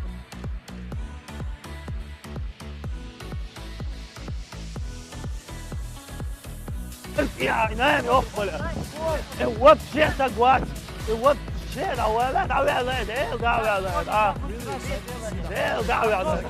take a look here. These guys are just swinging and banging. Look at this, and it's not like they don't landed. I mean, Gediev was definitely getting the better of the exchanges in the earlier part of the round, but he started to fade. He dropped him with a jab there. Lukai shooting the takedown and gets it. The ref has to bound out of the way. Action-packed first 2 rounds, unbelievable. I don't know, man. I give that second round to Lukai. I think he worked more. It could be 1-1. Well, I don't know. That first round might be a 10-8 because he dropped him twice. Yeah. Well, he slipped once. I mean, from my experience, a 10-8 round is very rare in the JCK cage. Let's see who wants it more. Let's see. It's been an amazing fight so far. Lukai wrestles. It's on a single leg. Gediev counters. Gediev counters. Lukai needs to let go that left hand and swing that right hand inside the hip. It's unclear at the moment who's going to end up on top. Kind of a 50-50 position here. Yeah, Luka's leg is trapped there, so he needs to get his right hand on the inside of the body of Gediev. But can he do that? Gediev needs to sit up here, but he can't because his own leg is trapped. If Gediev can sit to the back of the gravity. Yes, there he goes. But Lukai, are they going to separate, or is he going to pursue a takedown of his own? It looks like he's trying to take him down himself. How much energy did he spend there? My goodness. We're back to the feet. These guys are going to slug it out again. Both these guys absolutely exhausted. Should be working the body. Both shots to the body. Nice takedown by Lukai. Takedown. And he's in half. Oh, he's in side control. Wow. Got a close side control. Is he going to start dropping some elbows and some damage from this position? Gediev. Gediev needs to find that left. Gediev, what more must this kid do to get Lukai out of here? Now he's in a bad position. He's got to fight out of this bad position. Lukai is a bloody mess. You can see his blood dripping. 3 minutes and 30 seconds left in this third and final round. Oh, he's got a scarf hold position here. You know, he is a judoka. He might look for this. He might be going for an armbar here. For an arm lock. It's kind of like crucifix from scarf hold position here. Yes. Remember, he's a judoka. This is a very, very popular. He might have a very strong side mount position here. And he can just stay here. He might even go to a crank. Look how he's holding his own knee. Well, he's scoring big here. These shots are all landing. And Gediev not having an answer. His hand is stuck inside there. He's got a buck, he's got to move. But he's exhausted too. But this is not a position. Lukai just taking his time. You know, picking up scoring a lot of points here. Holding his own knee. He's in control of this right now. Dishing out damage with short little punches. The crowd's loving it. Gediev doesn't have an answer for this right now. The crowd is loving Lukai here. Gediev needs to get his right arm out there, and Lukai just keeps ticking on. He's like kneeing him from the bottom, but he needs to those focus knees on. are not doing any damage from this position. He's the one getting hit in the face. Gediev needs to do something to get out of there. If he can swim his left hand underhook, he might be able to turn the corner and go to the back. Lukai might also go to a crank. There's a crank from this position where he can crank the neck. Old school. Can opener, yeah. Mark Coleman style. Mark Coleman style, or the babyface assassin also loves that. Josh Barnett. Correct. Hit that on Dean Lister back in the day. Absolutely, yes. Look at you. Encyclopedia here. He might even throw in an armbar here. There he's going, threatening, keep going. Man, this might be enough to win Lukai the whole fight. Because I think the second round is up for grabs. I know, especially if we stay here for the rest of the round. 1 minute and 30 seconds left. Wow. Gediev needs to do something. He cannot stay here. Those knees from the bottom are not doing enough. He's exhausted though. Like, he spent so much effort and energy trying to get Lukai out of there that I think he just, for lack of a better term. And look at what Lukai's holding onto his knee. This is judoka, man. Every jiu-jitsu player international right now watching this fight is absolutely, you know, I want to say something. They're like, the judo guys are like hashtag Keisa Gatami. Exactly. They're having a night out on this. So happy to see one of their moves being effectively implemented at high level MMA here. Beautifully done. Gediev not backing off. I mean, he's still throwing those knees. And Lukai keeps threatening with a Kimura every now and then. You see how he holds that hand, opens the face. Wow. Incredible fight. fight. In the face. Beating up on Gediev. Very dominant third round here from Lukai. And it ended up being the grappling of Lukai that made the difference.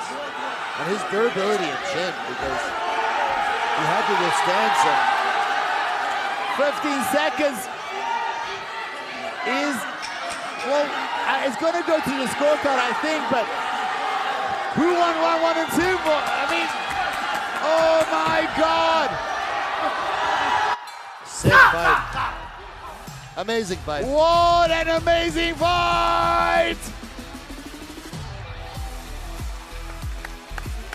Absolute amazing performance by both these fighters. It's going to go to the scorecard. Lukai thinks he did enough. So does Gediev.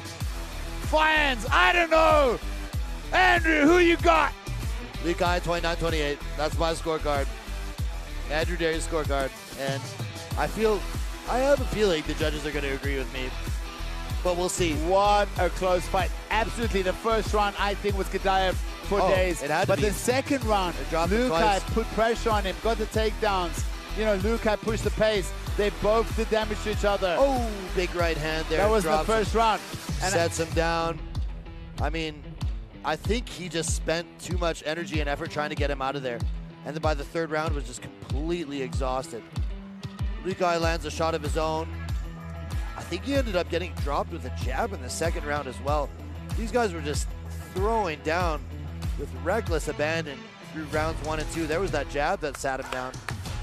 Sick, sick. We see there in the corner. Lukas came over. Give us a little fist bump. But let's see. This is going to go to the judges' scorecard. And I'm telling you, the judges here don't pull no punches. They have never favored the local boys. The judges here are fair, but here's my Mystic Mac prediction. 29-28 Lukas.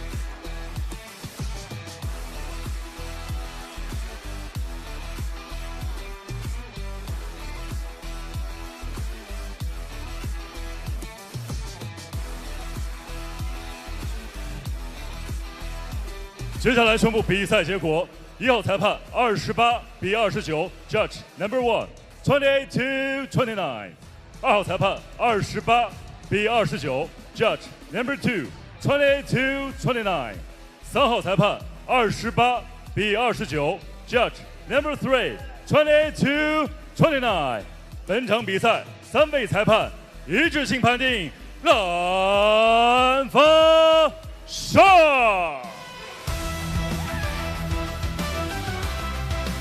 For the winner, by unanimous decision, win by point, presenting Russia, the series, Turpal Gediev.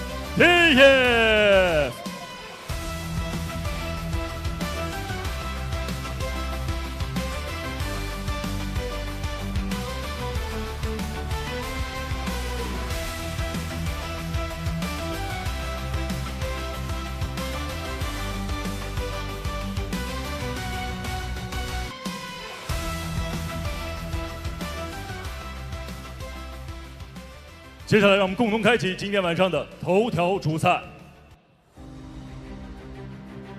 蓝方选手贾斯汀·范希尔登，职业生涯战绩22战15胜，在澳大利亚、新西兰地区胖或胖排名第1，实力强劲。他对手王继征，羽量级金腰带的现役得主，2022-23赛季赏金之王，目前 JCK 战决城战绩13战11胜。那接下来，让我们共同开启今天晚上的头条主赛。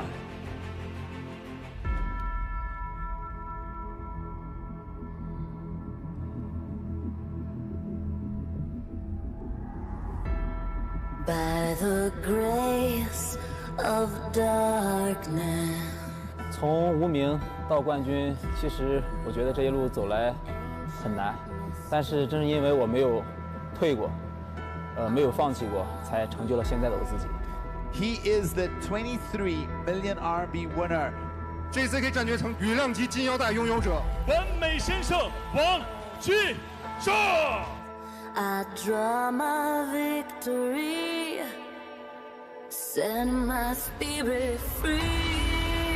本场比赛5位裁判一致判定红方胜。No mercy. He was a wrestling-based fighter. His striking is so beautiful.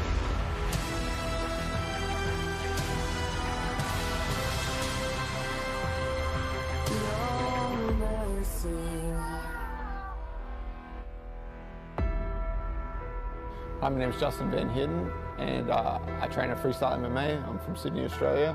I'm well-rounded. I'm a good wrestler. I'm a good striker. I'm a good grappler. I got cardio. I can push for days, so I believe that sets me up to go out there and get the win and beat my opponent. I feel more than ready to go out there and perform.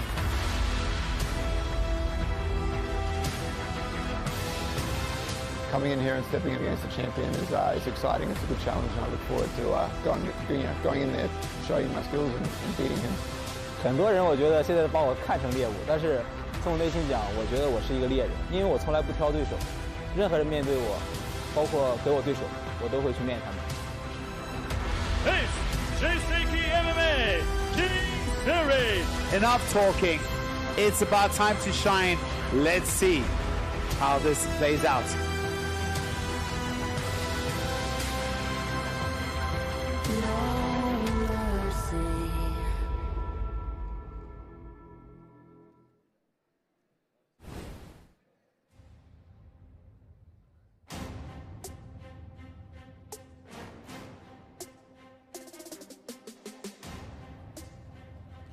There we see the Australian, South African-born Australian citizenship now for Justin van Heerden. He started training Greco-Roman wrestling from a very young age. Then, as a young teenager, his family immigrated to Australia, where they are living now, and that's where he's based. There, he started training MMA. He took his first amateur fight on very short notice after only training a few months. And he says it's been set in the stars since then. That first fight gave him a high and experience that nothing else has ever given him, and he knew that this was what he was meant to do. He fell in love with the sport, and this is the life for him. He has been a champion of the top promotion in his region, and he's even fought at lightweight. He was dominating at the featherweight division, which he's fighting in tonight. Then he couldn't find anybody to fight him in the region, so he moved to another promotion, moved up to lightweight, won a fight there, and then lost many challenged for the belt at the lightweight, which is not his natural division, and that fight went the distance against a veteran of over 60 fights. He is a black belt in jiu-jitsu. Most of his fights have been most of his wins are with submissions, but he's no slouch on the feet either. Very, very well-rounded. He trains with the great Alex Volkanovski. Says his coach does things to them in training that nobody has even come close to doing to him in the cage. And he believes if it goes anywhere deep, if it's going to go to the third, fourth, or fifth round, he is going to take his opponents to deep, deep waters. He had a fight only 3 weeks ago, which he won pretty easily, won a decision, and he says he feels really fresh, unscathed, and he was able to just carry on his cap over that fight, keep his fitness going, and he's ready for tonight. He respects Wang Jizheng, says he's a champion, but he believes tonight is in the stars for him to get the win.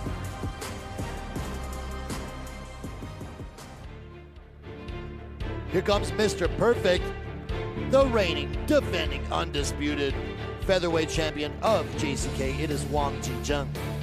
Now, this is a non-title bout.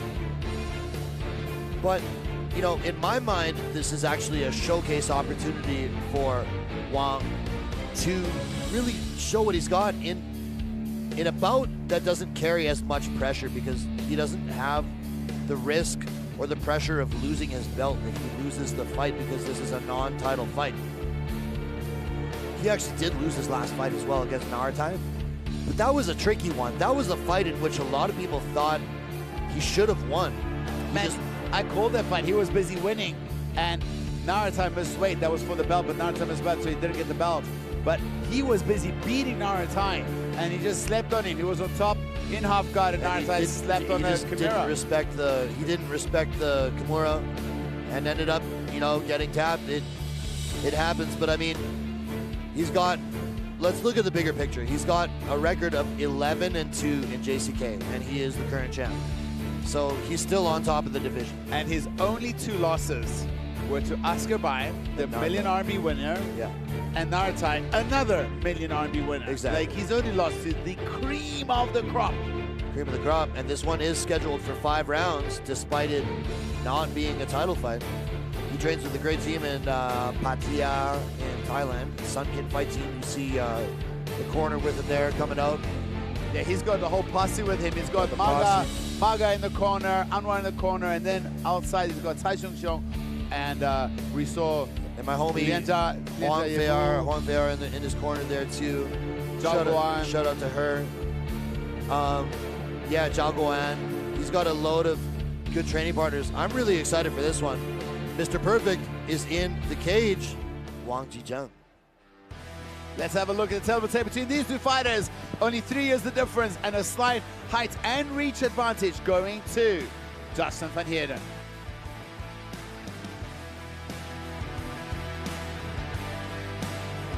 Ladies and gentlemen, we are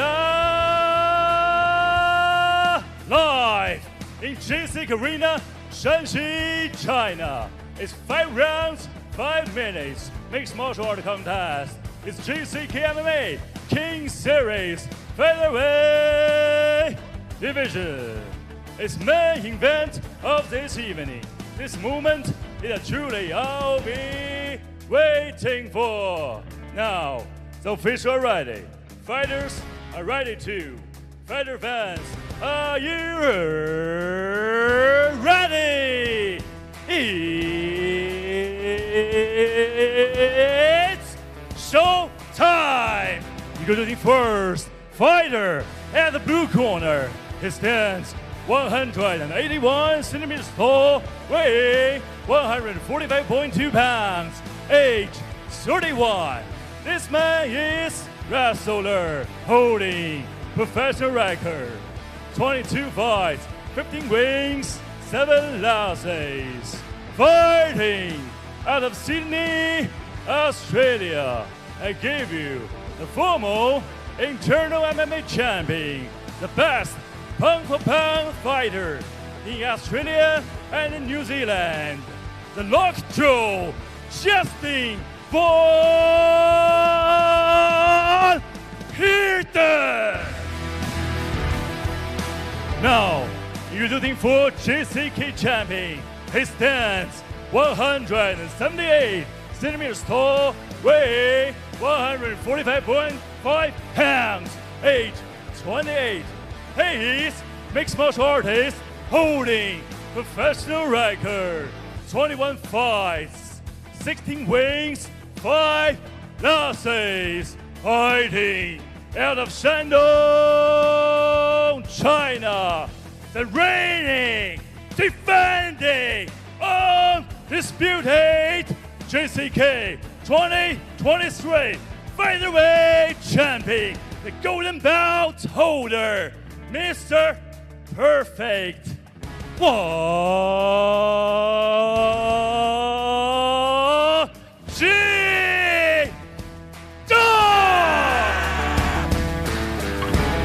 The referee who charged is Octagon, is Mr. Thomas Farr.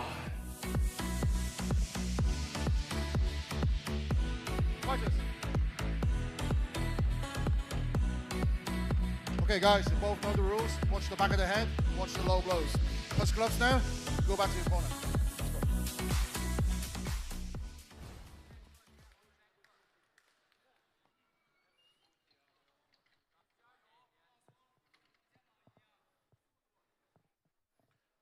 You ready?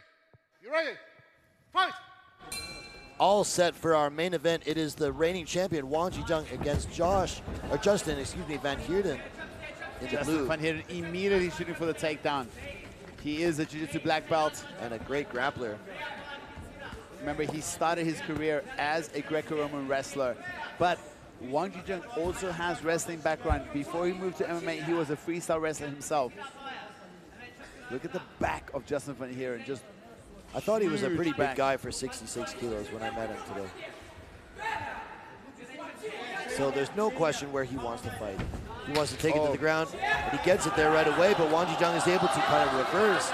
We're in a scramble situation here. Front headlock. Wang Jizheng. Nice That's a nice knee.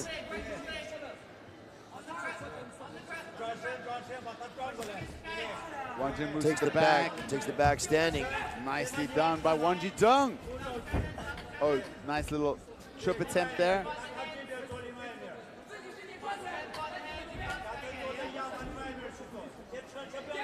Looking to put that hook in and establish the back position.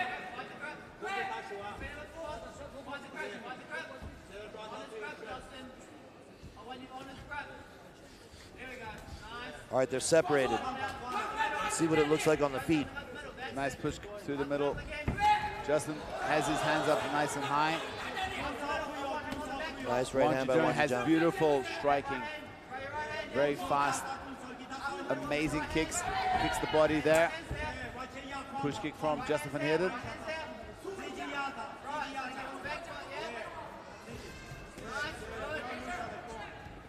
Jab, jab, cross from Justin van Heerden. Another shot and a knee through the middle. Wang Jizheng throws at the exit. Both these guys not really landing too much now. Very good at casting each other, these two guys.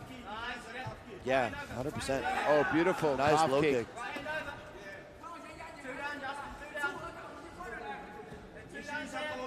Wang Jizheng's looking good so far. Absolutely.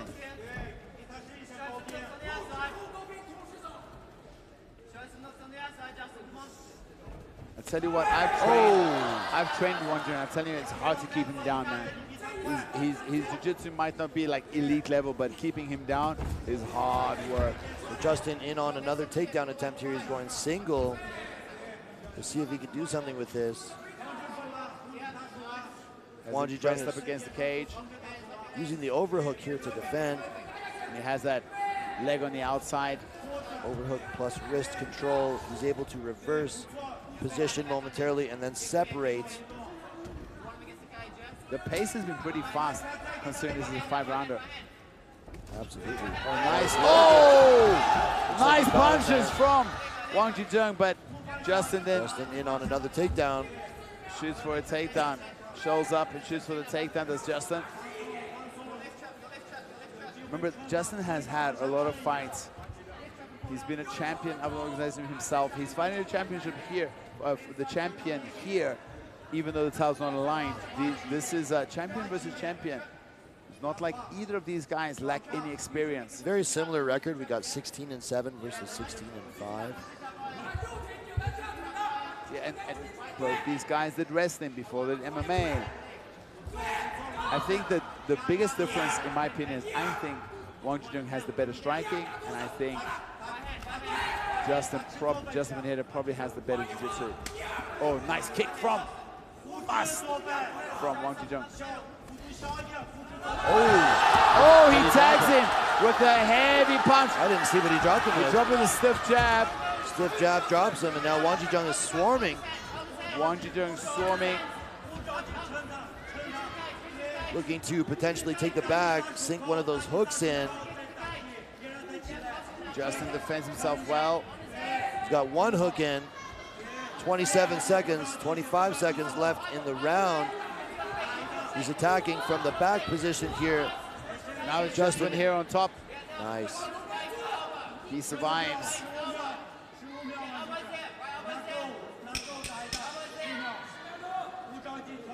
Justin on top for the first time in this fight. Short little elbows from him. That was beautifully done by Wang Jizheng though. Close round, but I think because he dropped him, probably Wang Jizheng's round. I don't know. That's a close round, man. Before, if he didn't drop it, I would say. Touch the wrist here. Just touch the wrist. And stay wrist, stay wrist. Stay wrist with the water. Okay. I want you to target on the back foot, yeah? Or this up the middle. Let's have a look at some of the highlights here. Yeah. Justin van Heerden just throws down Wang Jizheng, but Wang Jizheng comes up on top.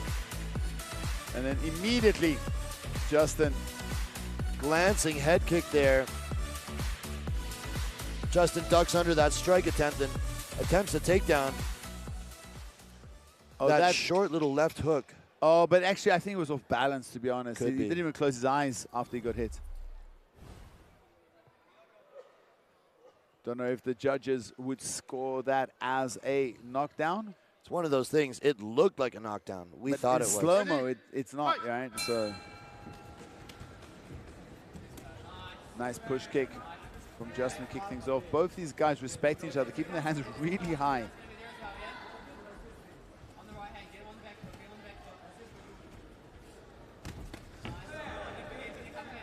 Wang Jizheng does a jab, followed by a lead left hook, double jab. Justin being push kicks through the middle.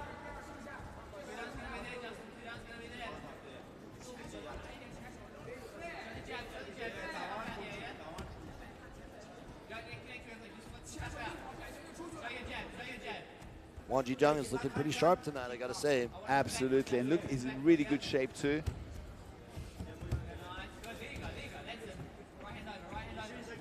Nice left hook. Nice punches from Wang Jizheng, mixing it up nicely. Another shot by Justin. Let's see if he can make good on this one. It was a guillotine attempt by Wang Jizheng, using it more for defense. Uses it to separate. He even threw in some knees there for some good measure.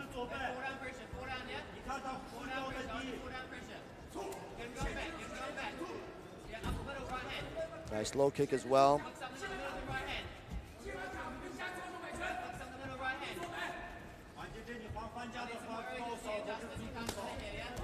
Oh, the kick at the same time. And it's Justin that falls backwards. Nice switch step from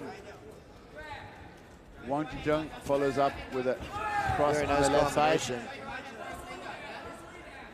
Wang Jizheng is really finding his rhythm on the feet, looking very fluid.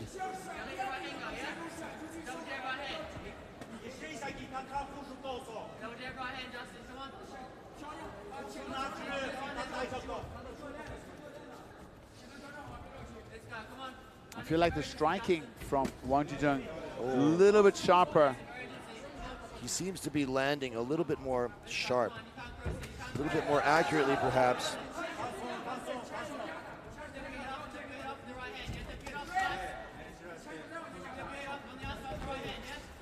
Justin is very tough though. Super durable, and he's just staying focused, looking to close the distance. There he Another shoots shot. again. In on the hips, goes to the back. He's able to take the back standing this time. This is a much better position Got that for gut Justin. wrench. But heavy on the hips is Justin. Sweeps those legs. Wang Jizheng, remember, this guy's got a wrestling background. Not easy to keep him down, not easy to get him down.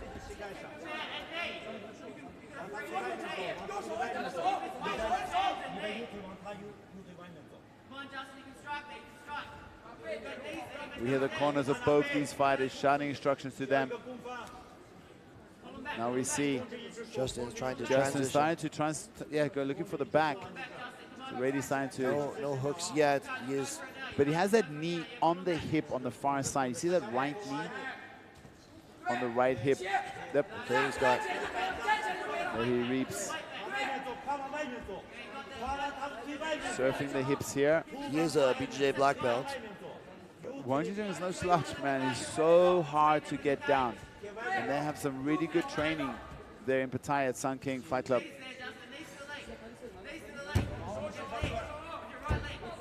Nice knees. Short little knees from Justin. Justin has found a lot more success in this round than he had in the previous round. They're really controlling the position here.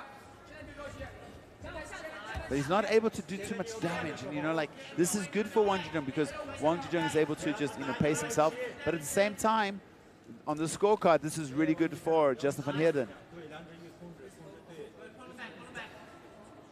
I was speaking to Justin earlier, you know, today. It was fun to speak a bit of Afrikaans. I live here in China. I don't get opportunity to speak Afrikaans too much. He's obviously Afrikaans heritage, even though he lives in Australia.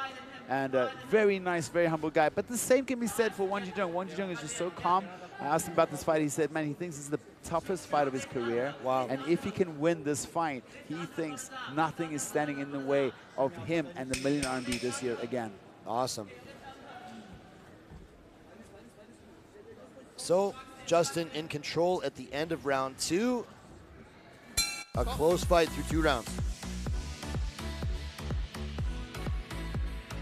Both guys looking fit as hell. Look at them, they're not even tired. Jump up. Posture up, posture up, posture up. Breathe, yeah. Into the nose, that's enough, yeah? Go around, yeah? Now you go on the grab them, yeah? When you're there, you can knee him as well, yeah? Like, Yeah, it's hard in this position. Yeah, but you can keep his Look weight at some on of the his action hands. from round 2 here. Wang Jizheng comes forward with a nice combination. They both kick at the same time here, and Justin stumbles. We can see later in the round, he was able to get the takedown and control the back from standing. You got to think because of the control and the work ethic, that round goes to Justin, right? I think that's a reasonable assumption. It could be 1-1 going into the third.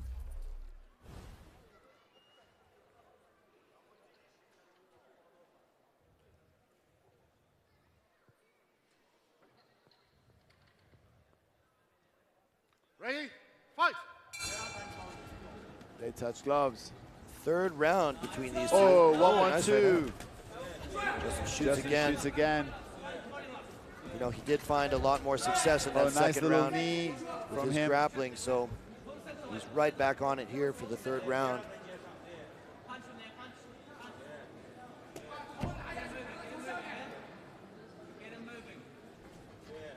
Nice knee from Wang Jizheng there.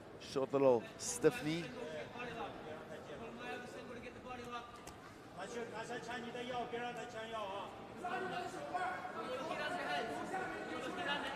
Corner shot into Wang Jizheng. Yeah, Hold the wrist. Jaguan's going off.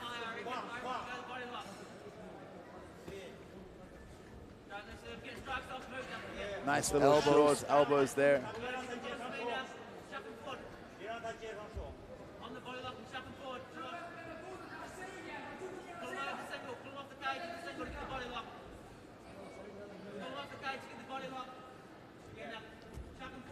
Van Heerden holding Wang up against the cage, but oh, now he finally Now he's able to drags drag him to him the down. ground.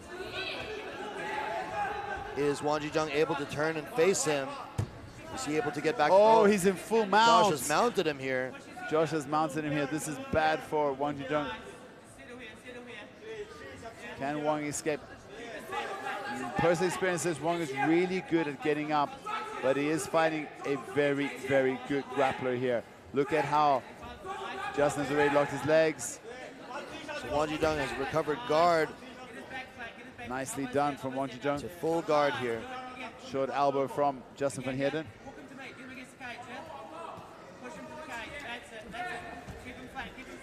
Looks like we're going for some sort of... Wang Jizheng is opening his guard and actively trying to create scrambles here. A lot of pressure. Unfortunately gets his guard passed. Yeah, the pressure from Justin Van Heerden is just so much. Heavy hips, non-stop, relentless in his grappling. You can tell he's a very good grappler. I wonder if he's going to attack. So the back. Okay, so he's got the back again. Already got one hook inside. He has one hook in. There he goes. Two Gets hooks that in second now. hook inside. Now this is much better for Justin. We see some blood. We see some blood on the head of Justin. Indeed. Now he's got the body triangle. So this is probably the best form of control that you can establish from the back position. In the second round, we saw Justin take Wang Jizheng's back, but wasn't really able to establish lower body control. Now we see him here in the third round with the body triangle. This is much better for him.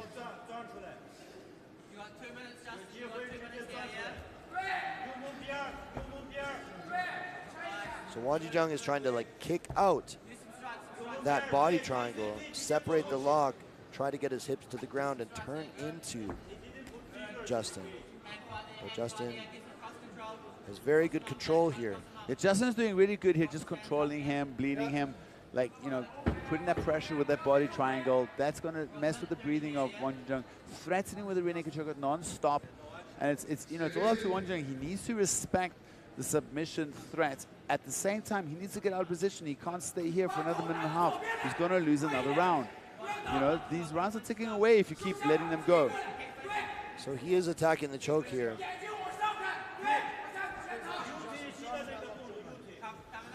It's not close yet, but it is a threat. Trying to push off the cage here to initiate some sort of positional shift. Going to that lock side, which is where it's uncomfortable, but Van Heerden doesn't really care about that too much. Now he's trying to sneak that choking arm under. Still group fighting both these guys. Nice punches from both of them. Even Wang Jizheng is punching backwards with the verbal monkey on his back. Man, from here is exactly where I've been talking about that Scottish twister. It's exactly where he would be setting it up. Uh-oh. Don't know if he knows it. 10 seconds left in the round. I think this round clearly goes to Justin. We will see a 4th round. Championship rounds up next.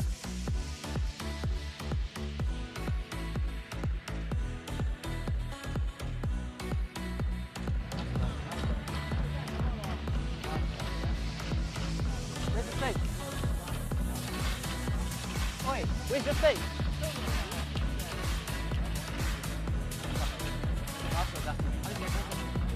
Good work, bro. Beautiful round, yeah? Sounded good.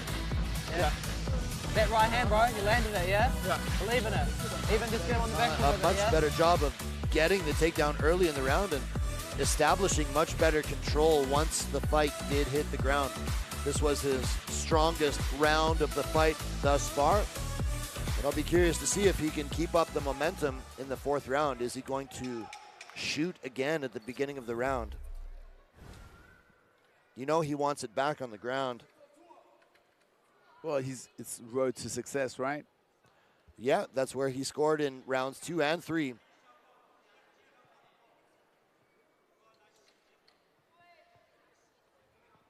Ready? Fight! Championship rounds, round 4 between Wang Jizheng in the red and Justin Van Heerden in the blue.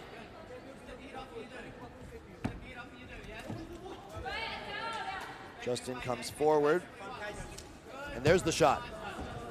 He times it really good. Wang Jizheng counters with the whizzer kick. Both of you guys throwing inside the pocket. With Justin loves to throw his elbows in the close range.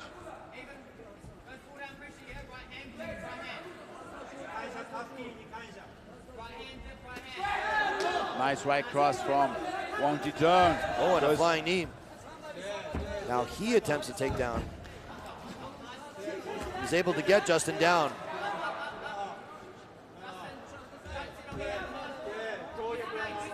Let's see what Wang Jizheng can do here on top, inside the close guard of Justin Van Heerden. A lot of pressure here from him. So we see the tables have turned to some degree in the 4th round as we find Wang Jizheng on top here.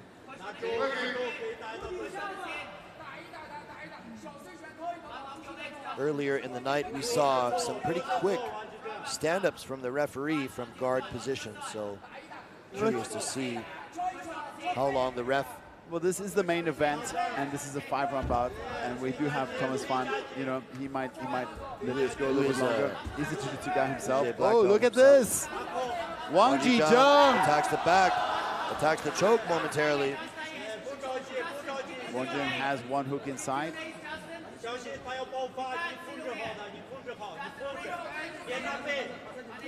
He's on the back with one hook in.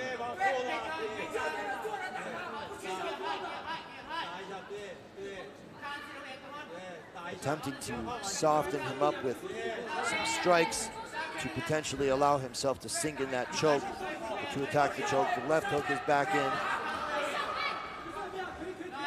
Careful he doesn't ride too high. Very easy to slip off later in the fight. Oh, he might be going for that hamstring crank. The Suloev stretch seems to be slipping off here, and he does slip off.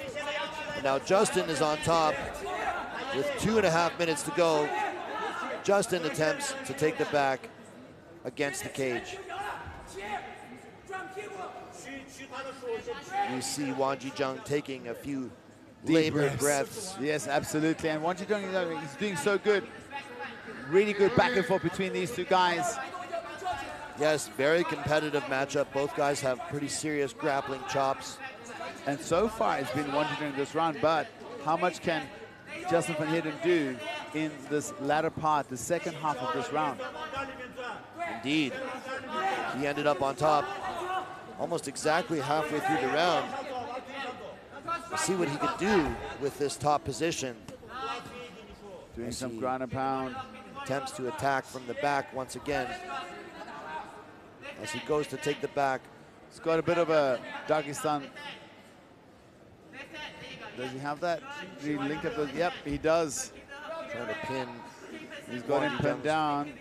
Arm behind his back. He takes the full mount now. Wang does really good to push him off. Very good there to recover guard.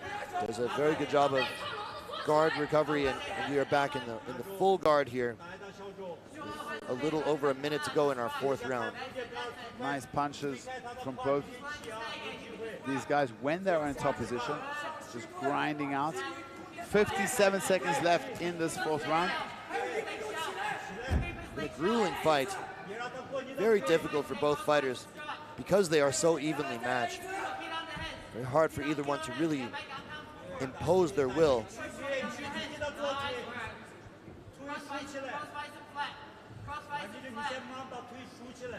Look at how Justin is, stepped over that half guard, ready to pass if he wants. Just sitting in half guard allows Wang Jizheng to recover guard. 20 seconds left here in our fourth round. Tough round to score. Could have gone either way. Yeah, that's a really close round again. Justin was able to control the latter half of the round, finish the round on top. We'll be all set for our fifth and final round coming right up. Good show of sportsmanship between these two guys.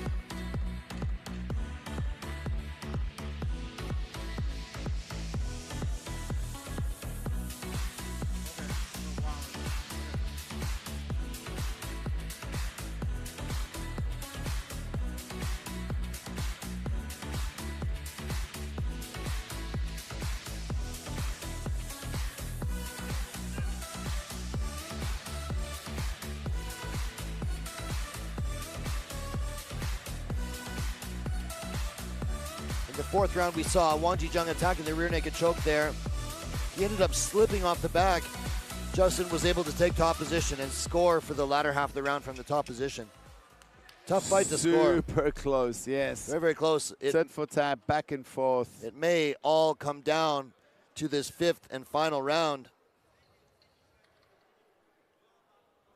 Ready, fight! Fifth and final round between Wang Jizheng in the red, Justin van Heerden in the blue, in a very competitive and back and forth fight thus far. As expected, we see a shot rather quickly.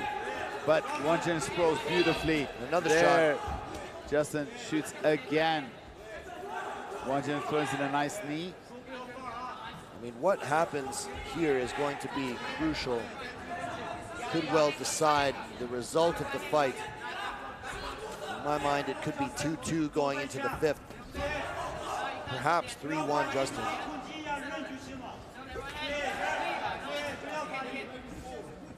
It just feels that Christmas of the striking is in the favor of Wang Jizheng. His punches look faster and crisper. But Justin has probably got the better of the grappling exchanges and spent more time on top, controlling from back position as well. Oh, that hurt him. That leg kick hurt him. Could be. You never know, man. He's a wily old guy. He might have faked it. Let's see. Let's see if he goes back to that leg kick. Oh, yeah, he doesn't like those kicks. Wang Jizheng should kick it again. If Wang Jizheng keeps kicking that leg, that's big trouble for Justin. Justin needs to get the takedown. 3.5 minutes left. Those leg kicks are really bothering him. He's almost switching stances.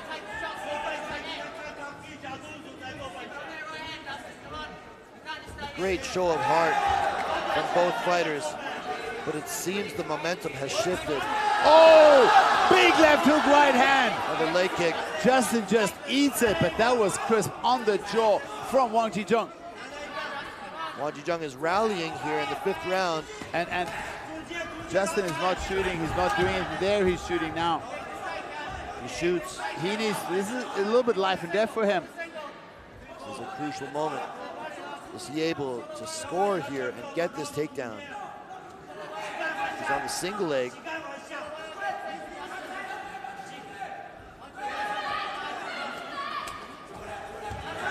Jizheng separates. And kicks again. Yeah, because he knows he has his man hurt to that leg.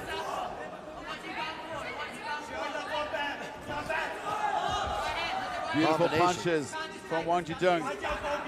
2 minutes and 10 seconds left in this 5th and final round. Shoots again. Wang Jizheng sidesteps it. And attacks from the back. Wang Jizheng working, not letting off. Beautifully steps over, laces that leg on the outside, not allowing Justin to roll in for the knee bar. Heavy on the hips, weave that leg now. Got one hook in, weave deeply.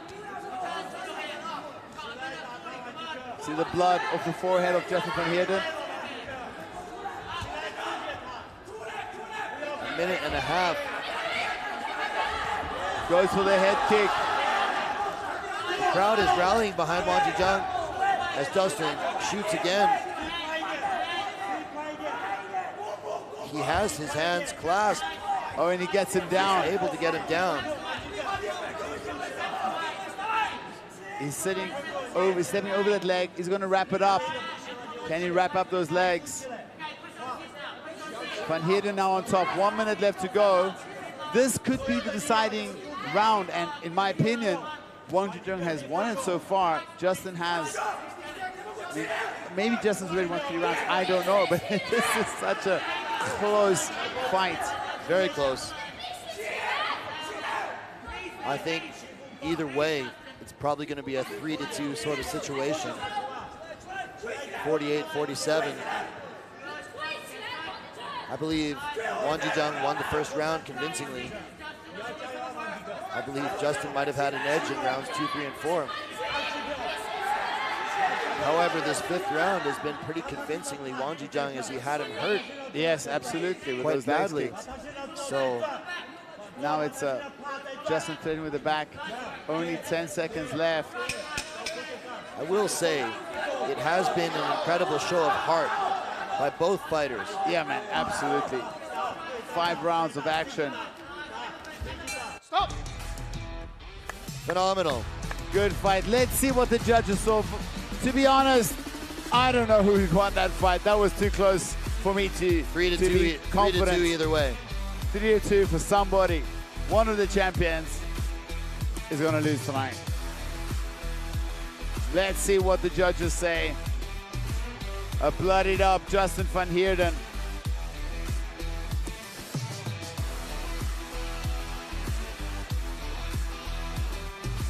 Good performance by Wang Jizheng. Super close fight. We see both of them not celebrating. Both of them not sure whether or not they won this fight. Yeah, let's take a look at some of the action. It was quite back and forth. Both had their moments. I feel like the striking was certainly to the advantage of Wang Jizheng. Rounds 2, 3, and 4, Justin had the grappling advantage, yeah. Exactly. And in the 5th round, we saw Wang Jizheng really rally with those low kicks, had his man hurt. But Justin, incredible show of heart, came back and actually ended the round on top. So, to be honest, I have no idea how to score that.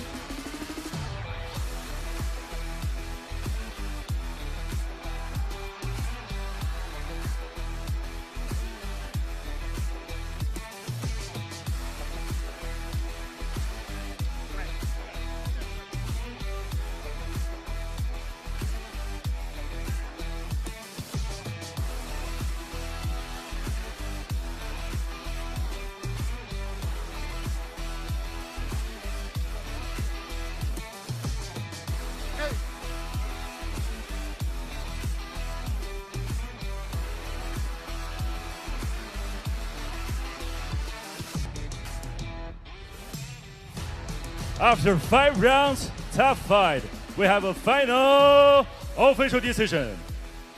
1号裁判48比47 ，Judge number 1 48-47。2号裁判48比47 ，Judge number 2 48-47。3号裁判48比47 ，Judge number 3 48-47。本场比赛3位裁判一致性判定，红方胜。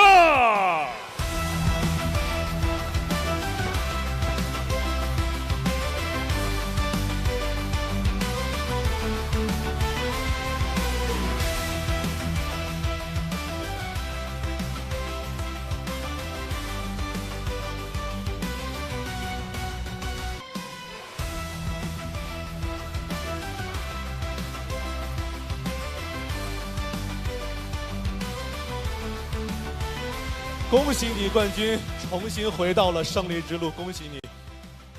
那么大家都知道，经历了上一场的失败之后，重新回到八角笼当中，拿下如此重要的一场胜利，怎么评价今天你自己的表现？首先，所有的尊敬送给我的对手和他的团队。你们知道，他是来自澳大利亚、新西兰，胖死胖排行第1。我可以认为他是我职业生涯中遇到最强大的挑战，而且是在我输了、受到质疑以后的回归的一个对手。赛事方发给我，我就接了，因为我觉得为了证明我回来，找一个比我更强的人更适合我。这个可能就是冠军之心。其实刚才我也想问你，其实原本有机会不去接这么强大的对手，你可以打一场过渡战，大家认为这会很稳妥的，但是你依旧还是想要去接这样的一个对手，是真真正正的去挑战自己。那么这场比赛为了备战的话，都经历了哪些的困难？你要感谢哪些人？说实话，这次备战很艰难，很艰难。赛前2周，我的左脚、右脚在实战中都受伤了，我几乎2周没有做针对性的备战，还有卡夫踢的备战，所以这次太难了。尤其是我上一场输了之后，我这场输了，意味着身为咱们的冠军，却2连败，却还持有着腰带，我自己都看不起我自己，说实话。所以这场回归战对我来说意义太重要了，意义非凡。所以我要感谢我的团队。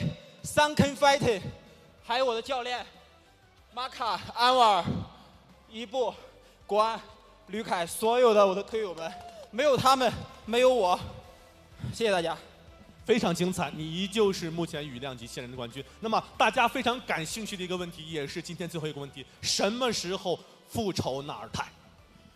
我已经给过他机会了，发布会我都说过，1番战我是输了，我认，但是2番战。他有足够的时间备战，我也是一样，日期是一样的。然后他没有接，没有，他伤退了，不好意思啊，我说错了，他伤退了。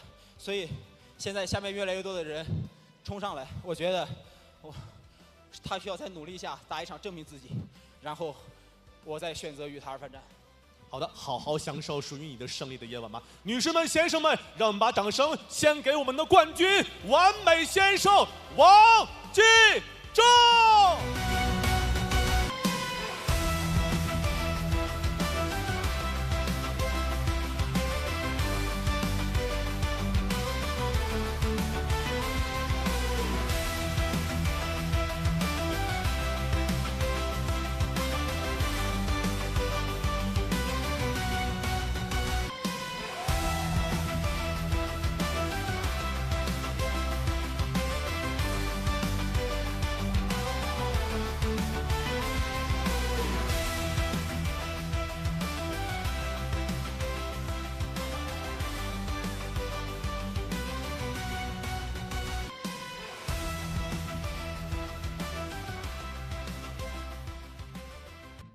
所有现场以及屏幕前的观众朋友们，那么今天晚上 JCK 战决城王者系列009的所有比赛到此就告一段落。再次感谢我们的官方合作媒体咪咕视频、抖音、腾讯新闻、新华网、百度 App、深圳电视台体育健康频道、辽宁移动、贵州新媒体、宁夏新媒体、TCL 互联网电视、虎牙直播、快手以及格斗迷的大力支持。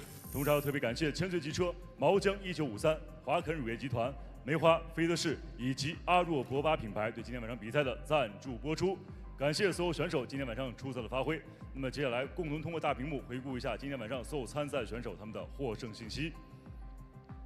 达德马里通过分级判定获得比赛胜利 ，Youness Acharki TKO 对手，阿扎特别克 Kydyr 使用断头台降服对手，常宇航断头台降服对手，李金波通过一致判定战胜对手，杨清强通过一致判定战胜对手，崔廷润 TKO 对手，阿吉兰 Thanigasalam 使用断头台降服对手 ，Turpal Gediev 通过一致判定成功的战胜对手。那么今天晚上的焦点之战，头条主赛羽量级冠军对阵冠军的比赛。完美先生王继征，现役 JCK 战决城羽量级的金腰带持有者，那么通过一致判定成功战胜强敌。到了2025年的7月12号呢，将会迎来 JCK 战决城的决城之夜101期的比赛。头条主赛，铁骑杜利勒对阵2025年哈萨克斯坦 MMA 锦标赛冠军阿布努尔博拉特。联合主赛，吴泽对阵陈瑞。除此之外，伊希俄木大战阿蒂，卡利别科夫埃尔迪亚尔对阵尤里季托连科。刘少宇大战布火古布，阿平史拉对阵阿尔乔姆福尔图纳托夫。在此也诚挚邀请屏幕前的各位持续锁定我们的官方网站3w.JCKMMA.com 以及微信公众账号以及官方抖音号，了解最新赛事资讯的更新。感谢现场以及屏幕前的诸位今天晚上整晚陪伴，最后祝大家晚安，再见。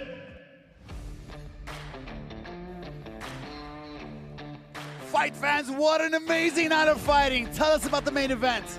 Well, it was the triumphant return of the featherweight champion, Wang Jizheng. I thought he had a wonderful performance. Did you hear him at the end of the fight? He was talking about his injury. Absolutely. Yes, he couldn't even train properly for like 2 weeks. For the last 2 weeks. I heard the rumor. I don't want to talk about it. His teammate Lukas told me, Lukas, what a war. But Gediev, the Russian, gets the win. An absolute war. One of the best fights we've had here at JCK that fight, ever. If you were here in the arena, you heard the crowd popping up. That fight blew my mind. The first 2 rounds, I think that was some of the best action I've ever seen in the